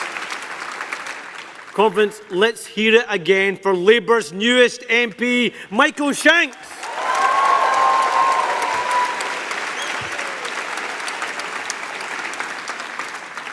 Michael, I know you'll be a champion for all the people of Rutherglen and Hamilton West, but actually I owe you another thank you, because you have helped me deliver a promise that I made to Conference last year. Last year, I told Ian Murray that I couldn't promise him more friends, but I could make sure we got him more colleagues. So it's nice to see we're ahead of schedule. Because that result, which has shaken Scottish politics to the core, is the type of result that Ian Murray, Jackie Baillie and I have been working so hard to achieve. So to our fantastic Shadow Secretary for Scotland, Ian Murray, and to my brilliant Deputy Leader, Jackie Baillie, thank you.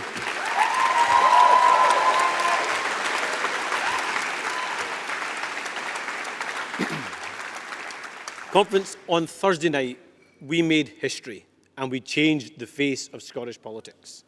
The tectonic plates have shifted because the people of Rutherglen and Hamilton West have spoken for all of Scotland and sent a message to two failing governments. They want an end to the incompetence, an end to the chaos, an end to the division, an end to the politics which pits community against community, pits Scot against Scot, and puts the status quo before change. And they voted for change, and they voted for a party that will give Scotland its future back.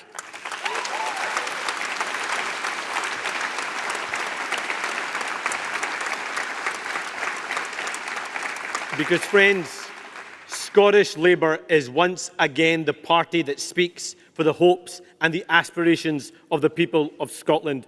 Labour, the party of change in Scotland. And when I spoke to conference last year, I said that the route to Downing Street and to a UK Labour government that this country so badly needs ran through Scotland. And that I believe Labour MPs in Scotland would be the ones to put us there. Now, some of our opponents laughed, but I'll tell you something, they aren't laughing anymore.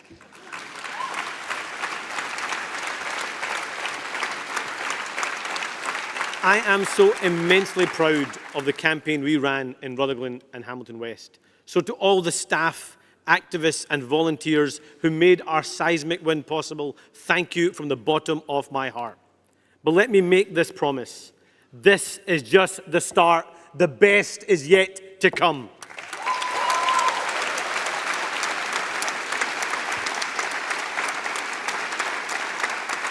Because we know this was a result that wasn't weeks or months in the making. It was years in the making. And I reflect back to when I became leader 2 years ago. Scottish Labour was 32 points behind the SNP in the polls. People were talking about Scottish Labour's survival, not its revival.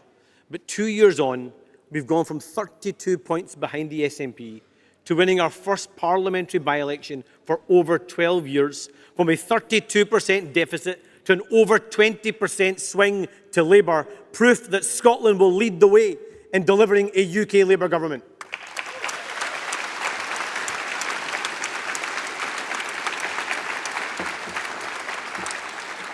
But friends, the change we've seen in Scotland would not have been possible if over the last 3 years, Keir Starmer hadn't worked to change our Labour Party. In that time, we've gone from our worst result since the 1930s to now being seen as a force that will finally rid our whole country of this rotten, lying, out-of-touch, corrupt, far-right crankfest, conspiracy theorist-ridden Tory government.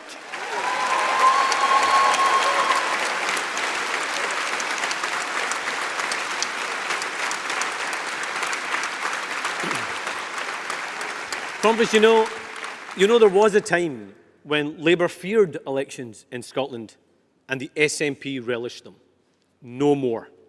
Scottish Labour, now the party focused on Scotland's future, the SNP focused on the past. Scottish Labour, the party that believes Scotland's best days lie ahead of it, the SNP talking down our country with no hope for the future. So today it's the SNP and the Tories that fear elections. Meanwhile, Keir and I have just one simple message on behalf of our whole party. Bring it on.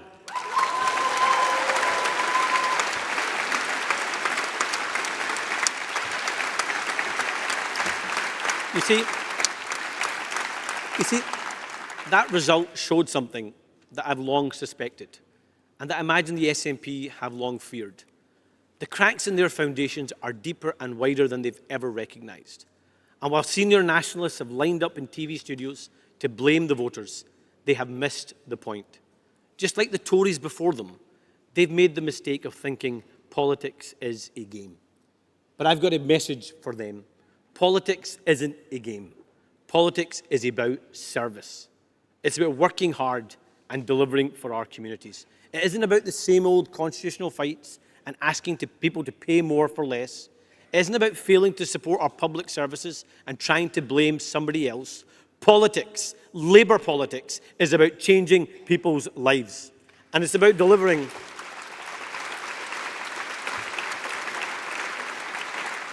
a future where everyone can live up to their potential. Fundamentally, it is about serving the people of Scotland. That's what the SNP and the Tories have forgotten. And it's that failure to stand up for Scotland, that failure to put country before party, that has seen people turn their backs on them. So now no SNP MP can sit safely taking their communities for granted, as so many have. So I say to Humza Yousaf, this isn't about swings or the polls. This is about putting the people of Scotland first. And because you won't do that, Labour can now beat the SNP across Scotland. Because every community can now choose change. change with Scottish Labour.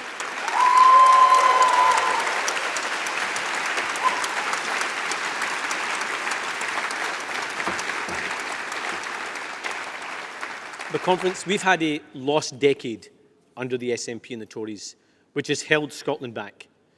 We face a cost of living crisis created by the Tories' economic incompetence. A mortgage bombshell from the Tories costing families over £2,000 a year, made worse by the SNP's obsession with raising taxes on working people. And an NHS emergency with record A&E and cancer waiting times, lives literally put on the line because of SNP incompetence. And the people of our country shouldn't have to pay the price for Tory and SNP failure. Across Scotland, that's why people are demanding more. Conference, there is a tide coming, and it will sweep away politicians who are out of touch and out of ideas. So I say to the parties of the status quo, to the parties of chaos and division, don't be surprised when the tide of change comes and it sweeps you away.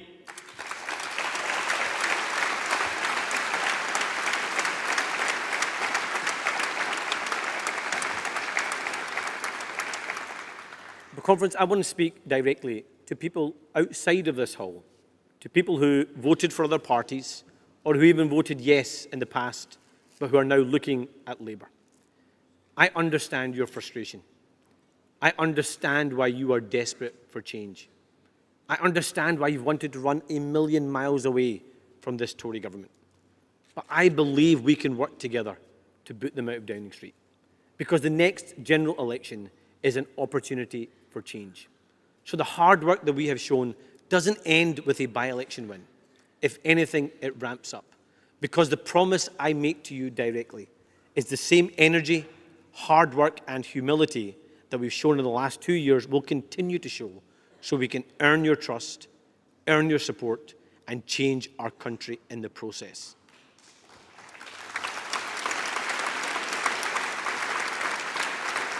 And that change will be transformational. A Labour government will deliver a new deal for working people across Scotland and the whole UK, one that will raise the minimum wage to make work pay and end the scourge of in-work poverty, that will end the scandal of fire and rehire.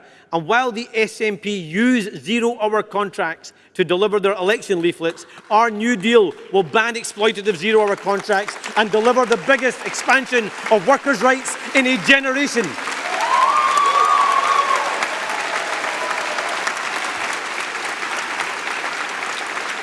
And we'll build a country where economic dignity can't be taken away with a stroke of a Tory minister's pen, because we will all have a share in it. So while the Tories are in climate denial, we will jumpstart the energy revolution, delivering lower bills, more jobs, climate leadership and energy security. That will deliver clean energy by 2030, supporting 50,000 high-skilled clean energy jobs, all powered by GB Energy, a publicly owned energy generation company headquartered in Scotland.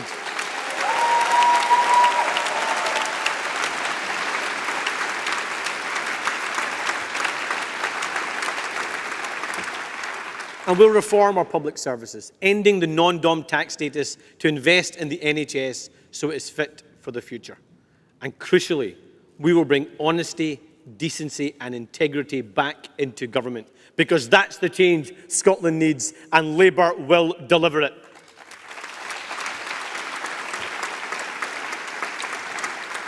So, Conference, the last year has seen Scottish politics and our party transformed, but our work is not done yet, nowhere near done. In fact, this is just the start. So let's take our positive message of how we will work to deliver for working people, for every community across our country.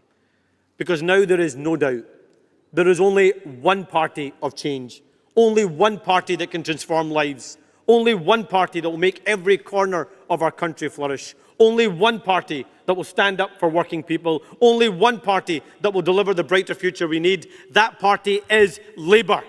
Conference, change is coming. Let's go out there and win the future together. Thank you. Thank you.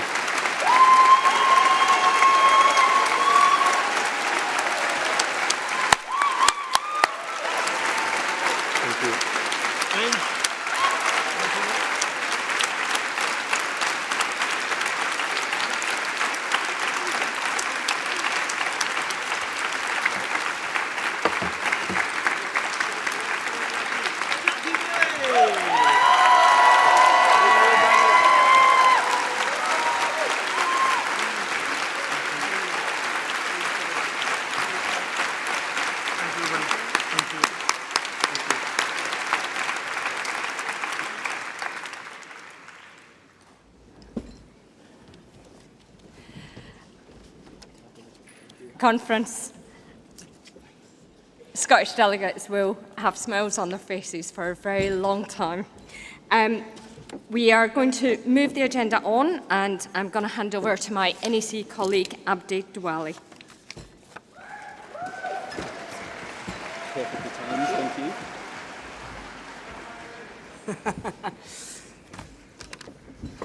Thank you very much. Good afternoon, conference. My name is Abdi Douali, member of the NEC in the CLP sections, and the first black man on our NEC as well. Thank you. Thank you. Thank you, conference. Our second mission plenary of the day is making Britain a clean energy superpower. To start the debate, it's my pleasure to introduce our Secretary of State, our Shadow Secretary of State, and soon-to-be Secretary of State for Energy Security and Net Zero, Ed Miliband.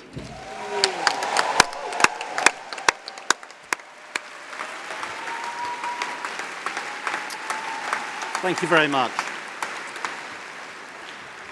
Abdi, thanks. And can I start by thanking my ministerial team friends, Sarah Jones, Kerry McCarthy, Jeff Smith and Alan Whitehead, and it is a pleasure to follow my friend, our brilliant Scottish Labour leader, Anna Sarwar, everyone.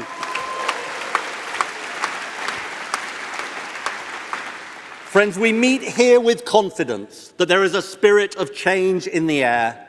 We meet here with the conviction that we, Labour, are on the side of the British people once again. And we meet here with the belief that we can bring the long, dark night of Tory rule to an end.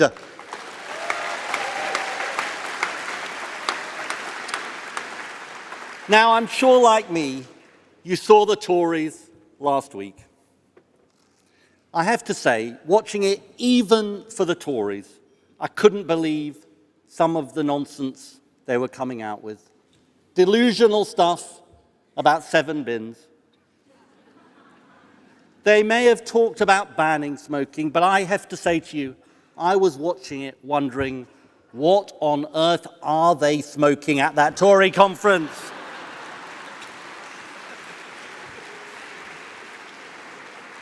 Listening to the Tories, friends, it's clear they just don't get the fundamental struggles people are facing. A deeply painful cost of living crisis, a deeply entrenched economic crisis, and a deeply dangerous climate and nature crisis. But let me warn you, friends, Rishi Sunak has a desperate and dishonest new line, that if we dither and delay in tackling the climate crisis, we can somehow solve our economic problems. Well, let me tell you, he's wrong. He's dead wrong. Their record says it all.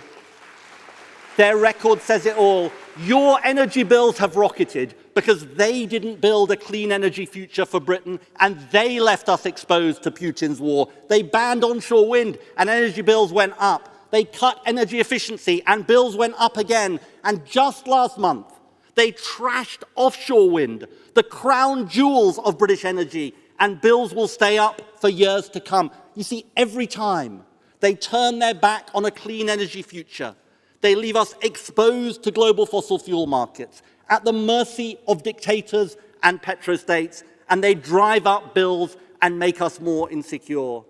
And even as you're paying record bills, they still refuse a proper windfall tax on the oil and gas companies. So what the Tories call green crap is not the cause of the cost of living crisis. It's a crap government that never stands up for working people. That's Britain's problem.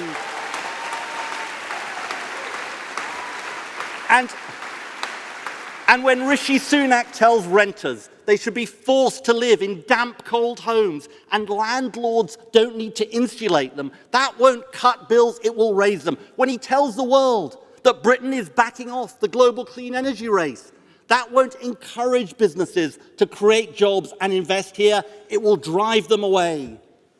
So you see, friends, the Tories' climate culture war is not just anti-planet. It's anti-security, anti-prosperity, anti-worker, anti-business, anti-jobs, anti-future, anti-young people, and it's anti-Britain, and we're not going to let these Tories cancel our country's future.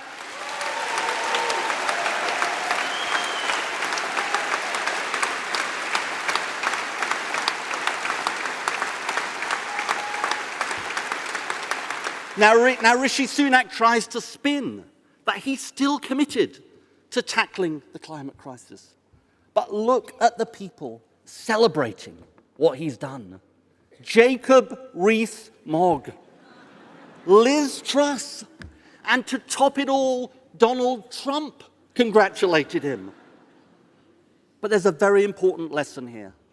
The British people don't want a pound shop Republican Party. They don't want an energy policy written by Truss and Trump. I've got an idea, friends. Let's send these Tories where they belong. Let's recycle them from government to opposition, and let's chuck them into the 7 dustbins of history.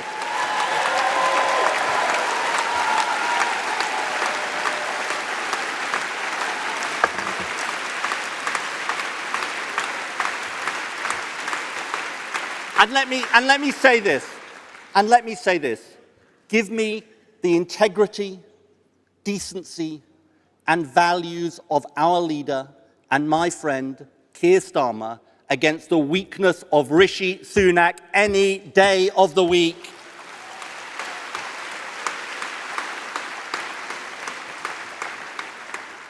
But it's not enough just to say how bad the Tories are, and we know that they are.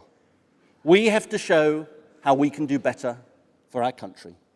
And I'm incredibly proud that Keir's 2030 mission is for the greatest investment in homegrown energy in British history. We'll double onshore wind, we'll treble solar, we'll quadruple offshore wind, we'll invest in nuclear and hydrogen and carbon capture and tidal power. Friends, that's the new Britain we can build together.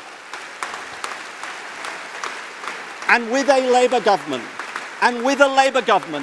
Britain will finally have what the Tories have refused for 13 years, a proper warm homes plan, saving hundreds more of people's bills, creating tens of thousands of good jobs, lifting millions out of fuel poverty, insulating 19 million homes.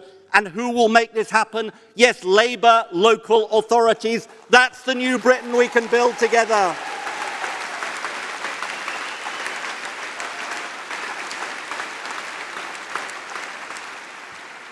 Now, friends, Tory energy policy has been a disaster, but let's face it, Tory trickle-down economics has been a disaster too. So we're going to do things differently.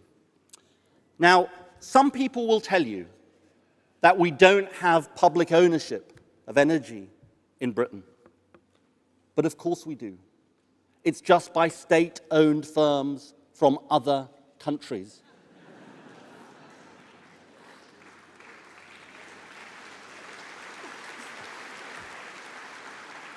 France's EDF, Sweden's Vattenfall, Denmark's Ørsted. Other countries, get this, other countries own nearly half of our offshore wind because they know it creates jobs and wealth for their countries. I say, if it's good enough for them, why not us? Under Labour, the British people will own things again, build things again, profit as a country from these investments again. GB Energy, owned by the British people, built by the British people, for the benefit of the British people. That's the new Britain we can build together.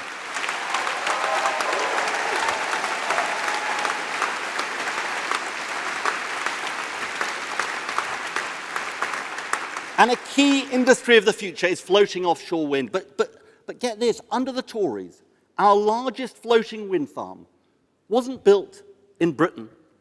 It was built in Spain, assembled in the Netherlands, and then was towed into place off the Scottish coast. I say not under Labour. GB Energy will invest in floating wind so Britain can lead the world. And as Rachel said this morning, we will have the grid we need to rewire our country. Friends, power for Britain, wealth for Britain, jobs for Britain. That's the new Britain we can build together.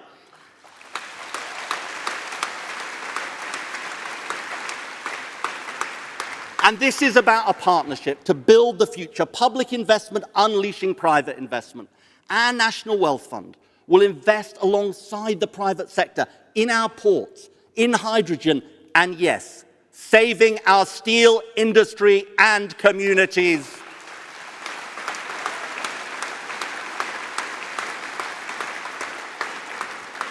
And I want to assure you this, we will learn the lessons of the past. Unlike with the Tories, this won't be crumbs of help after change has blown through communities. It's a proper plan to build our future prosperity for every part of Britain. Our British Jobs Bonus, £2.5 billion of public money to direct the tens of billions of private investment to our industrial heartlands, to our coalfield communities, to our coastal communities, to our oil and gas communities. And here's the crucial point, friends. Not simply leaving it to the market, but planning our clean energy future to tackle the inequalities that scar our country. That's the new Britain we can build together.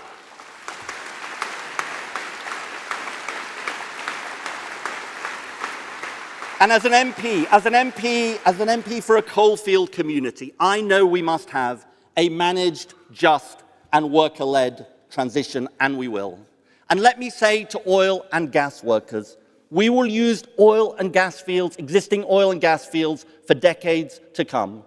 And we will do whatever it takes so that you can be the people to build our clean energy future in offshore wind, in hydrogen, in carbon capture. No community left behind or left out. No more shutting out of trade unions as we build this future. No more power in this country without jobs in this country. That's the new Britain we can build together.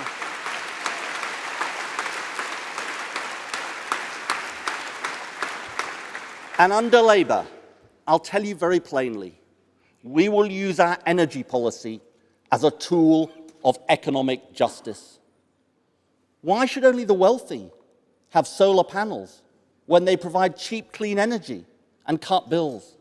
So GB Energy will invest £1 billion a year to develop local renewable power owned by local people, thousands of projects across Britain, cutting bills, tackling fuel poverty, and creating profits, not for energy giants, but for local communities. That's the new Britain we can build together.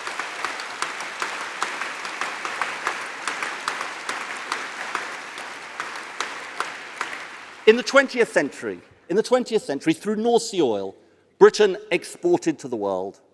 In the 21st century with Labour, Britain will be an energy superpower once again, exporting clean power to the world and controlling our economic destiny.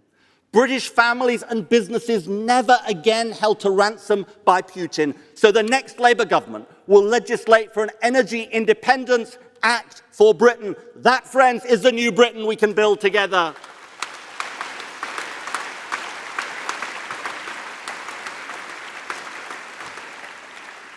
Now 15 years ago, the Labour government passed the Climate Change Act, a beacon to the world. And I have to say to you, so many people I meet internationally say we need Britain back, leading again. Not a country missing in action on the most important issues our world faces. Let me give you this assurance. Under Labour, Britain will be back, leading again, holding other countries to account with the power of our example, tackling the cost of living crisis, building a new economy, and yes, showing leadership on the climate crisis. That is the new Britain we can build together.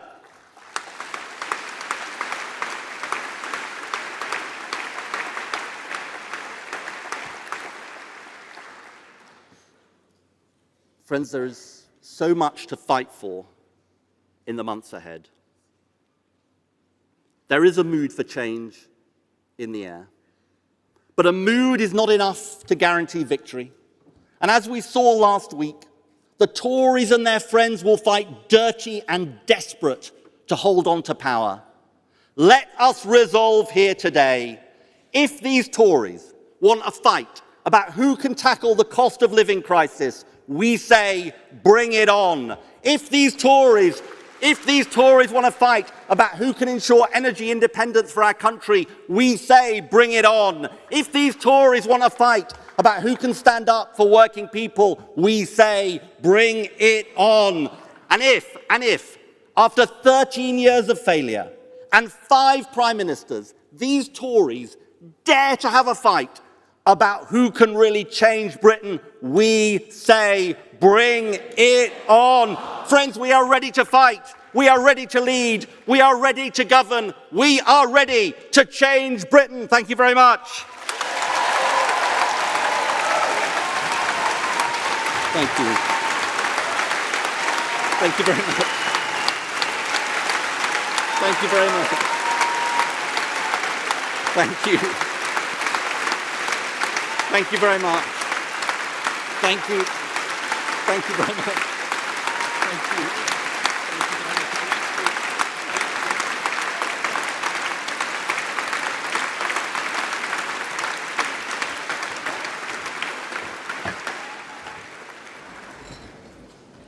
Thank you, Ed, and I think we all agree, bring it on.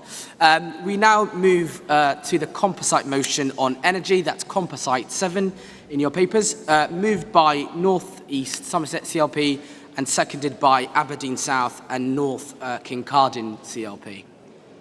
Can we have the speakers from those two CLPs register at the speaker's desk on the right-hand side?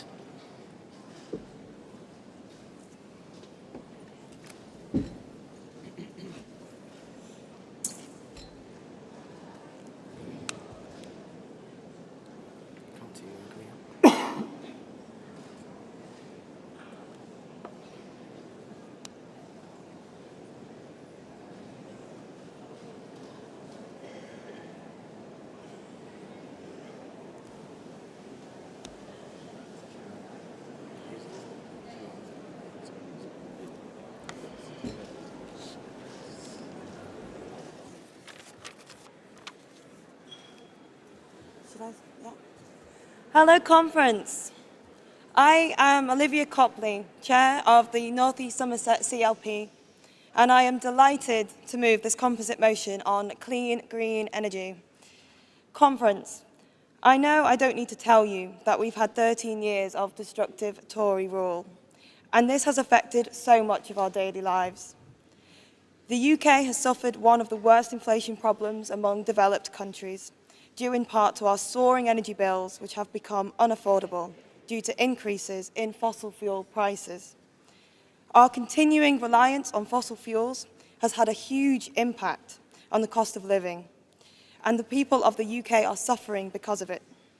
With Rishi Sunak leading the country, we are coming ever closer to the climate emergency, yet there is no clear plan. This is in stark contrast to the last Labour government, when energy bills were 30% cheaper, over 1 million homes were insulated every year, and we were investing and pushing for huge amounts of cheap onshore wind capacity. It is clear that this Conservative government is failing to act, and we are missing international targets on every front. This is why this motion moves the Labour Party to commit to cutting energy bills permanently by insulating millions of homes. Why we must commit to move to cheaper renewable energy generation. Why we must commit to the creation of the publicly owned Great British Energy, partially funded by a proper windfall tax on the excess profits of energy companies.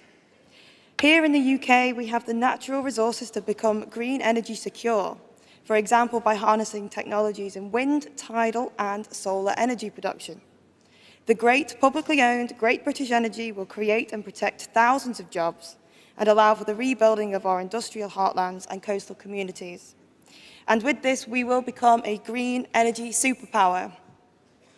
Now, conference, the MP in my area is a man who, unfortunately, would likely vote against this motion. His name is Jacob Rees-Mogg. Yeah. Mr. Rees-Mogg is a Conservative MP who has consistently spoken out against green policies. He is pro-fracking and joins the current Prime Minister, Rishi Sunak, in welcoming more oil and gas contracts. They are happy to cancel our commitments to achieve net zero, so much so that it looks like we won't even be there by 2035. Conference, with this motion we can show them that they and their backwards approach belongs in the past. It is clear that only a future Labour government will bring in the change we need in the energy sector.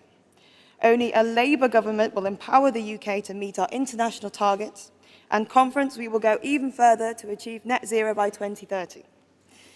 Only with a Labour government will the UK lead the developed world on clean, green energy. Conference, I move this motion.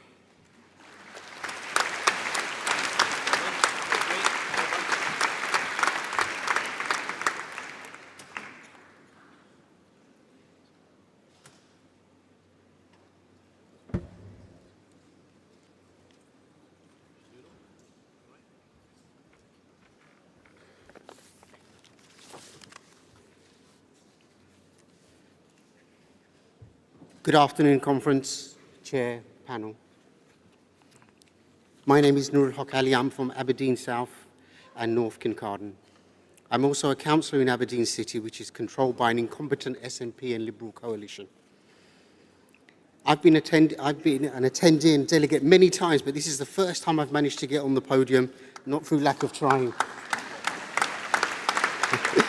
Thank you. Thank you. I hope I get some claps for something I'm saying later as well. I hope you're having a great conference. I'm pleased to speak to you today to second this motion. I don't have to tell you how important it is to get the energy policy and the energy mix correct for our country and for the future of our country. Stating the obvious, energy plays a huge part in our lives. It helps us maintain our industries, our transport system, and even our quality of life. Though we are trying to make industry, businesses, and our homes more efficient, our energy demands outstrip what we can produce with sustainable energy alone at the moment. The old ways of energy production need to be weaned off as fast as possible, but to do this, we need state investment. Bringing in energy from overseas isn't the best solution, in my opinion. It almost certainly has more environmental impact due to transportation impact, and sometimes comes from countries that have little workers' rights and lower environmental standards.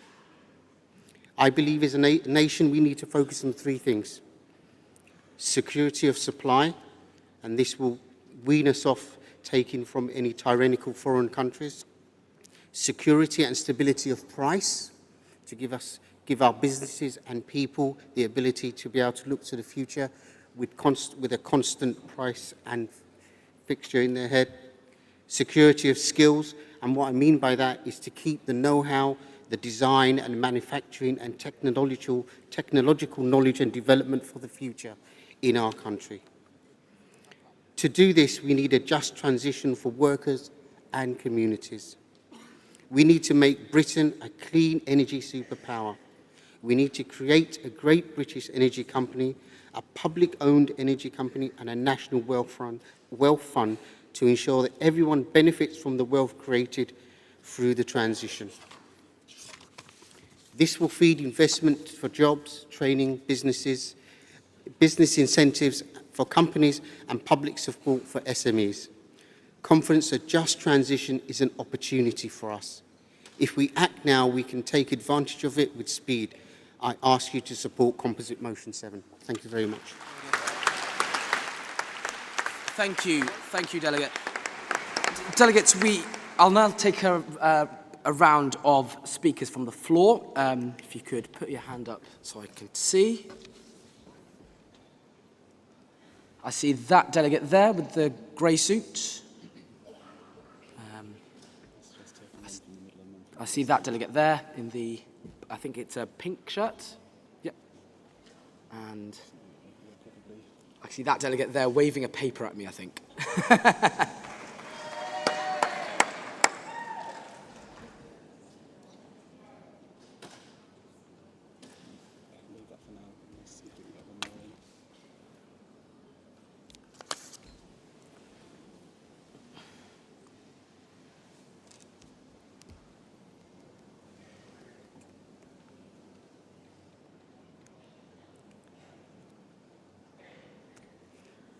If I could ask delegates to keep to time, we're running slightly behind.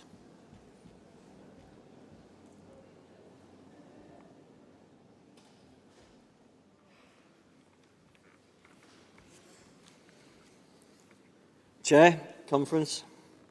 David Douglas, our trigger to my brothers and sisters. JMB, supporting Composite 7 with a reservation. Conference. JMB are absolutely committed to decarbonisation and halting global warming. There is no contradiction between addressing climate change and supporting good jobs in our energy and manufacturing sector. I work in the gas industry. I keep your homes warm. GMB was born out of the fires of the Brexton gasworks. We know the importance of energy security. Our livelihood relies on it. We support a jobs-first route to decarbonisation. We want a Labour government that invests in jobs and focuses on what we are going to build and not what we are going to shut.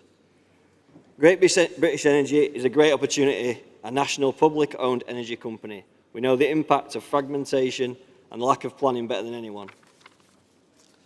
Great British Energy needs to be an early and a priority commitment for the next Labour government.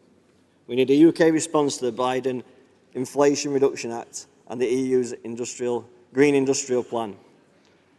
Otherwise, we will miss out on the potential to have a world-class export-led supply chain. The UK already failed on renewables, we cannot fail again. We also need early carbon capture investment in cast-fired power stations. Intermittent renewables cannot keep the lights on alone. Conference. The composite is not perfect. Our grid, our supply chain have been denied investment for years. And the extreme practical challenge of decarbonising the electricity sector by 2030 must be recognised.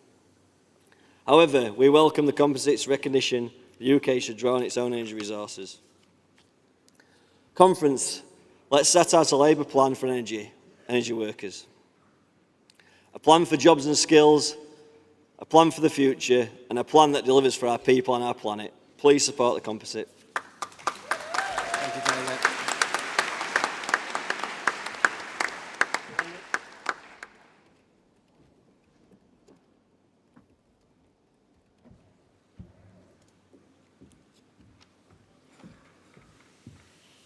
Claire Ward, standing to be the first East Midlands Mayor.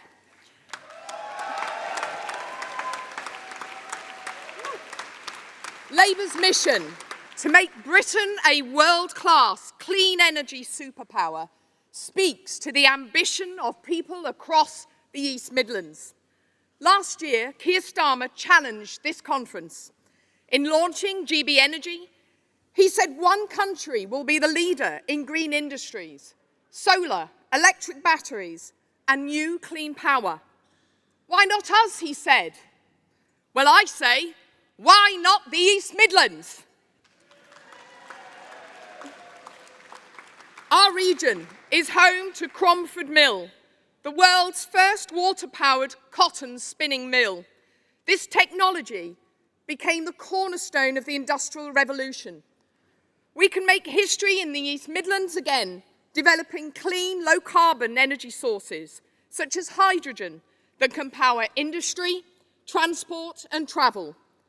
I want to see our region leading the research and innovation, and as a Labour Mayor, I'll be backing the collaboration needed to make this a success. But we know hydrogen alone. There is not just it. It's only one possible option. And that's why I'm so pleased that the region is also home to SMR at Rolls-Royce and the development of nuclear fusion through the STEP project in North Nottinghamshire.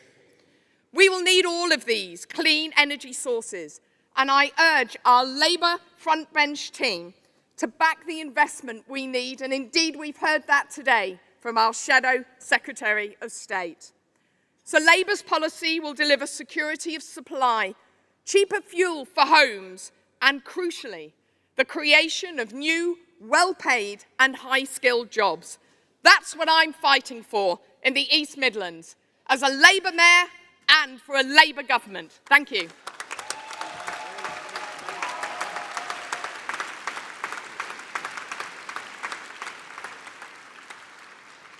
Delegate, if I could just give you 1 second at the podium, I'm just going to choose another round of speakers just before you start. Can I see your hands, please? I'm conscious I can't see the back too well.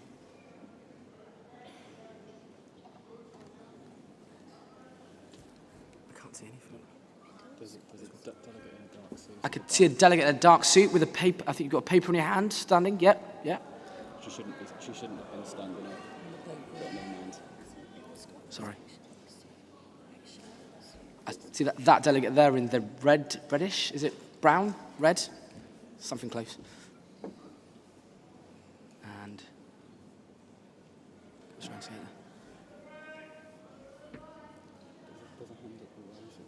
there? Right. I see that delegate there in the I think it's a purple dress or pink, purple. Yeah. Thank you. Over to you. Conference. I'm Rachel Blake. I'm standing to be Labour's first ever Member of Parliament for the cities of London and Westminster.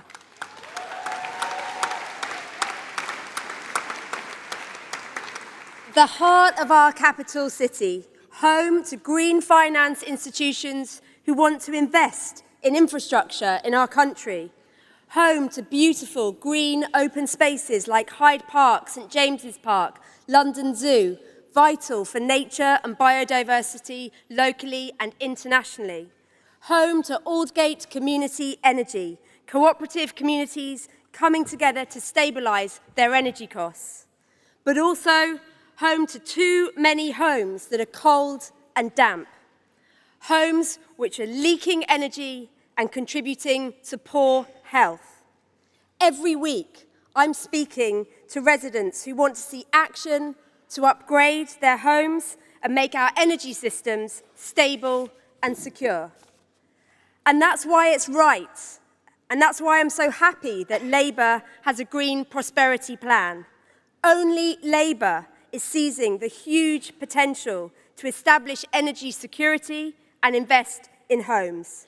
Our Warm Homes plan would upgrade the energy efficiency of up to 2 million homes a year. Our Warm Homes plan would invest up to £6 billion every year for 10 years to give families the grants and loans they need, cut bills, cut emissions, create jobs, and establish energy security. And we can do this. We can deliver our Warm Homes plan. We can build GB Energy, but only if we win the next election. Only if we keep listening and working with residents in seats like mine. Seats where only Labour can deliver the change our country needs. Conference, thank you for all the support you're offering candidates like me. Thank you for all the support you will continue to offer candidates like me over the next year. And thank you for helping our mission to get Britain's future back. Thank you, Conference. Thank you, Delegate.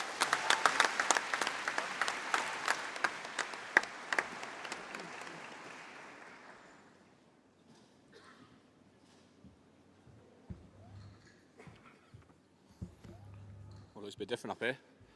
Hi, my name's Adam Allnut. I'm a delegate from Poplar and Limehouse. Second-time delegate, first-time speaker. Thank you. At Tory Party Conference, they didn't just wage a culture war, they started to wage a war on our environment. It's evident to see they don't care about the planet, they just care about making people feel small and unimportant. The Climate Change Committee warns us that the UK is missing every target to tackle climate change. Just from the weather this week, you can see that we aren't just in a crisis, we're in an emergency. Composite 7 shows our leadership on tackling climate change.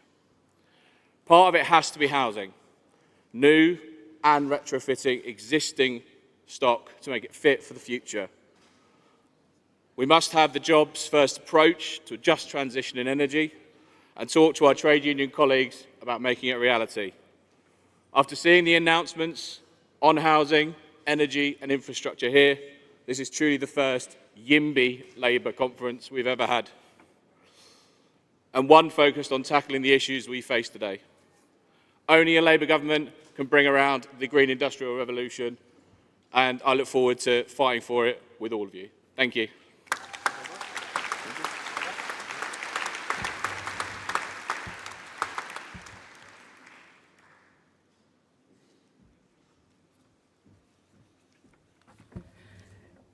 Conference. I'm Emma Hoddinott, Assistant General Secretary at the Cooperative Party. And we're here, oh, some Co-op fans, brilliant. We're here in a very warm Liverpool, but it shouldn't be this warm in October. This is climate change. We need to take action now to decarbonise our economy and work towards net zero. And with Labour, we've got the grown-ups in the room.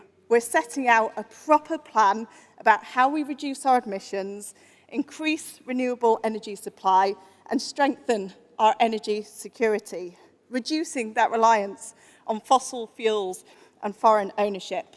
And we compare this to the Conservatives, whose real conference slogan should have been avoiding long-term decisions for an uncertain future.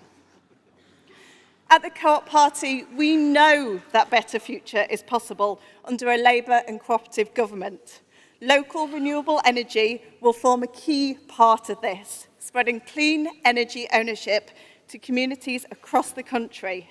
With Labour's new GB Energy, we'll be able to make this bright future a reality.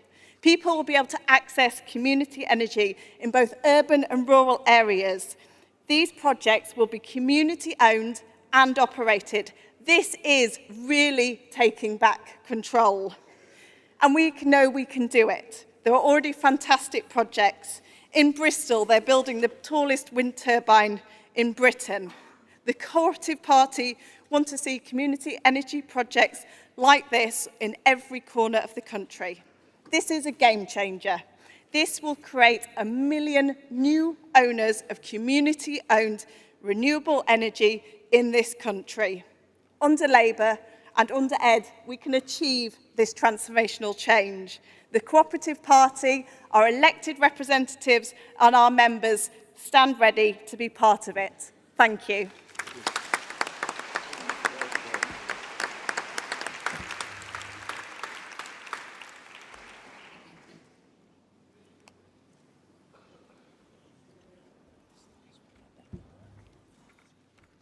Hello, Conference. I'm Simran Chima. I'm a delegate from Walsall North. First-time delegate and first-time speaker.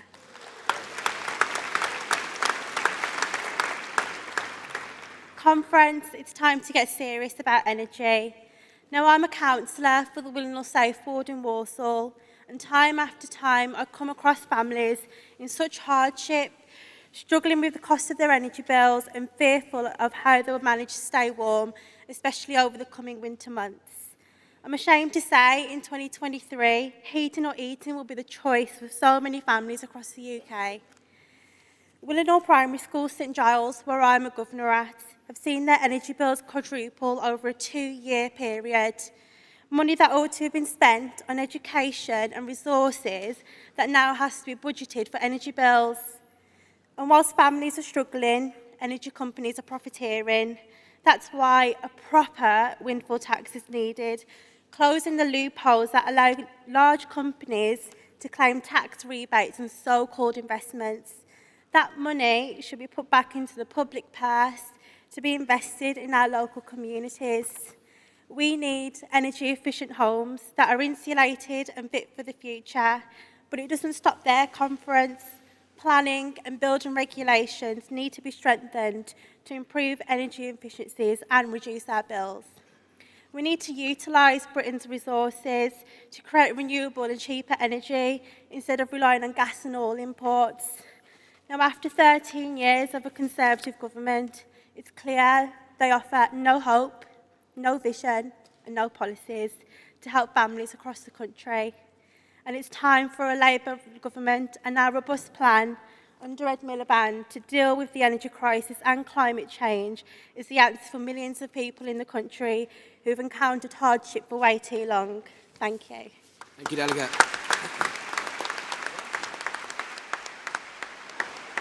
Thank you, Delegate. Thank you to all the delegates that made those contributions. Unfortunately, we're going to have to move on. Votes will take place at the end of the session.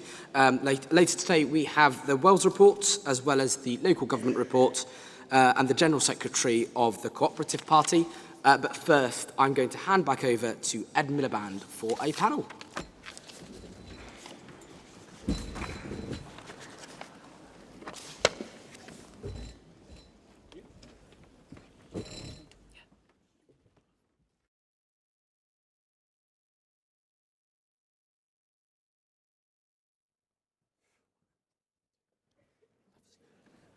Friends, thank you for your kind reception, and I'm really delighted that we're going to have a short conversation now with our Scottish Labour leader Anna Sawar and Rachel McEwen from the company SSE.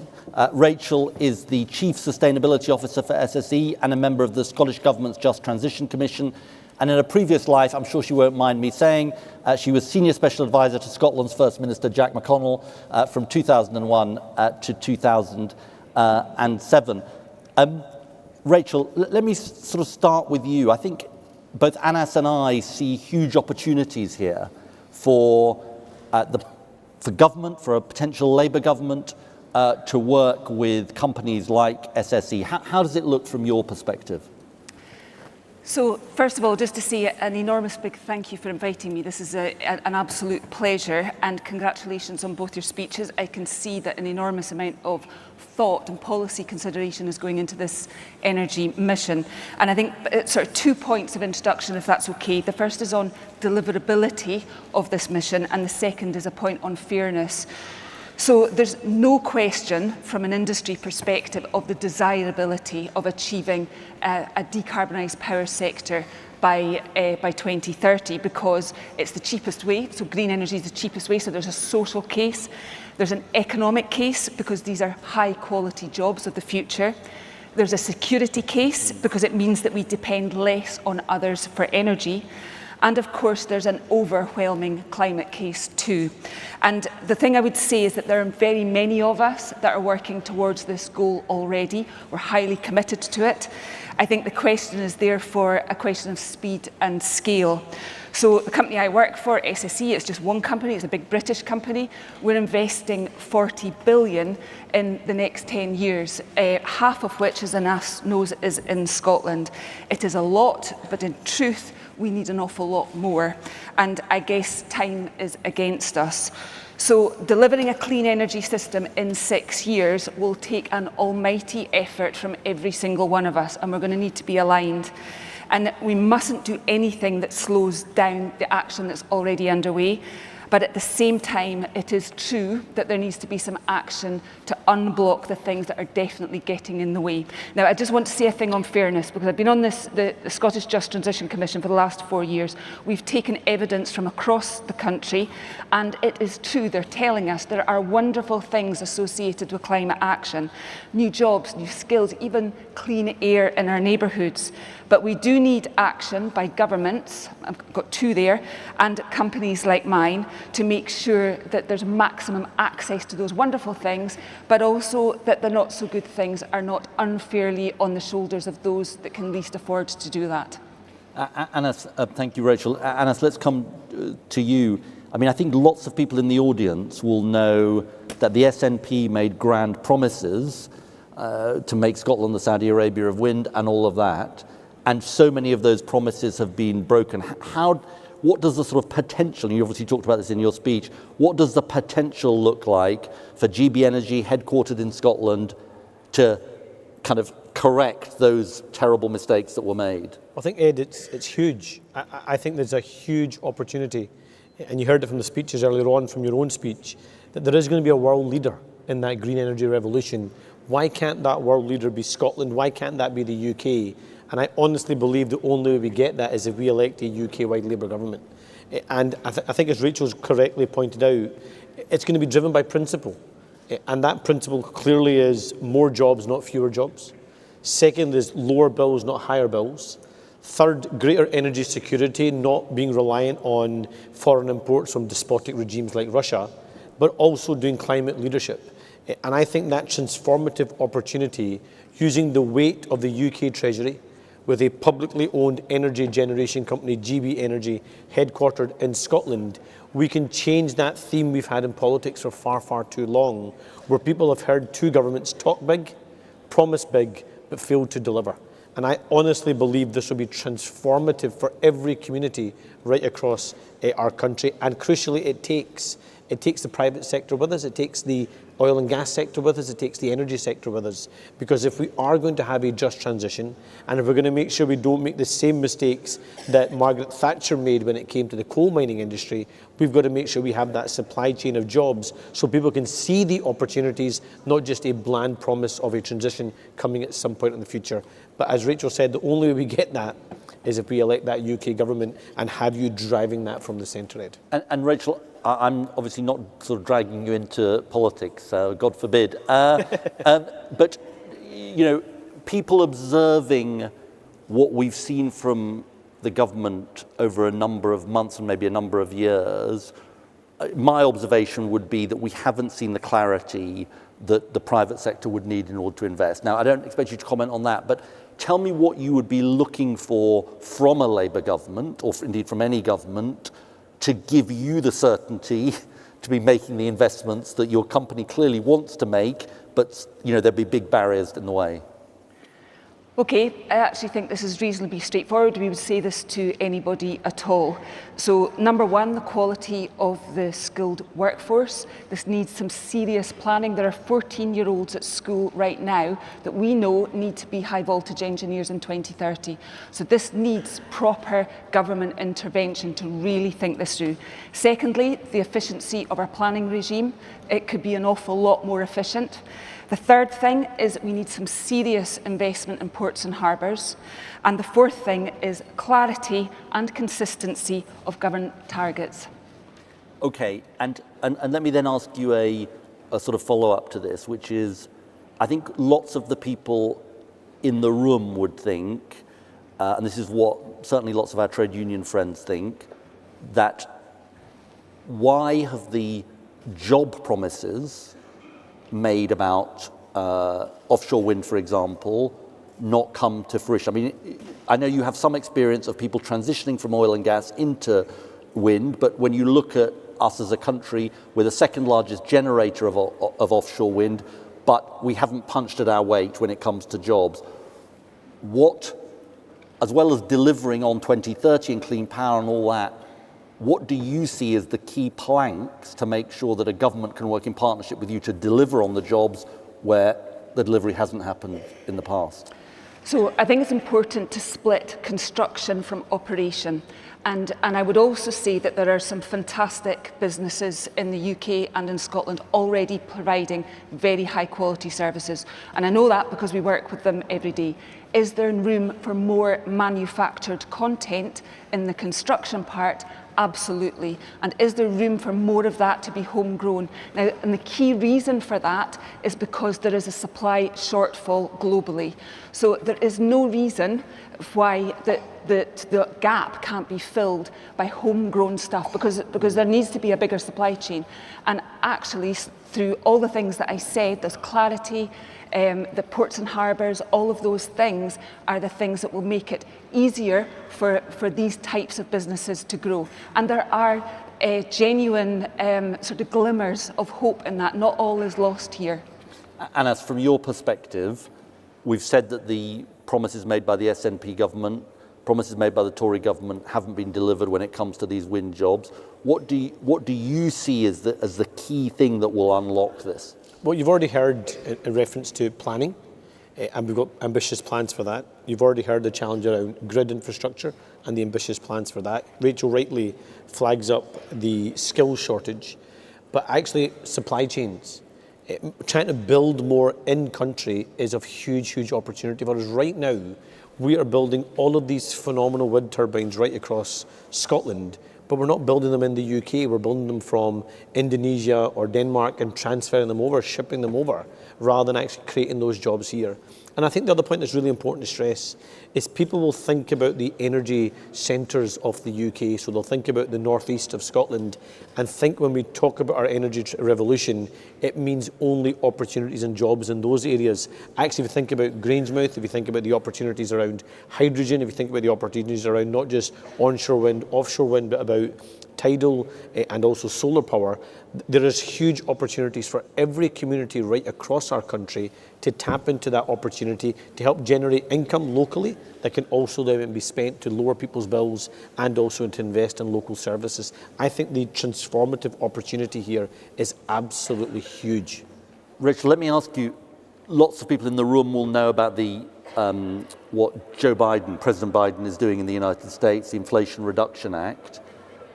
We've talked about not doing everything he's doing, but with our Green Prosperity Plan, with our investment, co-investing with the private sector through the National Wealth Fund, through GB Energy, doing things like investing in the ports, giving incentives around the British jobs bonus. How do you look at what the Biden administration is doing and what lessons we can learn in the UK?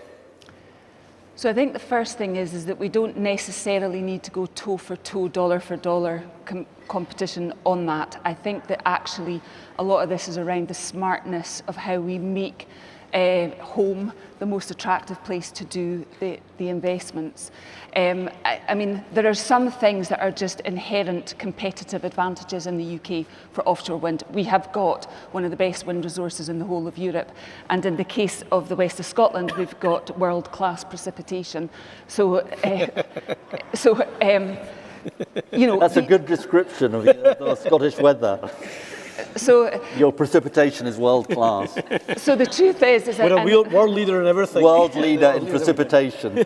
I thought we might need an ark to get out of Scotland this week, but my point is there, which is that these are the resources, these are competitive advantage resources that not every country in the world has got, and that gives the fundamental base case for the fact that this stuff needs to be built, and it makes, you know, the energy that we're producing a lot cheaper. So combine that with all the other things that I said, and I genuinely think that it is possible to get far more manufactured content than we currently do. And that's certainly our aim. I mean, Scotland may be a world leader in precipitation, but also it has huge potential, Anas, doesn't it, in relation to particular things like carbon capture and storage, hydrogen. When you think about the North Sea, huge. I mean, you know, and this is what I think people miss about this debate about the Inflation Reduction Act, because they say, well, how can we compete with America? Well, first of all, there's $5 trillion, I think, of green energy investment per year needed between 2030 and 2050. And secondly, we have some particular advantages, don't we? I mean, caverns in the North Sea, all of those things. If you think about the Acorn project, if you think about the opportunities in Grangemouth, if you think about carbon capture, we have huge, huge opportunities, but it really needs to be backed by two governments that are willing to cooperate and put their money where their mouth is to make it actually happen. So I think the opportunities there are huge. Going back to the investment point you made, though, because I think it's really, really important. I am struck by the number of companies that you meet, whether that be those companies that are working in the oil and gas sector or in the energy sector more widely, or indeed those that manage pension funds, whether that be public sector pension funds or indeed private sector pension funds. They are desperate to invest in our energy infrastructure in the UK. But what they keep saying is, we don't have stability. We don't know if the government's going to have one priority one day and then run a million miles away from it the next.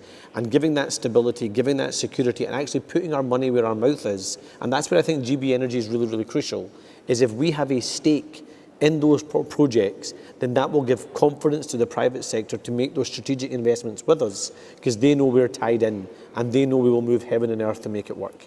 Can I ask a question about, you know, what is going to be on so many people's minds? We're talking about the long-term future, but so many people are thinking about this winter and the cost of living crisis that is being faced. I mean, it seems to me that, you know, we've said that we want to use a proper windfall tax to help deal with the issues people are facing now, but there is also you know, Scotland may be world leaders in precipitation. I think we are Europe's leaders in having poorly insulated homes. Yes, totally. And I mean, isn't this the biggest no-brainer of public policy? In Scotland, in Scotland, in Wales, right across the United Kingdom? Oh, huge. I mean, insulating our homes, setting proper standards for new build homes, as well as the stakes we should give to local communities in those energy projects, so we take people with us on that transition, is absolutely transformative. And sadly, we've had a decade of failure from two bad governments that haven't been willing to make those strategic investments. And again, it just unlocks huge potential, and actually really exciting potential as well. It brings down fuel poverty, it brings down people's bills, it addresses the cost of living crisis, it lifts people out of poverty, and fundamentally it creates good jobs and a stronger economy. It is a perfect mix of both social policy and economic policy. And from an SSE point of view? Absolutely. I mean, we're no longer a supplier of energy, but it is the big missing part. And if you pay close attention to the Climate Change Committee, which I'm sure you do, you can see that this is the key thing that needs to be done. From a Just Transition Commission perspective, so we've put a lot of thought into this, buildings policy is the big thing that needs more movement, really. And in your work on the just transition, because this is obviously an absolutely crucial issue for us, and it's a crucial issue that I'm thinking about, and I've also talked to our US colleagues about it and how they are dealing with it. What's the single most important piece of learning you would take out of your work on the Just Transition Commission about what you would be wanting to see from a UK Labour government? The most important thing is that you need a planned, orderly transition. Disorderly transitions have the worst impacts on people. And when we were taking evidence from lots of different sectors, this is one of the clear messages. The sectors that don't have a plan to get to net zero, they are likely to have the worst impacts on the working people and consumers. So you have to have an orderly plan. Now, the Commission is also really clear that that's not an excuse to slow down action on net zero. You've got to do it simultaneously. You've got to do it fast, and you've got to do it orderly. So this is all about the quality and competence of your planning in government. And Anna, sort of from your point of view, thinking about it, I mean, clearly getting this just transition right is absolutely key, isn't it? You know, I represent a seat, Doncaster North, which went through an appalling transition, a totally unmanaged transition. We are not going to have that happen. To us, what do you see as the key for us? I mean, it's huge. It is the single biggest growth sector and growth opportunity for Scotland, and therefore all the opportunities that flow from that growth. And again, it comes back to leadership. We said it right at the start. We lack leadership in Scotland on the climate emergency and on the green energy revolution. We lack leadership across the UK on clean energy and the green revolution. But tragically, we also lack leadership globally on the green revolution and clean energy, and getting Britain back to being that leader that is being a beacon, not just what it's doing in country, but then leveraging other people to do it around the world is again of huge significance. And getting back to that world leader is, I think, that great chance, great opportunity. A couple more areas I just want to cover. Energy security. I think there is this sort of mythology that if we go slow on sort of green energy, that will give us more energy security. Nonsense. I mean, that is not the evidence of the last couple of years, is it? I mean, we've seen the worst cost of living crisis in memory, the worst energy bills crisis in memory. It's not because we were importing a lot from Russia. We were importing something like 5% from Russia, but fossil fuel prices are set on the international market, and it's quite important to get this across, isn't it? Clean, homegrown energy is the answer here, isn't it? Absolutely, without any shadow of a doubt, that every kilowatt hour more of green electricity that comes on the system makes it cheaper over the average. It is hugely important. The one thing I would say is that one of the things that we need to watch out for is that we'll have this almighty amount of green energy, but we still need flexibility. And this sort of comes into Anna's point about Peterhead and places like that, where we do need this industrial strategy around the gas generators of the past. Now, it's almost by definition, they are located in industrial heartlands, they're located in the places of strategic importance to the power system, and what we need to do is think of this as an industrial opportunity to repurpose those assets for the net zero world. And that's the last bit of the jigsaw. We need to just throw everything at wind, because it's by far the cheapest, and we need to combine that with some flexibility just to prop things up. There's lots of technical reasons why you need it, not just that you need the energy when the wind's not blowing, you need it for system And that's services. with carbon capture and storage playing a crucial role. There's three things: carbon capture and storage. There's something called pumped hydro. So hydro is still part of the answer here. And the third one is hydrogen. I mean, the overall sort of utopia, I suppose, is that we have a green hydrogen type economy in the long run. And as you were saying, this idea that the sort of going slowly is the answer. Honestly, I mean, going slowly would be devastating for our communities and our country. We have got to run fast to the opportunity, not run away from the opportunity. And I think that's what the challenge is going to be for the Labour movement, actually, is you're going to have a Conservative Party that is going to deliberately play a culture war on this issue, is going to dream up policies that they're going to oppose that no one's ever thinking of dreaming up themselves, and they're going to try and drive a wedge through communities and put all of this opportunity online and on the risk purely for their own electoral gain, and we have got to resist that temptation. This is about social policy and economic policy that benefits our country. It's about our national interest whilst also protecting our planet and protecting our climate and demonstrating global leadership. And maybe this is the point to end on. I think it's really important to say that all of what we are designing and all of what we are talking about is about tackling the climate crisis and the cost of living crisis together.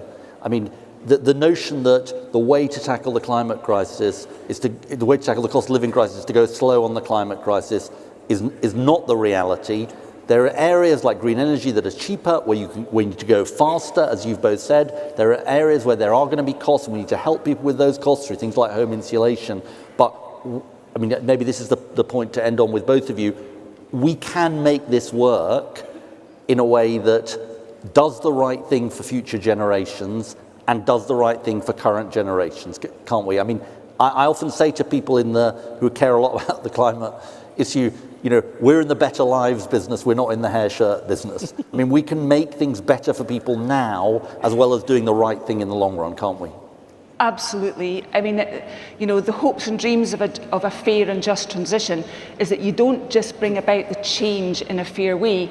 Actually, you can deal with some of the ills from before. If we're really smart, we can deal with, some of the from what we've taken from industrial coal fields and all the things that we've had to deal with over the years. We can fix so many of these things with brilliant policy. And that's just from your perspective, we can do both, can't we? We have to do both. But I think, again, the really important thing to emphasise is you will hear lots of people. You hear the SNP in Scotland, you hear the Conservatives, you'll actually also probably hear the Greens try and pretend that Labour's not being bold enough or ambitious enough on the green energy revolution or on climate change. Let's be really blunt about this, though. The opportunity is huge. We only get to deliver that opportunity, though, if we actually elect a UK Labour government and put this into practice. And that's why we've got to go hell for leather to win that election next year. Well, look, shortly we're going to be hearing about the great things that are being done in Wales, including around the issue of green energy. Just for now, ladies and gentlemen, I want to really thank Rachel McEwen from SSE and Anna Thawa, our Scottish Labour leader, and thank you to all of you. And thank you, Ed, for great leadership. Thank you.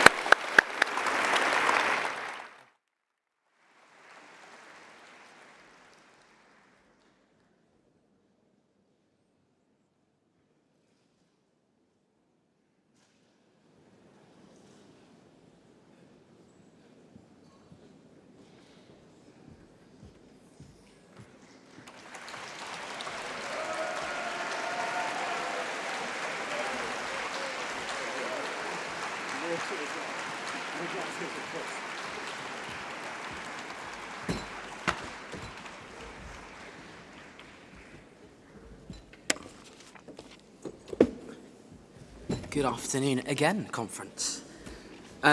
Conference, to kick off the Wales report, we have our brilliant Shadow Secretary of State for Wales, Jo Stevens.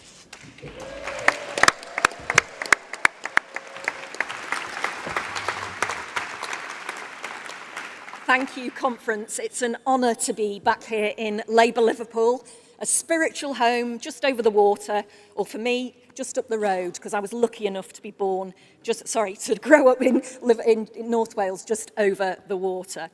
And it's an honour to be here again, hopefully for the last time as Shadow Secretary of State for Wales.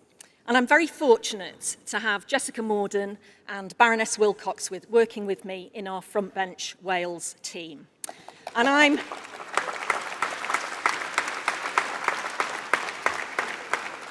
I'm delighted to be sharing a stage with Mark Drakeford, Welsh Labour's leader and First Minister of our Welsh Labour government.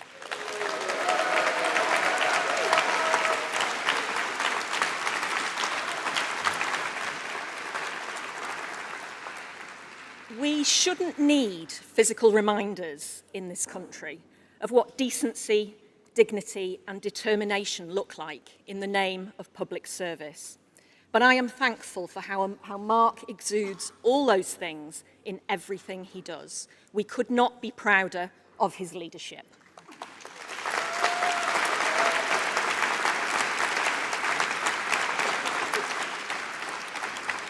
And we are in the very lucky position of having Keir Starmer, our leader who shares that decency, dignity and determination, who believes in public service, who loves and understands Wales, who has united our party on a path to victory.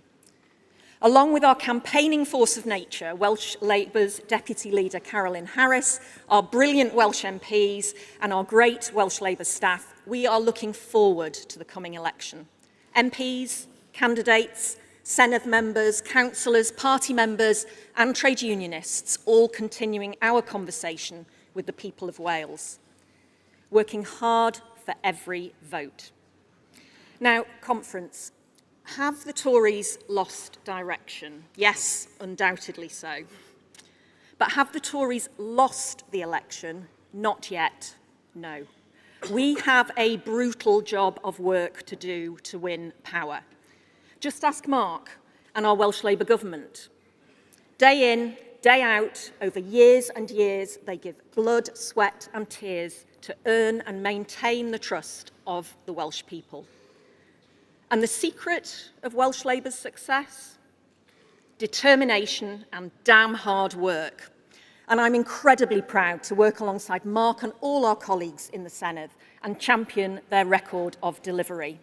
The best childcare offer in the UK, 28,000 apprenticeships, a new medical school in North Wales, and a real living wage for all care workers.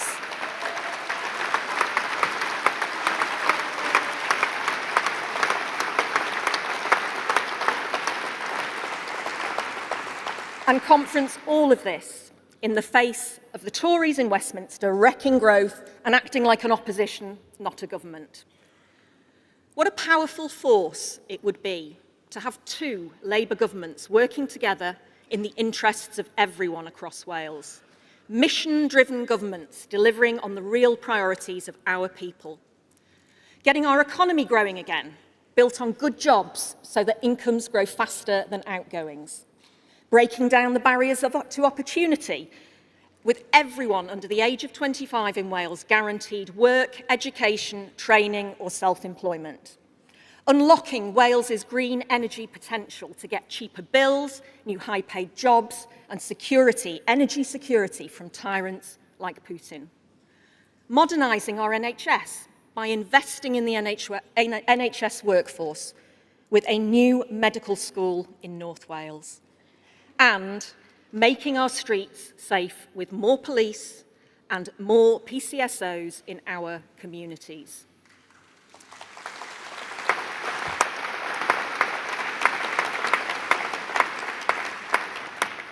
Help for those that need it the most, hope for a brighter, better future, and honesty and integrity back into the heart of UK government. So help for working people, an end to fire and rehire, a ban on 0 hours contracts, and rights from day one at work. Hope for steel, with a world-leading £3 billion investment plan to decarbonise the industry. Conference, the Tories sleepwalk on steel. Labour will save our steel.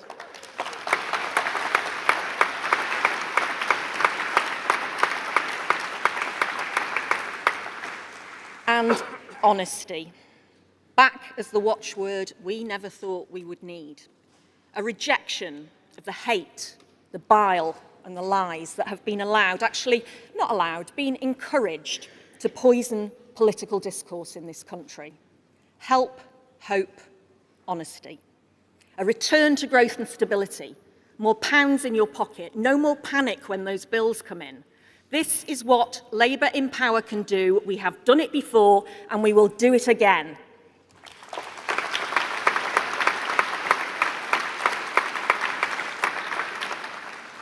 Conference, the Conservatives want the next election to be about anything other than this.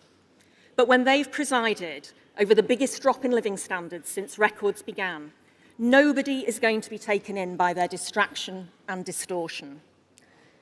But remember, Conference, Labour's deal with the Welsh and British people remains to be sealed. We have to earn that trust. We have to earn each and every vote. Let's create a Wales and a Britain where everyone can thrive. Join us on this journey. Together we can and we will redefine our future. Thank you.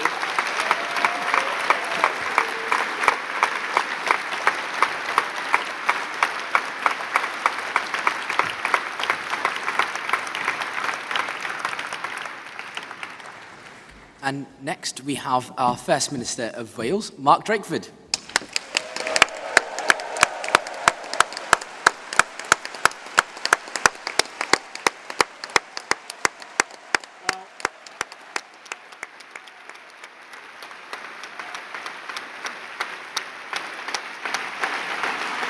Cadeirydd, diolch yn fawr ac am y gyfeillion prynawn da I chi gyd a diolch I chi gyd wrth gwrs.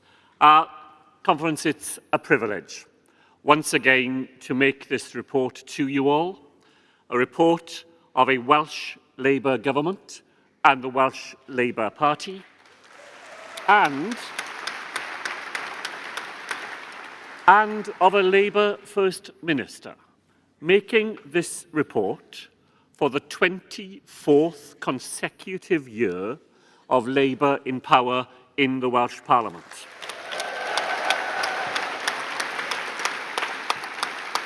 Now, Conference, it's conventional to set out the many achievements of Labour in office, and I'll come to quite a lot of that in just a moment. But I wanted to start unconventionally, by pointing to the danger which exists for a party, our party, which has earned the trust of its electorate over such a long period. The greatest danger is that we become used to the privilege of power, that we settle into the seats of government, that we become content with being in charge, instead of determined to use that power for the progressive purposes which shape our party. Now, fortunately for us, the remedy is close at hand. And it's not the remedy offered up by the hapless Prime Minister last week. Because, Conference, I am proud of the record of Labour in government in Wales. We don't seek renewal by denying our own history, by attacking the record of the party to which we belong, to claim not to be responsible for our own actions. That shameless pretense. It's not the Labour way, and it's not the Welsh way. Our recipe.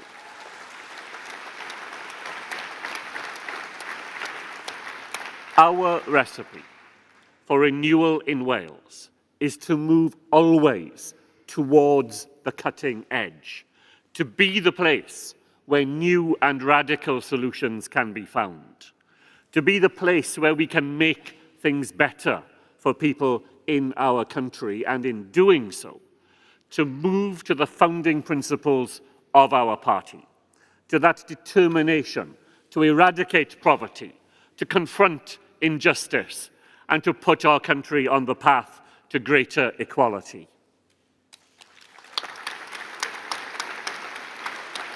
Now, famously, it was a Labour Prime Minister who told this conference that we are at our best when we are boldest.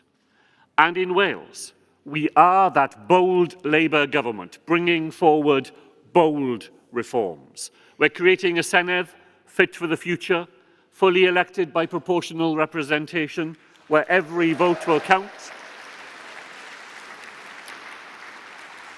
We will abolish the pursuit of profit in the care of our looked-after children.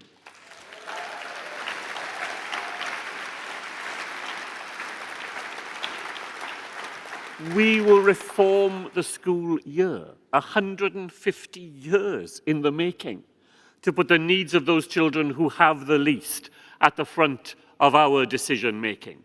We'll bring buses back under public control, we'll make coal tips safety, we will create that Wales where Labour values deliver on the beliefs and priorities of the people who look to us to create that future for them.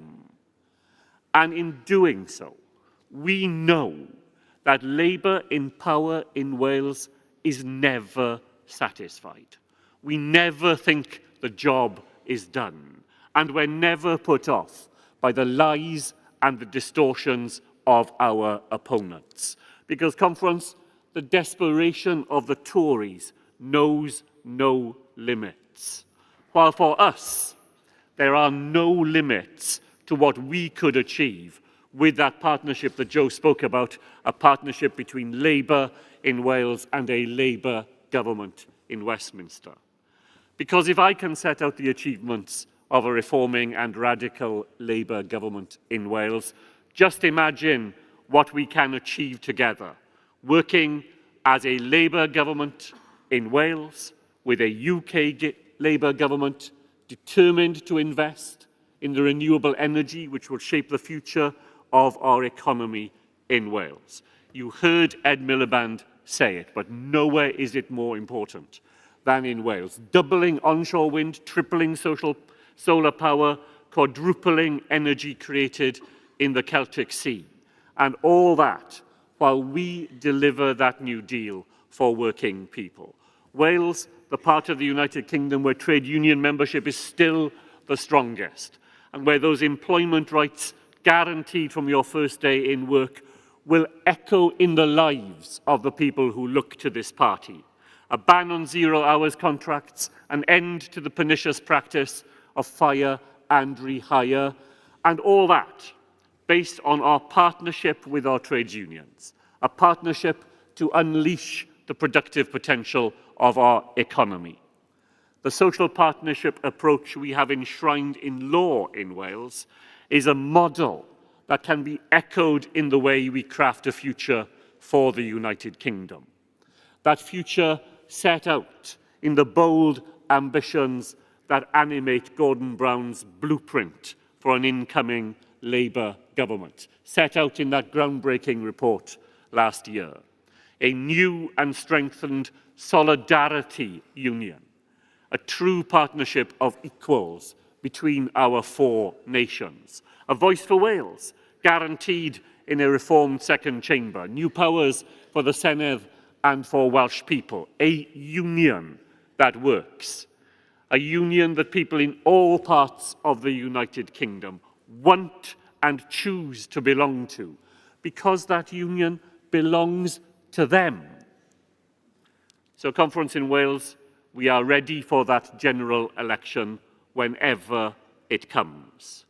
Our fantastic Welsh Labour candidates are ready. From Ynys Môn to Monmouthshire, they will provide a strong Welsh Labour voice along with our MP colleagues in that next Labour government. Llais Cymreig clir o fewn Llywodraeth Lafur. And Conference, we're ready to make sure that our ambitions for tomorrow reflect the great traditions of our past. And Aaron Bevan, as you know, said that he was 21 before he ever met a Tory. And we are working hard in Wales to give our young people that same opportunity today.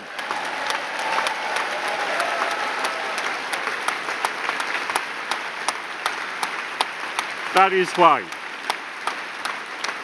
why, as we approach the general election, our ambition is to make Wales once again a country free of Tory MPs in 2024.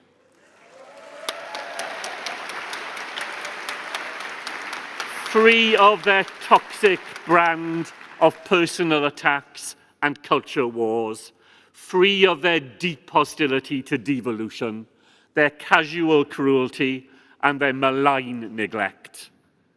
Do you know it's more than 20 years since I attended Labour Party conference with the then First Minister, Rhodri Morgan?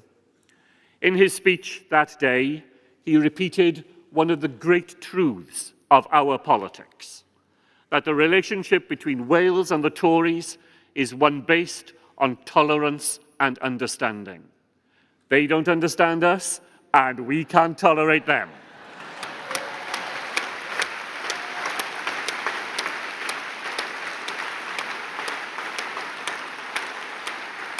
And that, of course, is, as you've heard so many people say from this platform, we cannot wait for a general election to come, to rid Wales of the scourge of 13 years of Tory failure, and to welcome in that new Labour government led by Keir Starmer and his fantastic team. A government with a genuine seriousness of purpose. A government that will put the interests of our people first. But we know, as Joe said, that none of this can be taken for granted. In Wales, we've had that immense privilege of winning power for a quarter of a century. And we fight for every vote at every election, knowing that that is our opportunity to renew our relationship with voters right across Wales, with those radical ideas and ambitions that we have to make our country stronger. Now, we face the same fight to do the same throughout the whole of the United Kingdom, so that we together can rebuild our country for the better. Diolch yn fawr. Thank you very much.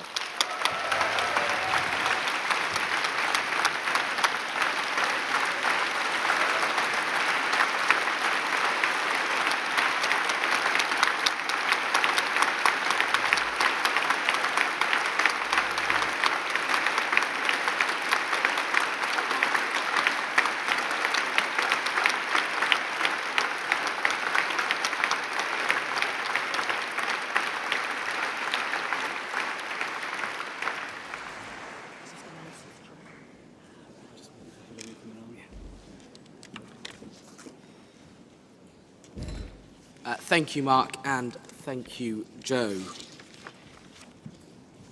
Conference, it's a real pleasure for me to introduce our next speaker. It's Hilary Benn, our Shadow Secretary of State for Northern Ireland.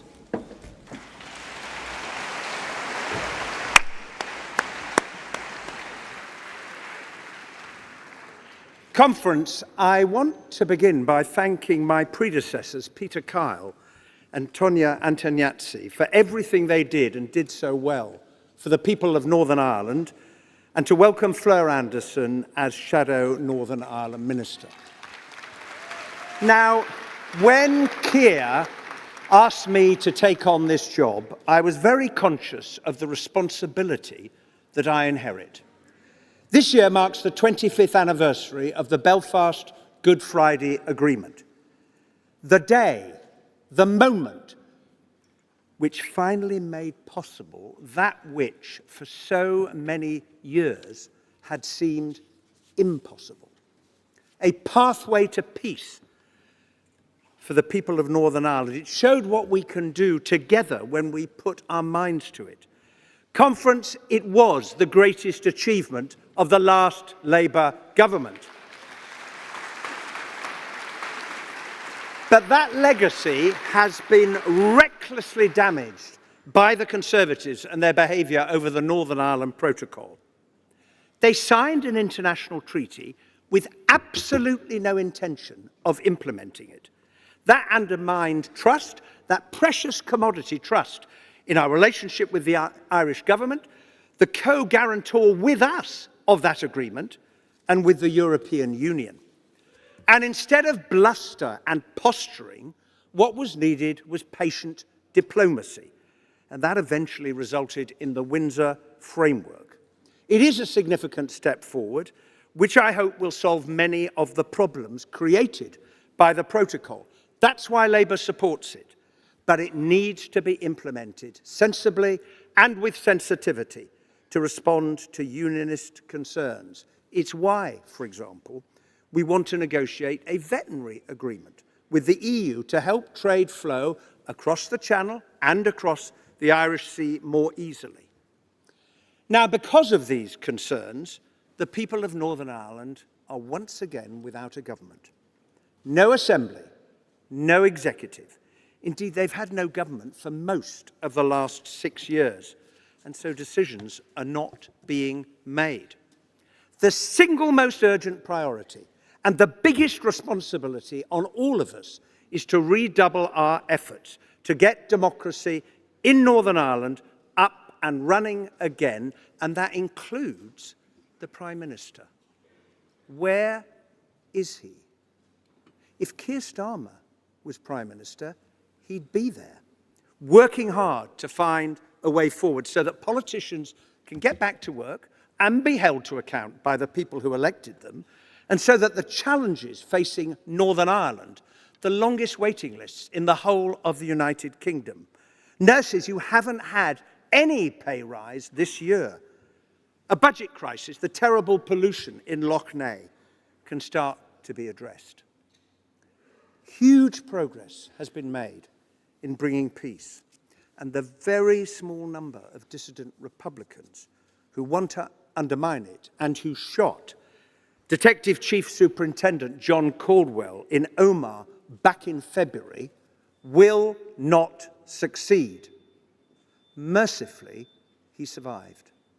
Conference, let us send him and his family our very best wishes and say to all his colleagues in the police service of Northern Ireland, now more representative of both communities, thank you for what you do to help protect the people you serve.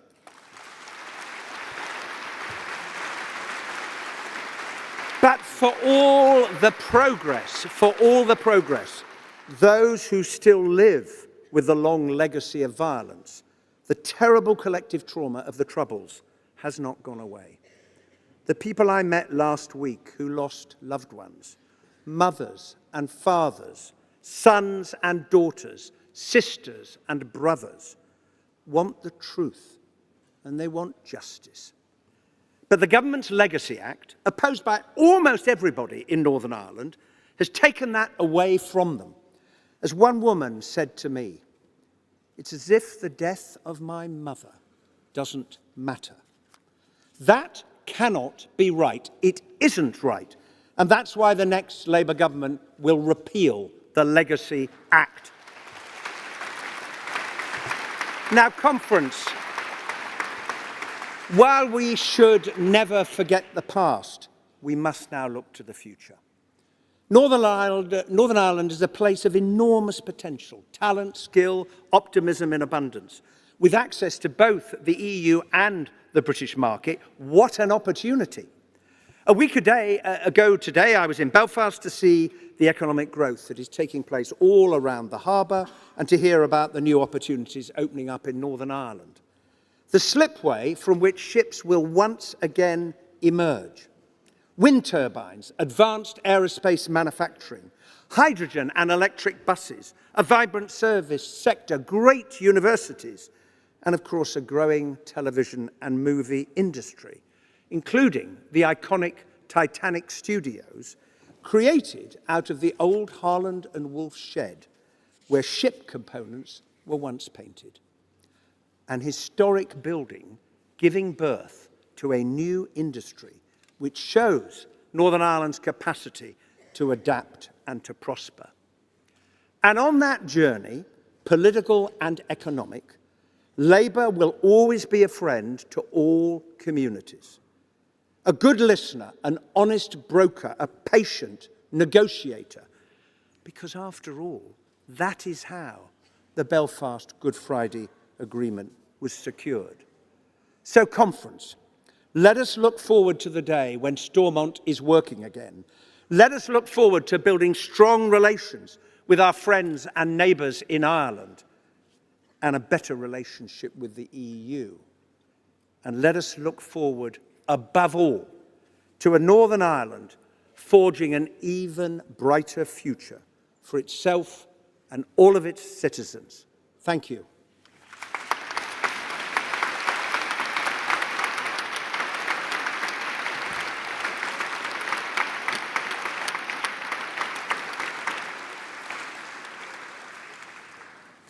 Thank you, Hilary. Conference, as I mentioned earlier, votes will take place at the end of today's session, and later today we will hear from we'll hear our local government report and from the General Secretary of the Cooperative Party. Conference, I would now like to ask our Deputy Leader, Angela Rayner, to address conference.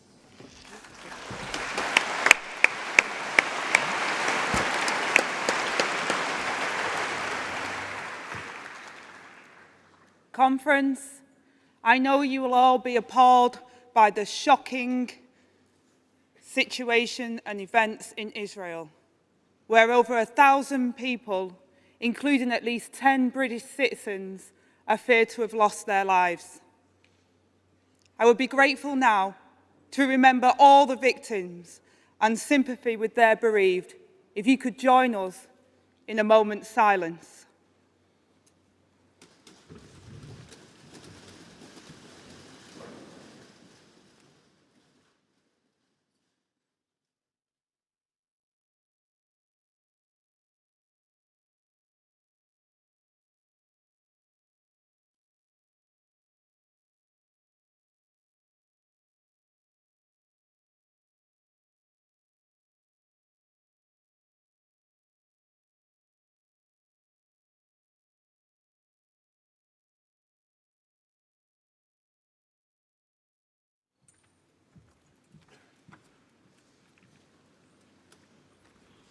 Thank you, Angela.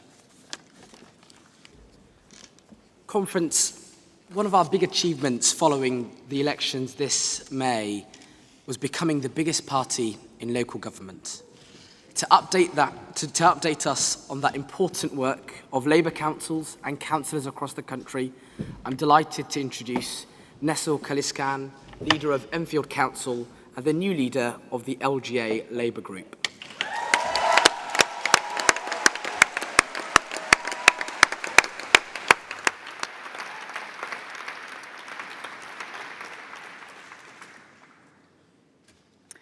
Thank you, delegates. It's great to be here in Liverpool with you. I'm Councillor Nessel Kaliskan, and as the LGA's Labour leader, I now represent the biggest political party in local government.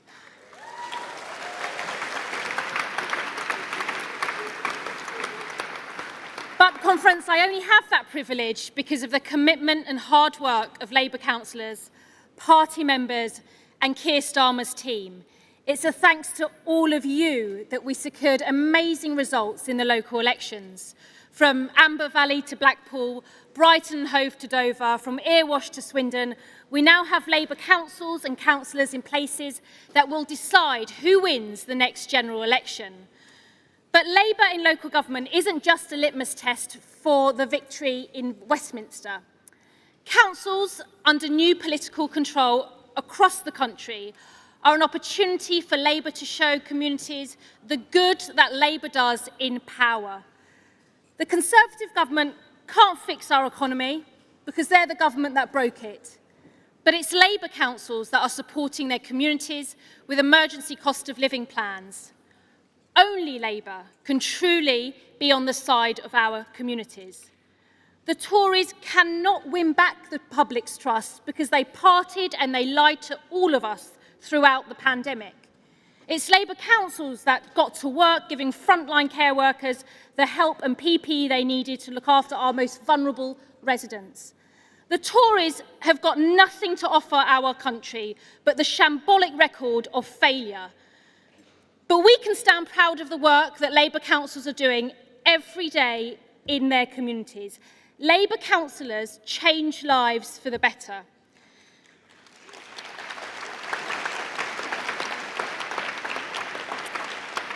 And with ever decreasing resources, we protect frontline services that are a lifeline for so many. We're placemakers, leading investment to improve our towns, our villages and building homes.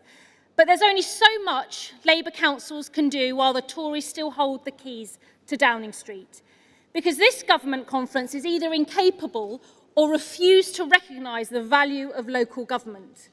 So we need Keir Starmer as our Prime Minister and Angela Rayner as our Levelling Up Secretary. A Labour government will build a better Britain alongside strong Labour councils. We welcome plans for a Take Back Control bill, devolving power from Whitehall to town halls, empowering our communities and our councils. Conference, I grew up under a Labour government, but in an area with the Conservative-run council. And despite a strong national economy, local Tories held my borough back, failed to deliver, and they stifled local prosperity. And when they got into government in 2010, they did the same to the country. Labour stands up for our communities and the services that matter, and making choices. We are on the right side of residents. Because, Conference, that's what politics is about. Making choices.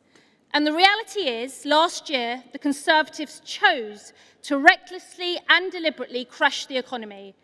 And of course, council budgets aren't immune from rising interest rates and inflation.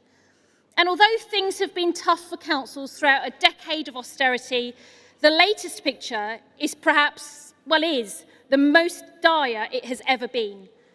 Tory decisions have left our councils facing a £3.5 billion funding gap. And yes, funding and formula is part of the challenge in local government, but we also must unlock the planning system to build homes that we desperately need. We need powers to take long-term unemployment by helping local people access the skills and training so they can thrive. And councils need more autonomy so that big decisions about our towns and our cities are made by communities and local leaders. Experience and knowledge lies with those who have their boots on the ground, not an out-of-touch billionaire flying past in a helicopter. Conference, the months ahead will be the most important in a generation. This is Labour's opportunity to win big. We need a Labour government to stabilise and to grow the economy. And we need a Labour government to fix our country. And I know that Labour councillors up and down the country will play their part in helping to deliver a Labour victory.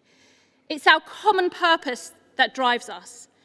We know our country needs change, and only a Labour government can deliver it. Thank you.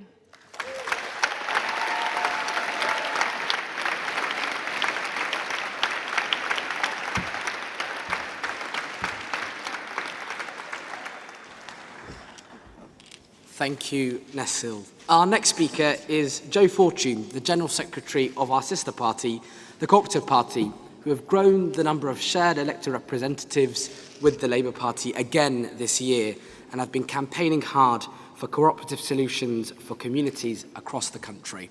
Over to you, Joe.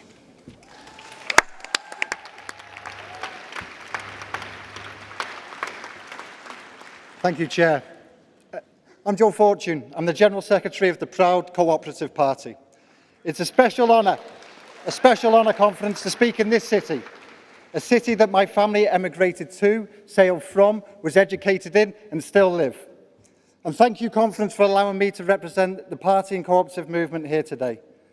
The politics of the cooperative movement are positive, necessary and transformative. These sororal greetings exist because of the partnership between the Labour and cooperative parties. Ours is a partnership that Keir Starmer has described as standing the test of time. After nearly 100 years and counting, in good times and bad, he's right. It's a partnership based on shared values and principles, and it remains as strong as ever. Conference, it gives me great pleasure to report to you that your sister party is in rude health.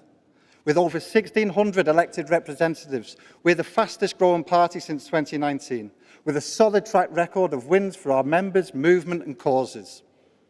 Causes such as fair tax, tackling modern slavery, standing up for retail workers, fighting demutualisation and much more.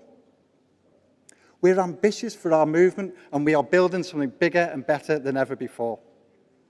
I'd like to thank the Cooperative Party's member societies, trade union affiliates and members, whose work is vital to all of our work. I'd also like to thank the tireless commitment of our party's chair, Jim McMahon. Jim stands up for the cooperative movement day in, day out, and he does so because it is the most marvellous demonstration of what extraordinary things can be achieved through collective action. Our movement brings people together to set up and run thousands of organisations, creating millions of members, generating billions of pounds. Building on the work and tradition of our retail cooperatives in supporting high streets and communities, our cooperative movement builds and owns renewable energy schemes, buys and preserves community assets for everyone to use, develops and delivers fairer finance for all, and so much more. The thing which unites all types of cooperatives and social community-owned business is that they are more resilient, more productive, more focused on community benefit and reinvestment than any other business form. It's true.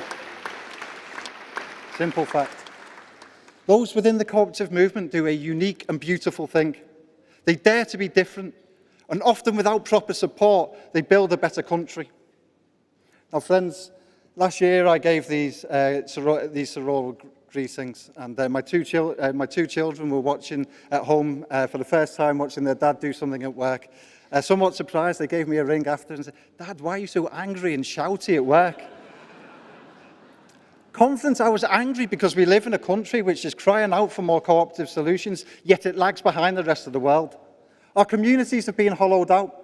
Our energy system left open to manipulation by a small number without wider benefit to us or the planet. Our economy geared towards narrow ownership, short-term profit extraction. It simply has to change. However, Conference, we also now have hope. Hope that with hard work, we have a chance to put our cooperative ideas into practice. I'm delighted we now share a number of important, hopeful commitments with you, the Labour Party.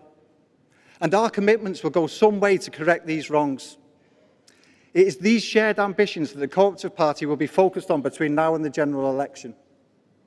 Together, through our commitment to double the size of the cooperative sector, we will develop thousands of new cooperatives, providing jobs, reinvesting profits and hope around the country.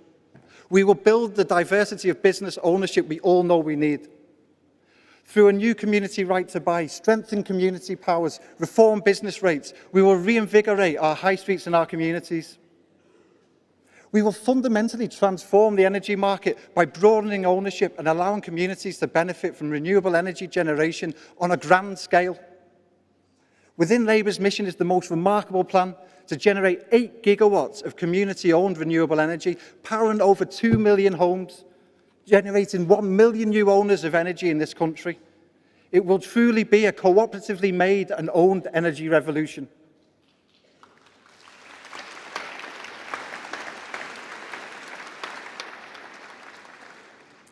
Whilst we know we have more to offer, I believe we are preparing one of the strongest cooperative platforms ever. So friends, I'll leave you with this. Ahead of the next general election, the Cooperative Party are ready to play our part in the fight ahead. We are ready, we are willing, we simply must build a more cooperative future together. Thank you.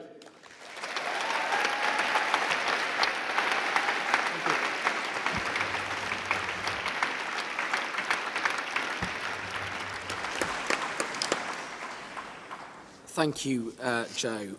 We will now take the vote from the International Growth and Energy plenaries. This may take a while because it's been a very, very busy day. And we are running slightly ahead, so that's good. So the first vote we will take is on Composite 1, Ukraine. Can I see all those in favour? All those against? That carries.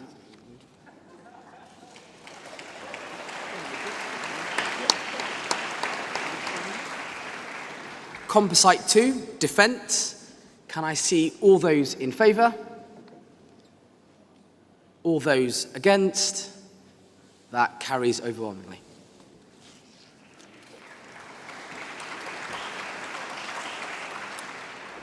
Composite 3, critical infrastructure.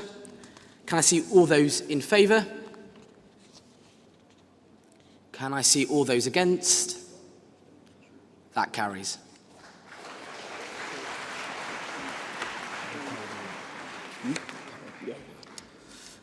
Composite 4, industrial strategy, education and skills. Can I see all those in favour? Thank you. Can I see all those against? That carries overwhelmingly. Composite 5, social care workforce. Can I see all those in favour? All those against? That's unanimous. That carries. Thank you, Conference.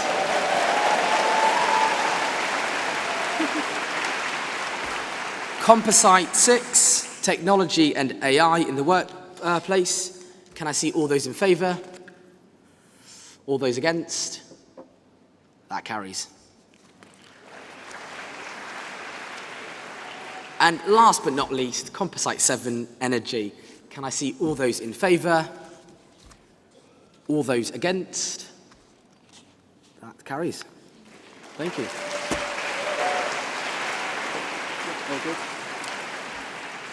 Conference, we will now adjourn until 9:45 in the morning. So have a nice evening.